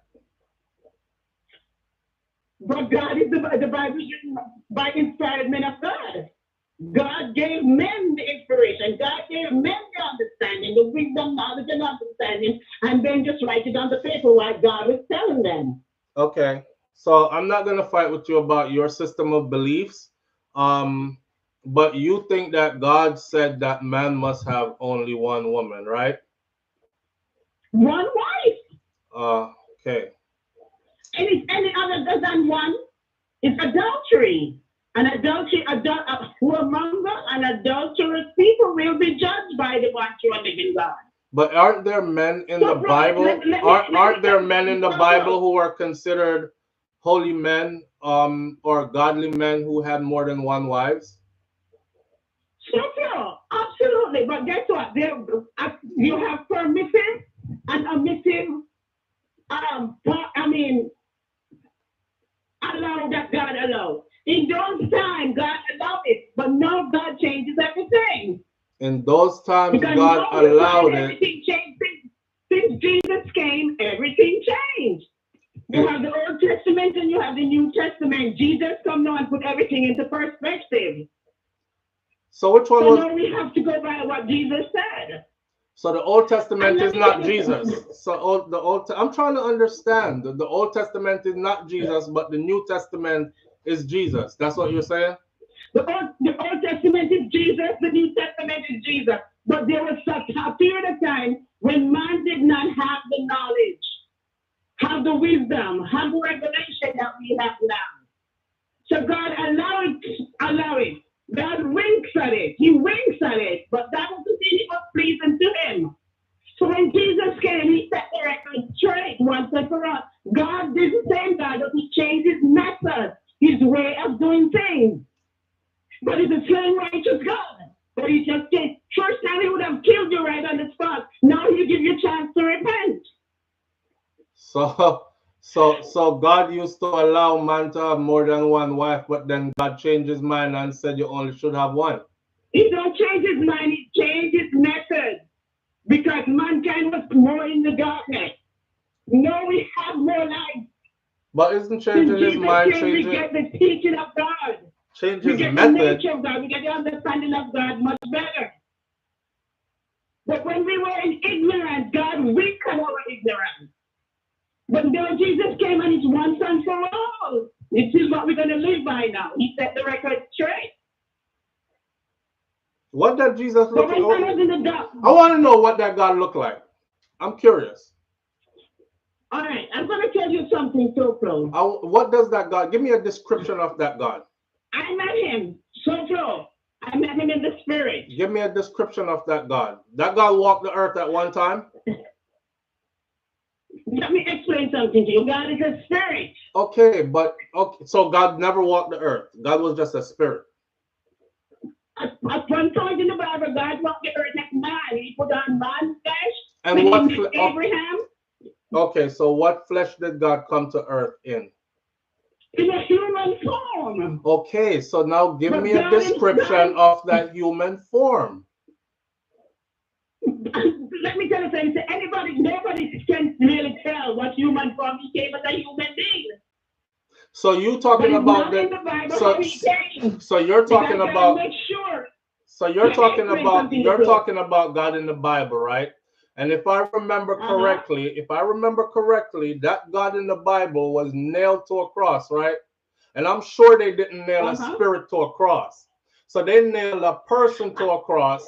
Now, I didn't say that. I said he took on human form. And I asked you to describe the human form, and you said nobody can describe it. Let me tell you something. God made sure he didn't leave a sculpture or anything with Jesus because mankind wasn't worshiping statue today. If he had left a picture, a sculpture, a shape, or a form, he said, surely he take that out of us. So no one can really say what he looked like.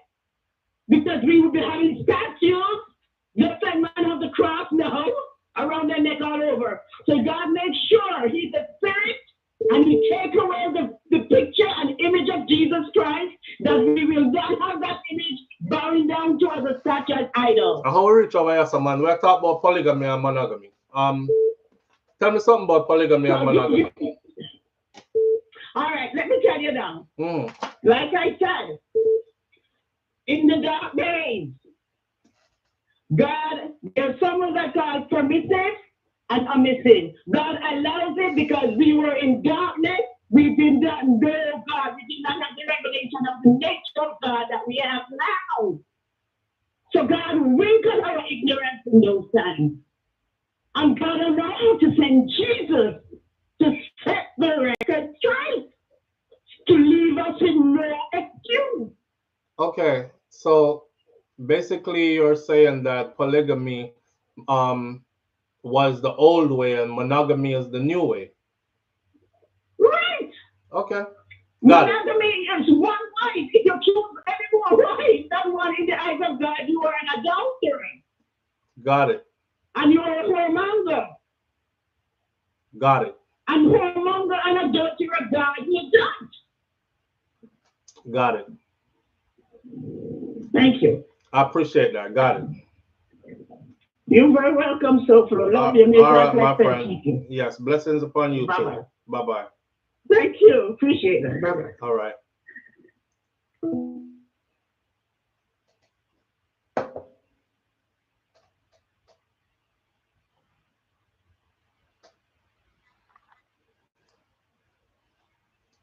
Jamon, how them a beat RP if we can't see none of them?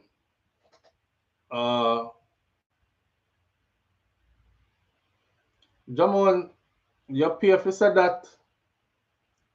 Use your little $1.99 more wisely, man. Sure. Action Pack said, let's make men like us proof there's more than one God. Lady, go read your Bible properly. How quickly we ended up in a Bible dispute. You know what? While we're here at the Bible dispute, I'm not go too far. I'm just going to say this. Because monogamy and polygamy thing I want to talk about, really.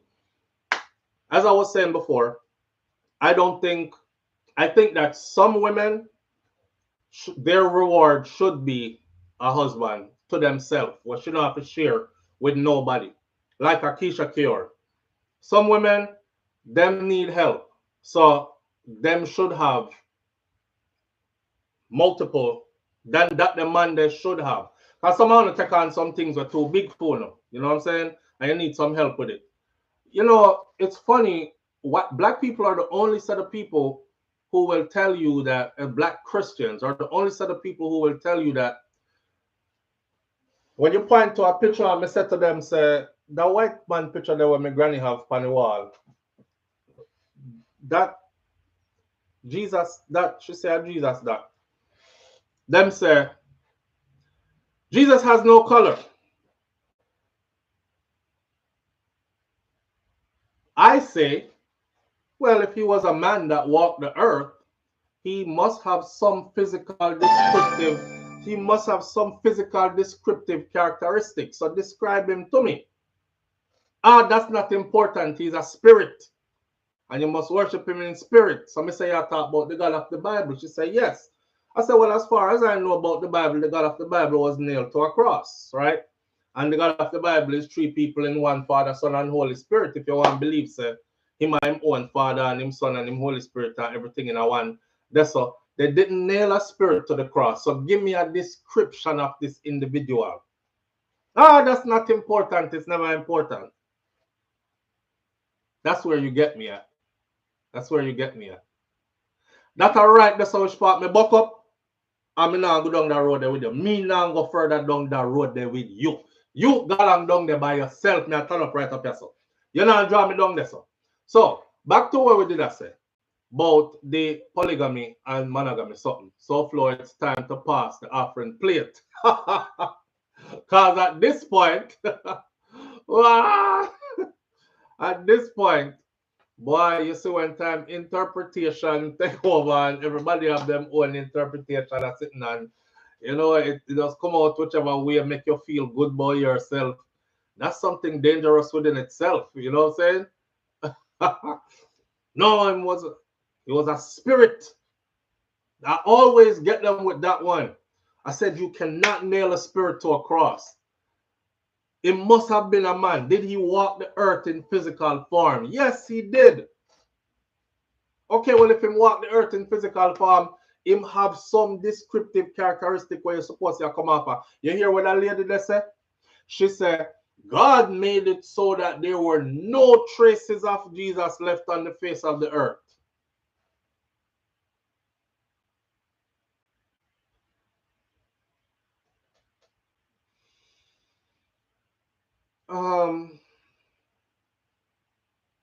Why?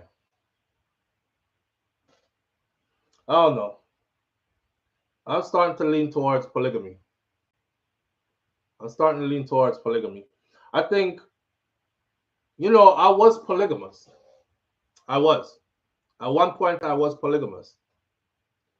And then we did say, you know, we did focus on other things in life. So we never have time for the polygamy thing. But I think that's the better place to be, is to be polygamous. Yeah. From you can afford it. Mervyn the Point, Jamaica Kerr says. Well, see, that's the thing. The thing is, I'm probably going to have to travel east to find my wives. Because here what? Western women, when they think of polygamy, they match it to money and say, well, if you can't afford all away. And that's the reason why men in the West who have money, these women think him can have 3 or 4 away. It's okay, because him have money and him pay all the bills anyway. But in the Eastern world, polygamy don't go like that. Polygamy does not go like that because it's supposed to be nation building. So it's supposed to be basically a group of people who their purpose is really to these children, that's their focus. The children are them focus, how we are going to bring up these kids, and also working as a unit, right? So you're going to have one in there that's a nurse. You're going to have one in there that's a school teacher. You're going to have one in there that's an attorney. You're going to have one in there that's a business owner. I don't know, she own a restaurant or she own a hair salon or something like that. Everybody is gainfully employed. It's not one man and the more money him have is the more woman him supposed to can have kind of thing. That's how it is in this part of the world. So when I watch Gucci Man's wife saying, my husband don't have to do nothing. He just wake up, bathe, and go to the studio, go make music. I do everything else. Everything. Because I'm trying to keep all the money in the house. It kind of tells me that she knows that a man like him who pulls in millions of dollars per year, there's a bag of woman out there who is waiting for like 1% of his earning to come her way. Because 1% of him earning to others, you know, it's a lot to her. This it could pay off my mortgage, put me in a nice house, get me 2 nice cars. So I'm spreading for him kind of thing. His wife, though, is like, I don't need your help. I will be 10 women in one. Them kind of woman there. Plus, she prioritizes his happiness. She caters to him. She is his one-stop shop. A high value, high earning protector provider is super valuable. And if you're catering to him in all those ways, then you deserve to be one wife, one king. But somebody like that also, if you're not, like, if you look at the way how a man life is set up, right? A man that becomes one of those high earners, and he has all the other qualities intact, you know, protector, provider, all these other things intact. A whole heap of women out there want a man like that. Whole heap of women out there want a man like that. So it would be unfair to have a man like that who has gotten himself to that place in life and is able to maintain that position in life, and then you waste it with one woman who is not grateful, does not show gratitude, low level of respect, can't pull our own weight in the thing. Like, it would make sense to have multiple then.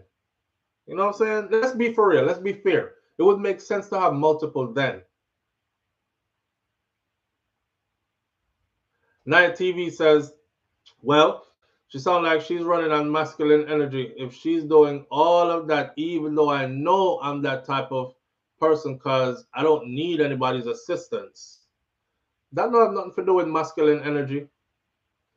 Draining your husband balls properly before he goes out the house to make sure that him not have no stamina for give no other woman because he's super satisfied from what he gets at home. Being his everything in the bedroom, even if you have to swing from the chandelier upside down and keep it exciting, because men are visual creatures. You turn him on, you study him, you know him like that. You're invested in keeping him. The sexual part is taken care of. The house is a beautiful house. He gave you your dream house. You don't have to work for nobody. The man should never come home and say, him have to come clean up the house here after him done work. You got some women, they'll be like, you come clean up the house. I'm tired. You clean up the house. And you're like, I'll work my ass off to get you this house. I'll work my ass off to get you this life. And you have me in your clean house and do everything else what you supposed to do while you sit on the phone whole day and scroll. When you check the clock, you done do 3 hours on Instagram alone today. You should have been on somebody's friggin' clock. You should have went to clock in somewhere today. I don't know. Get a job at Walmart so you can remember how it feels to not be catered to in this way and to actually have to get up and go work every day and make your dollars meet and be like, damn, my paycheck came in and it don't cover all the bills. Maybe I need 2 jobs. Maybe I got to go back to school, further my education so I could get a better job to pay the bills. You need to go back. But you don't deserve one man. That's that kind of a man then. And I tell brothers this all the time too. I say, be very careful what woman you provide this type of life to. Make her go out there in the rat race. Make her go wake up 4 o'clock in the morning and, oh man, I gotta hurry up and pack my little bag and get something to eat and go here and go there, jump out our own car, fill up our own gas tank, hustle our dollars them together to pay the bills and all that. Because anytime you take away all that, for the woman who deserves that you take away all those worries. I don't have no worries. I don't pay for nothing. You give that peace of mind to any woman, that woman should be one that's like Gucci Man's wife. My husband don't have to do nothing. He get up in Bailey and he go do what makes the money. I take care of everything else. What's wrong with that? What's wrong with that? See, Raddy's daughter says, can a woman have the same? Okay. If you flip this around, Raddy's daughter, can a woman have the same? That means that the woman are going to be the main care, the protector, provider.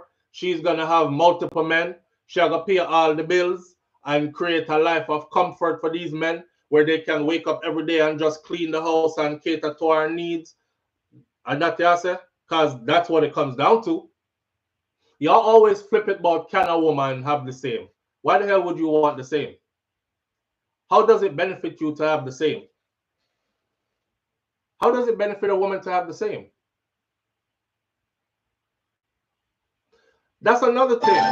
Gucci Man's wife can afford cleaning staff and all that. So if your man put you in a position to where you can do that too, but she not do that, she'll do it herself. Live on the air with SOUFLOTV. Good morning. Good morning, SOUFLOTV. How are you doing? I'm good, family. How are you doing? Good. So the thing that you're talking about, right, is not most black man's narrative. Okay. The you take care of everything, the woman stay home. That's not most black people's life. That's the celebrity end. Very, very few outside of that can have that life. Right? Of like a man takes care of everything? Financially. Most cannot afford that. But that's why I said that is the Western mind of what polygamy looks like is not what the Eastern mind of polygamy looks like. The Eastern mind in Middle East and Africa, yeah. Before a man can marry a woman, he have to pay dowry. That's number one. Yeah, he pays dowry. If he want multiple wives, even according to the Quran, he has to be able to, an African tradition, he has to be able to afford each of those women. You notice that we live in a compound traditionally back in the day, and each woman have their own little house or what the way you want to call it. Yeah. So the man has to show he can take care of all these women and the children she would produce. But so here what? Wealth is still a part of it as far as security. Not Western wealth. In Western world, we're talking about materialism. The woman of Western world want the man to be able to afford Gucci this and Fendi that and Prada this and big house that's so and big house that's so. And if you're gonna have 4 of us, then you need 4 big houses, 4 Mercedes Benz, 4 pairs of every Birkin bag, 4 this and 4 that. That's what I'm saying. Okay. It's not the Western version of what polygamy is. Where the man have goat, and instead of BMW, a goat and cow him have. You're wicked, man. Every society You're wicked. have their, they're not wicked. You're wicked. I'm telling you how it goes. Every society have their version of the wealth, right? Yeah. So in the East, them wealth look a certain way. And then in the West, them wealth look a certain way. So if you live in the West, you're not going to expect the man to come with cow and goat. No, but a modest 2-bedroom, one bathroom will do, and a normal car will do. No, 2-bedroom, 1 bathroom now do for 3 grown people, and the picnic they will produce. You need more than that. No man, 2-bedroom, 1 bathroom will do. Okay, 3-bedroom, so 2 bathroom. So the woman never catch with the picnic then. They're not for them picnic. I'm not talking about all the women. I'm talking about each woman. Okay, so that sounds like right now most men in the West can barely handle 1 woman. Women don't need all these heap of people. Can barely handle 1 woman because the one woman materialistic and want things outside of the man's reach. And the question is, why do you want more than 1 woman? For what? For what? For sexual desire. So if the woman wants no, not for me. Not for me. I wouldn't want yeah, well, me I talk about me. I wouldn't want woman for sexual desire, multiple wives. I would want multiple wives to give each one of them a break because I am a lot. So me I gonna need multiple women to handle this a lot. That means that when one gets stressed out, when Keisha gets stressed out, me can go chill with Teresa and she knows that me alright. And when Teresa gets stressed out, me can go chill with Mandy and she knows that me alright. And then me come back over to she when she done stress out. These kind of things. That's why. But it wouldn't be for sexual desire. Okay, because not for the woman, then that's what they want. If the woman then agree and say, me can't handle you, whatever your allot is, and they need help. Because in the Eastern tradition, when we're talking about Islam, we're talking about African tradition. It's traditionally, especially in Islam, it's the woman who has to approve. Right? She has to give her husband the okay. Now you do have situations where the man just do what they want to do. But traditionally and according to Quranic law, the woman has to be in agreement and she can have in her marriage rights before she even married a man. Can you or can you not? And she will help, even in traditional African society, she will help choose the woman. Sometimes the man choose the woman based on her choice. So it's not this idea that Western men have that it's like a jealous, and you cover it with a cloak to make it look like it's something virtuous. Yeah, that's why I'm not into the Western version of it. I'm into cultivating a community. I'm into gene preservation and building a nation. That's what I'm into. Right. So if them really depend out and the woman them agree, that's a different story. Yeah, so that me into and not the sexual thing. And okay, so here's my version of it, right? My version of it is this. So I have 1 wife already, right? And I decide that, and she agrees that, you know, a second wife would be beneficial to the clan. Okay, so here's what we're gonna do. Me now wait for her approval because she might choose somebody that me don't like on purpose because of her own jealousy, right? So she's not gonna choose what she knows would like send me head over heels. She gonna choose like, yeah, that we want that one there, rumputumpum. And next thing me that we rumputumpum and that now work out because I'm not attracted to her. So I'm definitely going to have to step up and choose what I like. But when we bring her in, we must understand that, okay, this is somebody that we are going to work to build as a unit as well. So if we look down the road in years to come after adding another one and another one, we should be somewhere around where we end up with 4 professionals or 4 people who can independently stand on their own, but are combining resources at the same time. You see what I'm saying? This not going to be everybody depend on one person, and then if he fall down, everything falls apart, and you have 12 children that go suffering because daddy dead. This should be about everybody being able to stand on their own and contributing to this circle, to this family kind of thing. But it's through assistance of everybody else that is a support system for each person. You feel me? If you pick up a woman your wife don't approve of, you're inviting chaos into your home, right? If me pick a woman and your wife, and that's why traditionally the wife. But if she pick a woman I don't like, that's inviting chaos into my home too. Well, so me rather me invite the chaos in my home than she, cause me have to go deal with it. You know, and that means she's disagreeable then. No, that's not mean that she's disagreeable. Yeah, if she wants because to pick. If you are bringing somebody in that the two of them do not select together, right? There will be women can be very catty, you know. But remember, there will be contention. Yeah, in but the we're home. not It's dealing. not going to be a peaceful home, and you're going to end up monogamous anyway because one of them are going to leave. No, that's what. No, so you get many. You see, that's so the you thing. Get many. So who is benefiting? How are because when we talk about, let's say, the Quran, right? For instance, because people think of Islam, they think of the four wife. Mm-hmm. That polygamy was tailored according to the Quran.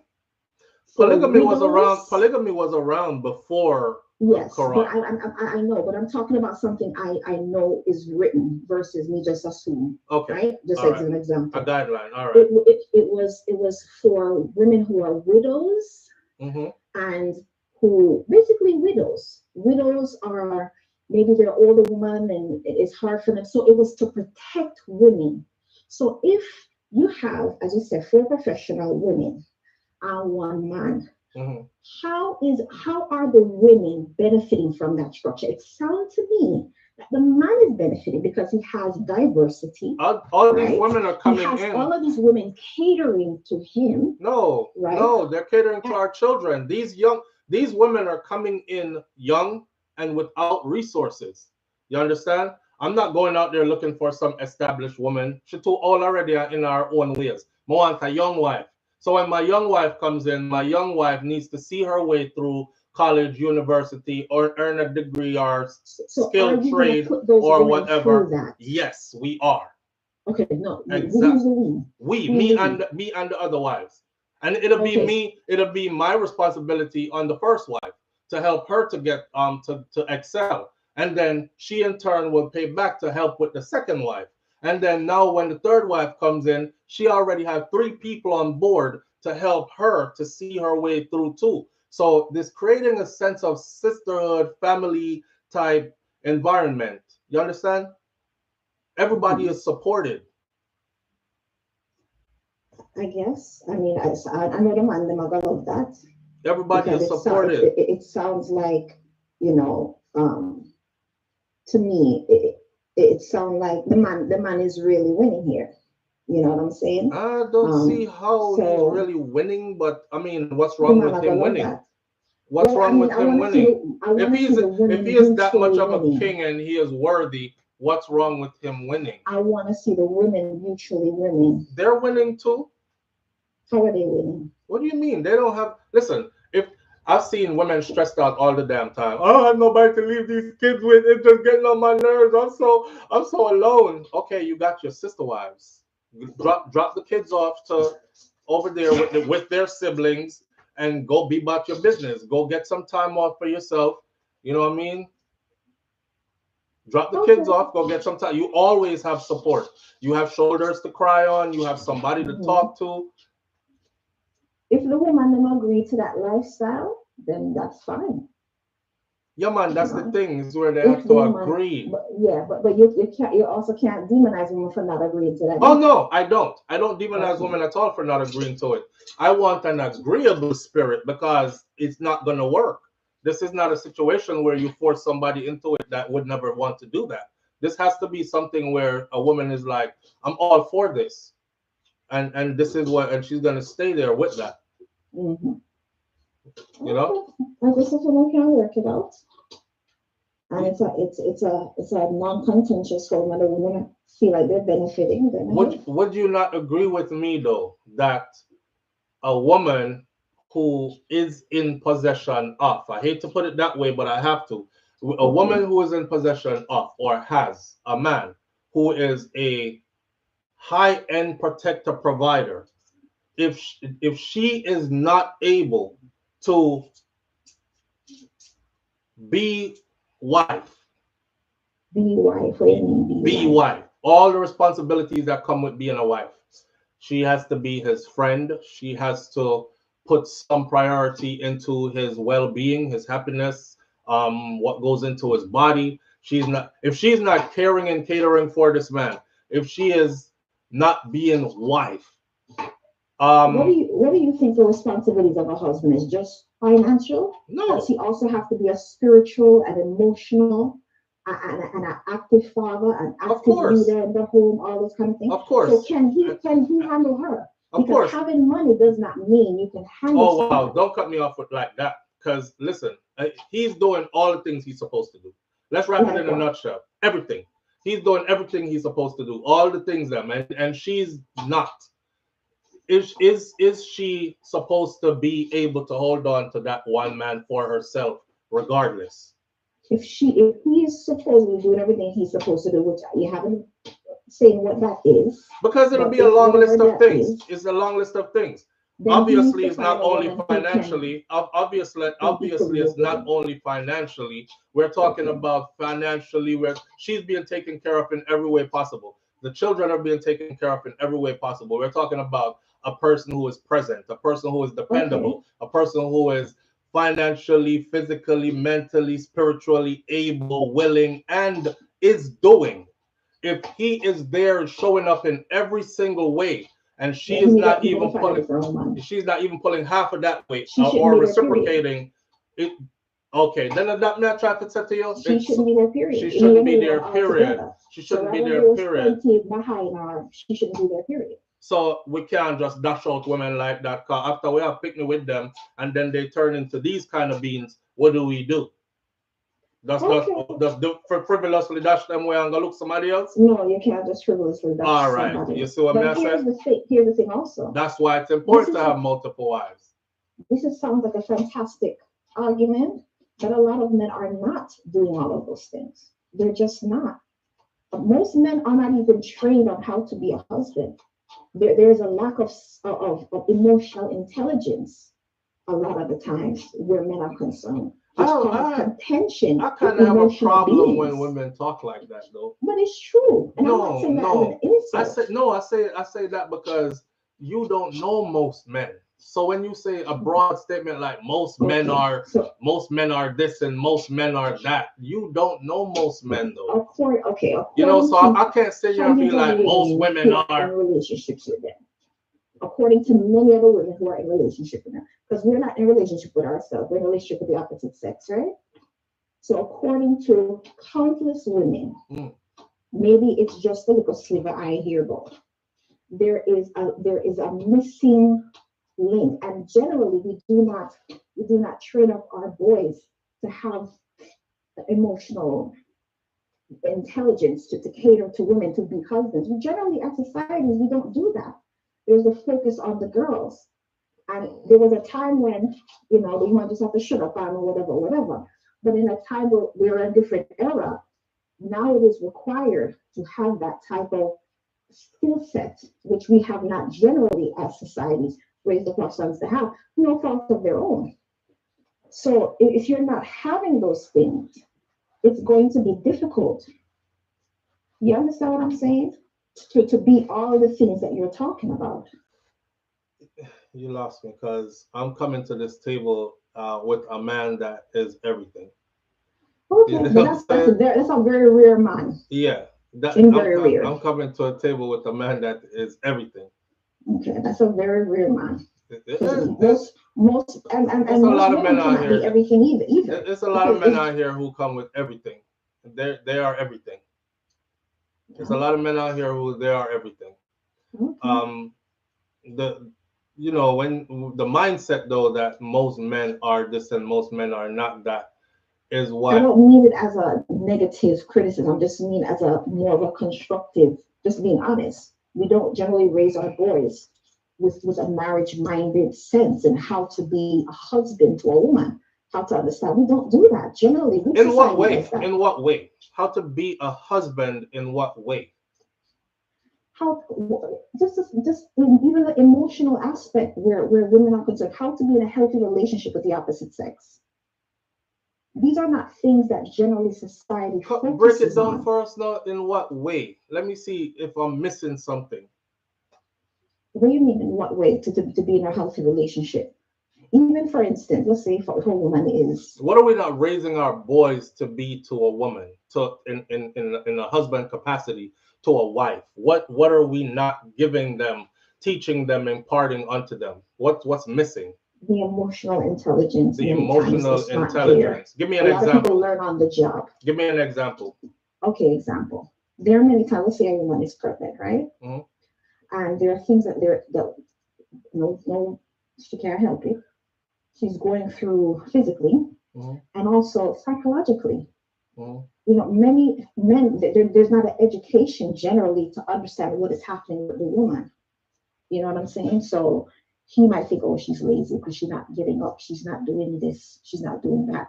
Not really understanding that, hey, this is overwhelming, or even understanding the role of being in the home, even if she's a stay-at-home mother, which can be almost a 24-hour job. He might go and do 8 hours and figure, say, all right, you take care of everything else. And you have a 2-year-old, you have an infant, they're getting up and not really being aware of, okay, yes, I do my role, my 8-hour role, but I'm looking at this woman I'm with.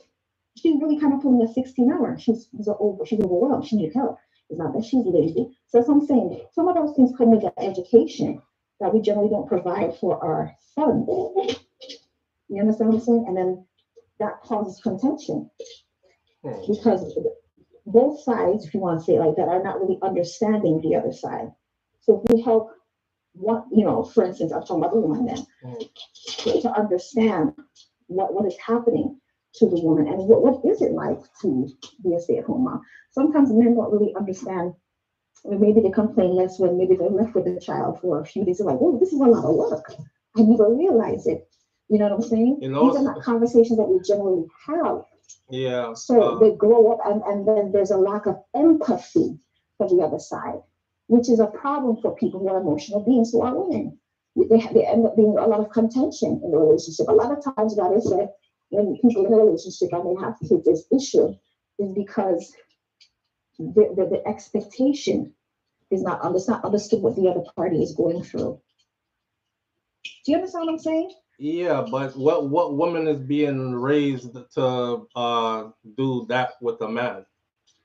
Traditionally, even in the magazines, you're reading about how to please your man. At least when I was growing up, Essence magazine, Ebony, how to please a Vanity Fair, how to please your man, how to cook, how to clean, how to look. How to ride dick and wear lingerie. No. They're not taught how to. They're not taught how to. They're not taught how to spiritually indulge with a man and how to uplift him in that way. They're not taught how to connect on another level. They're taught how to clean house, do laundry, give good sex, and that will keep your man. Let's be honest, right? So the men aren't, the boys aren't being taught how to be good husbands, and the women are not being taught how to be anything beyond just doing house chores and busting wide open in the bedroom, be his freak, and then that's that, right? It's on both sides. It's on both sides. I want to see the family that's raising their daughters and telling her, listen, his mental health is top priority. He's a protector, a provider. The world out there is going to beat him down. You need to make sure that when he comes in this house, you very rarely hear that. You know who we hear that from? Grown women who have been through it already and lost a couple of good men already. Now they're at a place where they're like, I'll put his mental health first because it's important. And all these young women who you're going to turn into wife to have children with. I'm not going to advocate for them. Who you're going to turn into wife. But we're not turning nobody into wife. We're old man already. We're talking about young women who childbearing women. You know what I mean? Nobody ain't raising them that way either. So they're learning on the job too. They're learning on the job too. You know? Anybody 80s baby, we just did Lisa Hype thing this morning. She had 80s baby and she had 36. I ain't picking up no 36-year-old to go. And I'm just saying the age. I'm not picking up a 36-year-old to go have no babies with. Honestly. 36 where I look to retirement. So I don't want no 36-year-old to have babies with. That ain't our first time getting married. You've had quite a few partners by the time you hit 36. Let's be honest. you've collected and bonded with a few souls by the time you are 36. I'm not picking up no 36-year-old woman to go have no baby with. If we're talking about the young woman then and the young man, then neither of them are prepared. Now you're on. Now you're preaching. If we're talking about age, the age range that you brought it down, them young man, they don't need no multiple women. They don't. So this conversation is not for them. So I thought you were talking about, like people our age and kind of growing up and all of that. If we're talking about, they don't need that. They're not prepared for that. They don't need no woman. They need. Listen, I tell my sons this, right? As a young man, you don't need no woman. If you're dealing with women, make sure you do everything in your power not to become a father anytime soon. I break everything down to them. I show them grocery lists. I show them shopping lists. I carry them to places and show them different environments of this, what it looks like when this, and this isn't put in place. So not everybody gets that kind of growing up. And I guess I got that kind of growing up from this man right just behind me, Mas Clevey. So I know what the structure looks like or should look like. You know what I'm saying? So you should run a class for the young man. Them are not prepared for that. So the polygamy thing, they're not prepared for that. They're not. It could start out with, but polygamy is a thing you could grow in though, because you start out with one. It's not like you wake up tomorrow and you have 4 wives. You start out with one. It could be like 5, 6, 7 years before you get your second wife. They are not prepared for one. Then you run a class. Yeah, I agree. Run a class. I agree. They're not prepared for one. So this is not their They're not prepared for one. They're not. Yeah. This is not their conversation. I don't know. It's treacherous out here. It's treacherous out here. But it's treacherous out here. On YouTube. They're not prepared. You heard me? I said it's treacherous out here. Do you see? If I'm raising my sons right? If I'm, like somebody just said, teaching them emotional intelligence and affection and all these other things, if I'm raising my empathy and these things, if I'm raising my sons right, I'm probably throwing my sons out there to the wolves if I don't teach them the other side as well. Right? It's treacherous out there. I agree. Yeah. I don't want to be a young person right now looking for somebody. Yeah, because you see what's out there. You see how how everything is looked at. Everybody is disposable. Everybody's trying to learn relationships through YouTube. It's literally through social media and YouTube. It's conditioning. Most of them are not coming from healthy families. So they're getting these cuts and bites and clips, and they're trying to take these ideas and then apply them to people without understanding the nuances and dimensions, and it's not working out. They're highly unprepared. You know what's sad? What's sad is even the ones who are coming from relationships or family, a structure where it is modeled there for them, they still get heavily influenced by whatever is floating around out there. Yeah. So, and even grown ass people who are not of the young generation, they're frigging up their relationships by falling into the same thing and being influenced that same way too. Yep. It's a hard discussion to have. So we're not ready for polygamy. Period. As a race of people, as a group. We're not ready. So there's a lot of work to need to be done before we reach this one. I agree. We're not ready. I agree. All right, so I've been on long enough. All right, manners and respect. Thank you. I appreciate you greatly. Bye-bye. All right, live on the air with SOUFLO. Good morning. Hello. That hung up too. All right. Let's take one more call for the morning, then we're done. Live on the air with SOUFLO. Good morning. Yes, SOUFLO.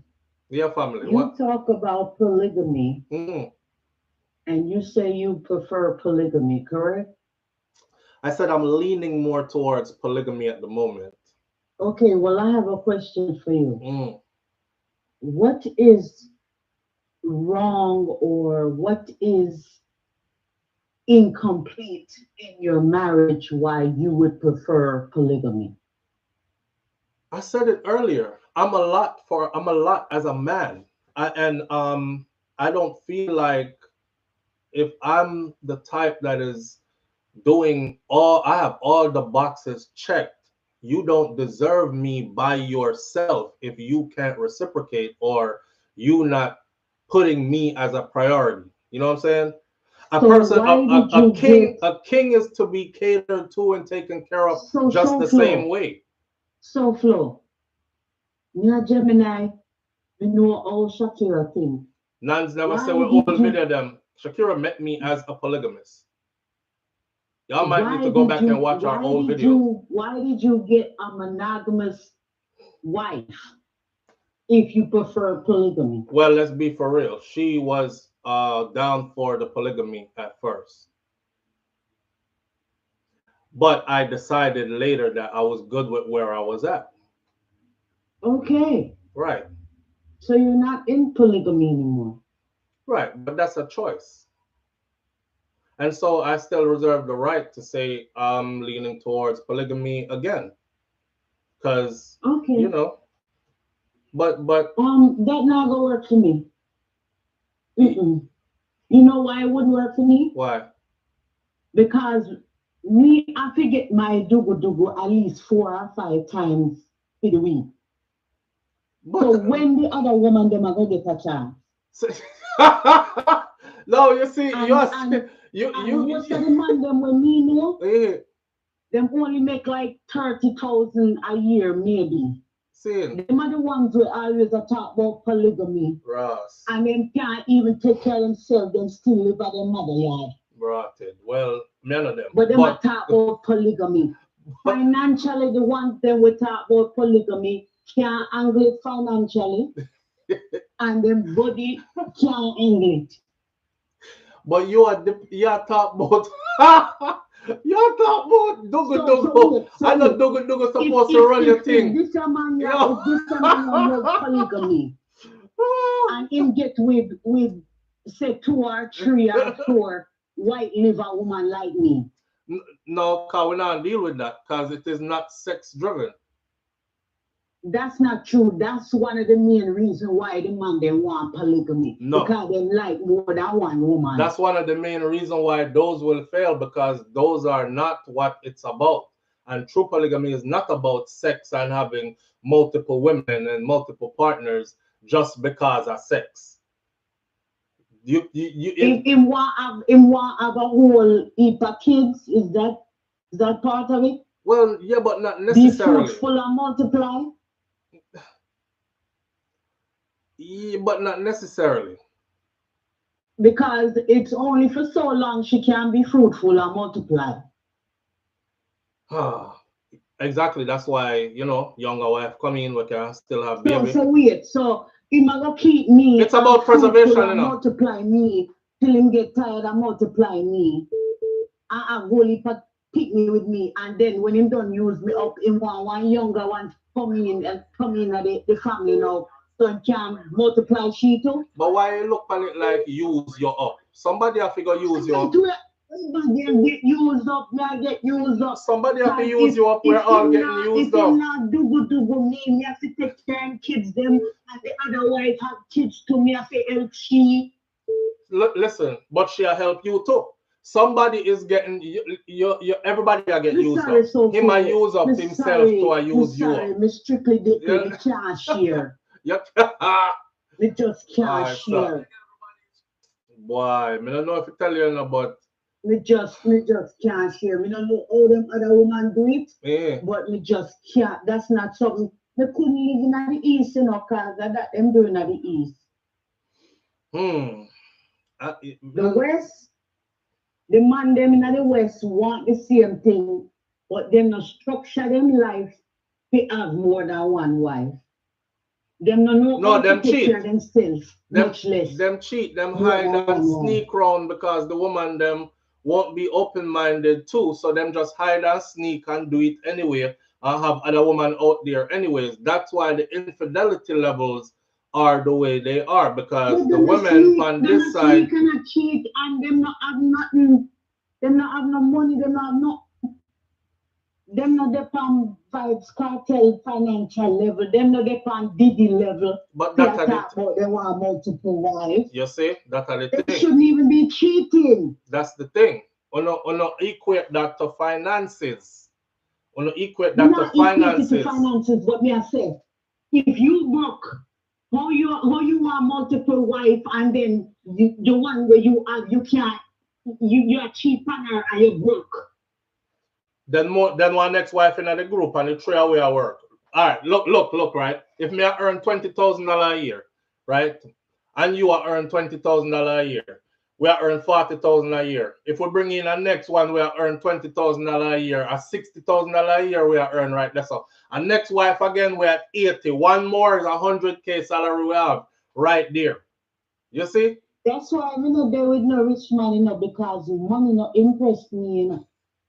Material things don't impress me, you know. Yeah. Yeah. Me not care if the man is a billionaire. Me I could be the only wife. Me not take no disrespect. Just because you have money, you know, means so you can't take advantage of me and have women all over the place. That's why I say it shouldn't be about money, because it's not about money. It's about respect. What it was about money, because I tell you say, if the man have that much money, just cry and go take a vacation. Every time him cheat or him do something, him just go slap you by your head with some money and you take the money and cry and go do what you need to do. And deal with his cheating. But that wasn't, put things in context. That was, we were talking about like Sideman cartel. We're not talking about polygamy, deso. We're talking about Sizzla cartel. We're talking about one man where one do and one do, and you just have to realize that. With the yard man, they're not going to come out and ask you to polygamous relationship. Them just have to do it to you. No, them not going to ask you because them know say you're going to fight it. You're in a polygamy relationship. Them not going to ask you because you know them know say you are going to fight it. That's the problem. Then leave me alone. I'm going to find somebody that's okay with that. All right then. Well, that can work too. And if you not have the stamina to manage me, you can't just come to me once a week and schedule me. Me are the Friday girl or me are the Tuesday girl or me not in a them thing. Them me get my tacky when me ready, when me feel like. Well, if me don't want my woman to think with her pum pum, me want her to think with her head. So sometimes there will be weeks where you don't get no wood. So you have to go focus on something else. Build a business, start an LLC, expand a brand, something. If you not get no pum pum from she for a couple of weeks, where you would have do? Me have multiple wives. So when she tired, me go. So she not have multiple husbands when she can't go to it. She can't get none from you, so she has to go without. But you not go without because you have multiple wives. No, me I go without too because it's not a sex thing for me. Is a focus on building generational wealth thing for me. Listen, I am very disciplined. Listen to me. I am very disciplined. For you already. You put her on the shelf and get one younger one. The no, man. Yeah, of course, but she have to understand what she walk into. Two, listen, I am very disciplined. You see? That's why I have one woman so long. Me can beat my meat and go to sleep and I'm good. I don't need to get up in a woman all the time because sometimes don't even have the time for that. Man and meds completely different. Have projects in my head that I gotta work out, things that need to be paid for, places I need to be. Me have to arrange a 6 people. Me have to arrange this one, spend time with that one, make sure this one needs are taken care of. Who's going off to college tomorrow? Who's coming home this week? Who have to day so that's all. Me have no time for no sex all the time like that. So it's not a sex thing, and I don't want a woman who feel like me have to in her hole constantly. I got real life. You know what I noticed? Me notice that those who want somebody in them hole constantly, they're never high earning people. They're never high earning people unless you like a P Diddy, right? We never high earning people. Even Diddy didn't. Even Diddy couldn't do it. Even Diddy couldn't do it. Me not say me want the man in the hole constantly, but me I say. So what wrong with go? What wrong with go 2 weeks? What wrong with go 2 weeks without sex? What wrong with go 2 weeks without sex? But me I ask you, what wrong with go 2 weeks without sex? Is go work and pay bills. Lord all God. My other time, if me want, when me want, me should get my cotton. Yo, you see? Go back to my chat. All right. All right. That's Marie's message 411 TV. She not been nowhere. She only thinks she a been like a when I want it, me I forget it. Hey, me not argue with you about that, my friend. But I'm saying that ain't what I'm building though. That me I build though. I mean, no one like that either. You have to can focus that energy upon something else. Let me tell you something. I can't tell you how much times me run 24-hour, 48-hour straight missions. All right. These are, when we call them missions, I'm talking about learning something and putting that energy into building and developing something that comes out to be thousands of dollars in fruition. You understand? And then have that money now when we can actually take care of my family the way I need to. If I have a woman around me who may have to in our hole constantly all the time or all these things, it's not gonna work, because then me in your hole all the time or you need 4, 5, 6 times a week, but you're not helping to pay any of these bills that are piling up. And I don't want to live a mediocre life where we can barely pay the bills and oh God, can't wait for the next check to pay the next bill because we're like this close to the end. You know, I don't want to live that. I don't want to live that. So it's all about choices. Some women want a man who work down the street and him do a 9 to 5. You want him left early in the morning for the same time for work. And you, bye baby, I'll see you later, okay? Have a nice day at work. And him go off and you go clock in and him clock in. I want to text, how is your lunch break going, honey boo? And him come back home and then you drive in at the driveway shortly after him. I want to Netflix and chill for the evening together. I want to do that every day and that's how I want to life. You don't want to take vacations and go places and travel and do them things that take money, right? And go places and only I'm going to do that once in every blue moon because I that. So, and Uno can have sex every day because then Uno wake up in the morning, gone back to work again. I don't want to be stuck in that routine and I don't want to live that kind of life then. So it comes down to personal choice then. And all I'm saying is it would be better to be polygamous if it would be better to be polygamous because it will work out better that way. Less stress for everybody. It's a unit. Everybody is working together. Everybody is an earner in that unit. Everybody is caring for each other in that unit. You have your support system within that unit, and everything is combined in that unit, making it even more powerful. The only problem is finding those who are willing and then would actually stick with it. That part. A woman will, and Marie just asked a question. We're going to end it like this morning. Marie said, you know what I noticed about Jamaican man? Them won't tell you. Say, polygamy is what they're into or what them want. Them just full of period of foolishness, make you feel like you and them alone. Then them do it by the side anyway. And something important I said that you missed. When we tell you, you don't want to do it anyway, right? So, okay, leave me alone. I'm going to find somebody else. Here on. Then we find the ones who pretend that that's what they want to do, right? Yeah, I'm down for that. That's what I want to do. You know, if that's what's going to work, it's all good. And then when they realize like what they have in you, they're like, oh, hell no, me not share that.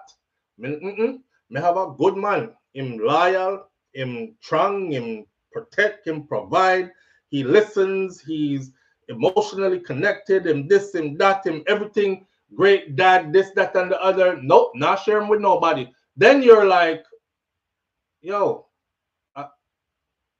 I'm polygamous, remember? No, well, that not gonna work. No, that not gonna work no more. Now you're stuck with a monogamous relationship when polygamy was your thing from the beginning. You know what I mean? So it worked both ways. I don't know. I'm thinking this one through. Probably gonna catch a lot of hell for this at some point in the near future.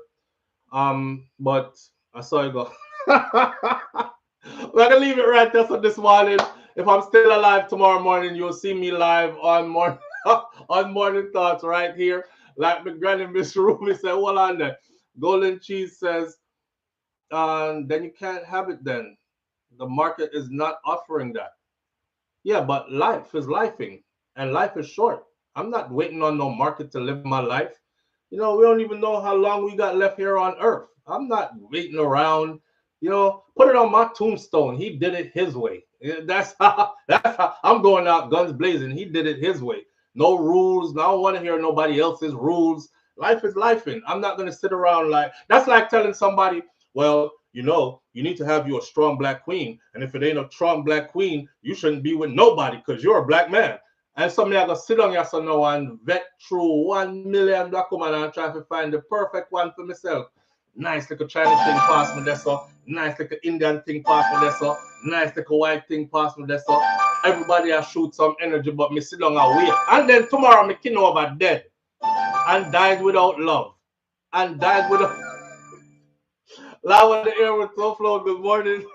SOUFLOW, morning. Yo, morning family, what go on? Well, God, when I listen to your show this morning, really interesting. See? Yeah, because, you know, Maria talked about you only need one woman and things. But in our society, we can look on the fact that most men married and divorced, and they must support more than one wife anyway.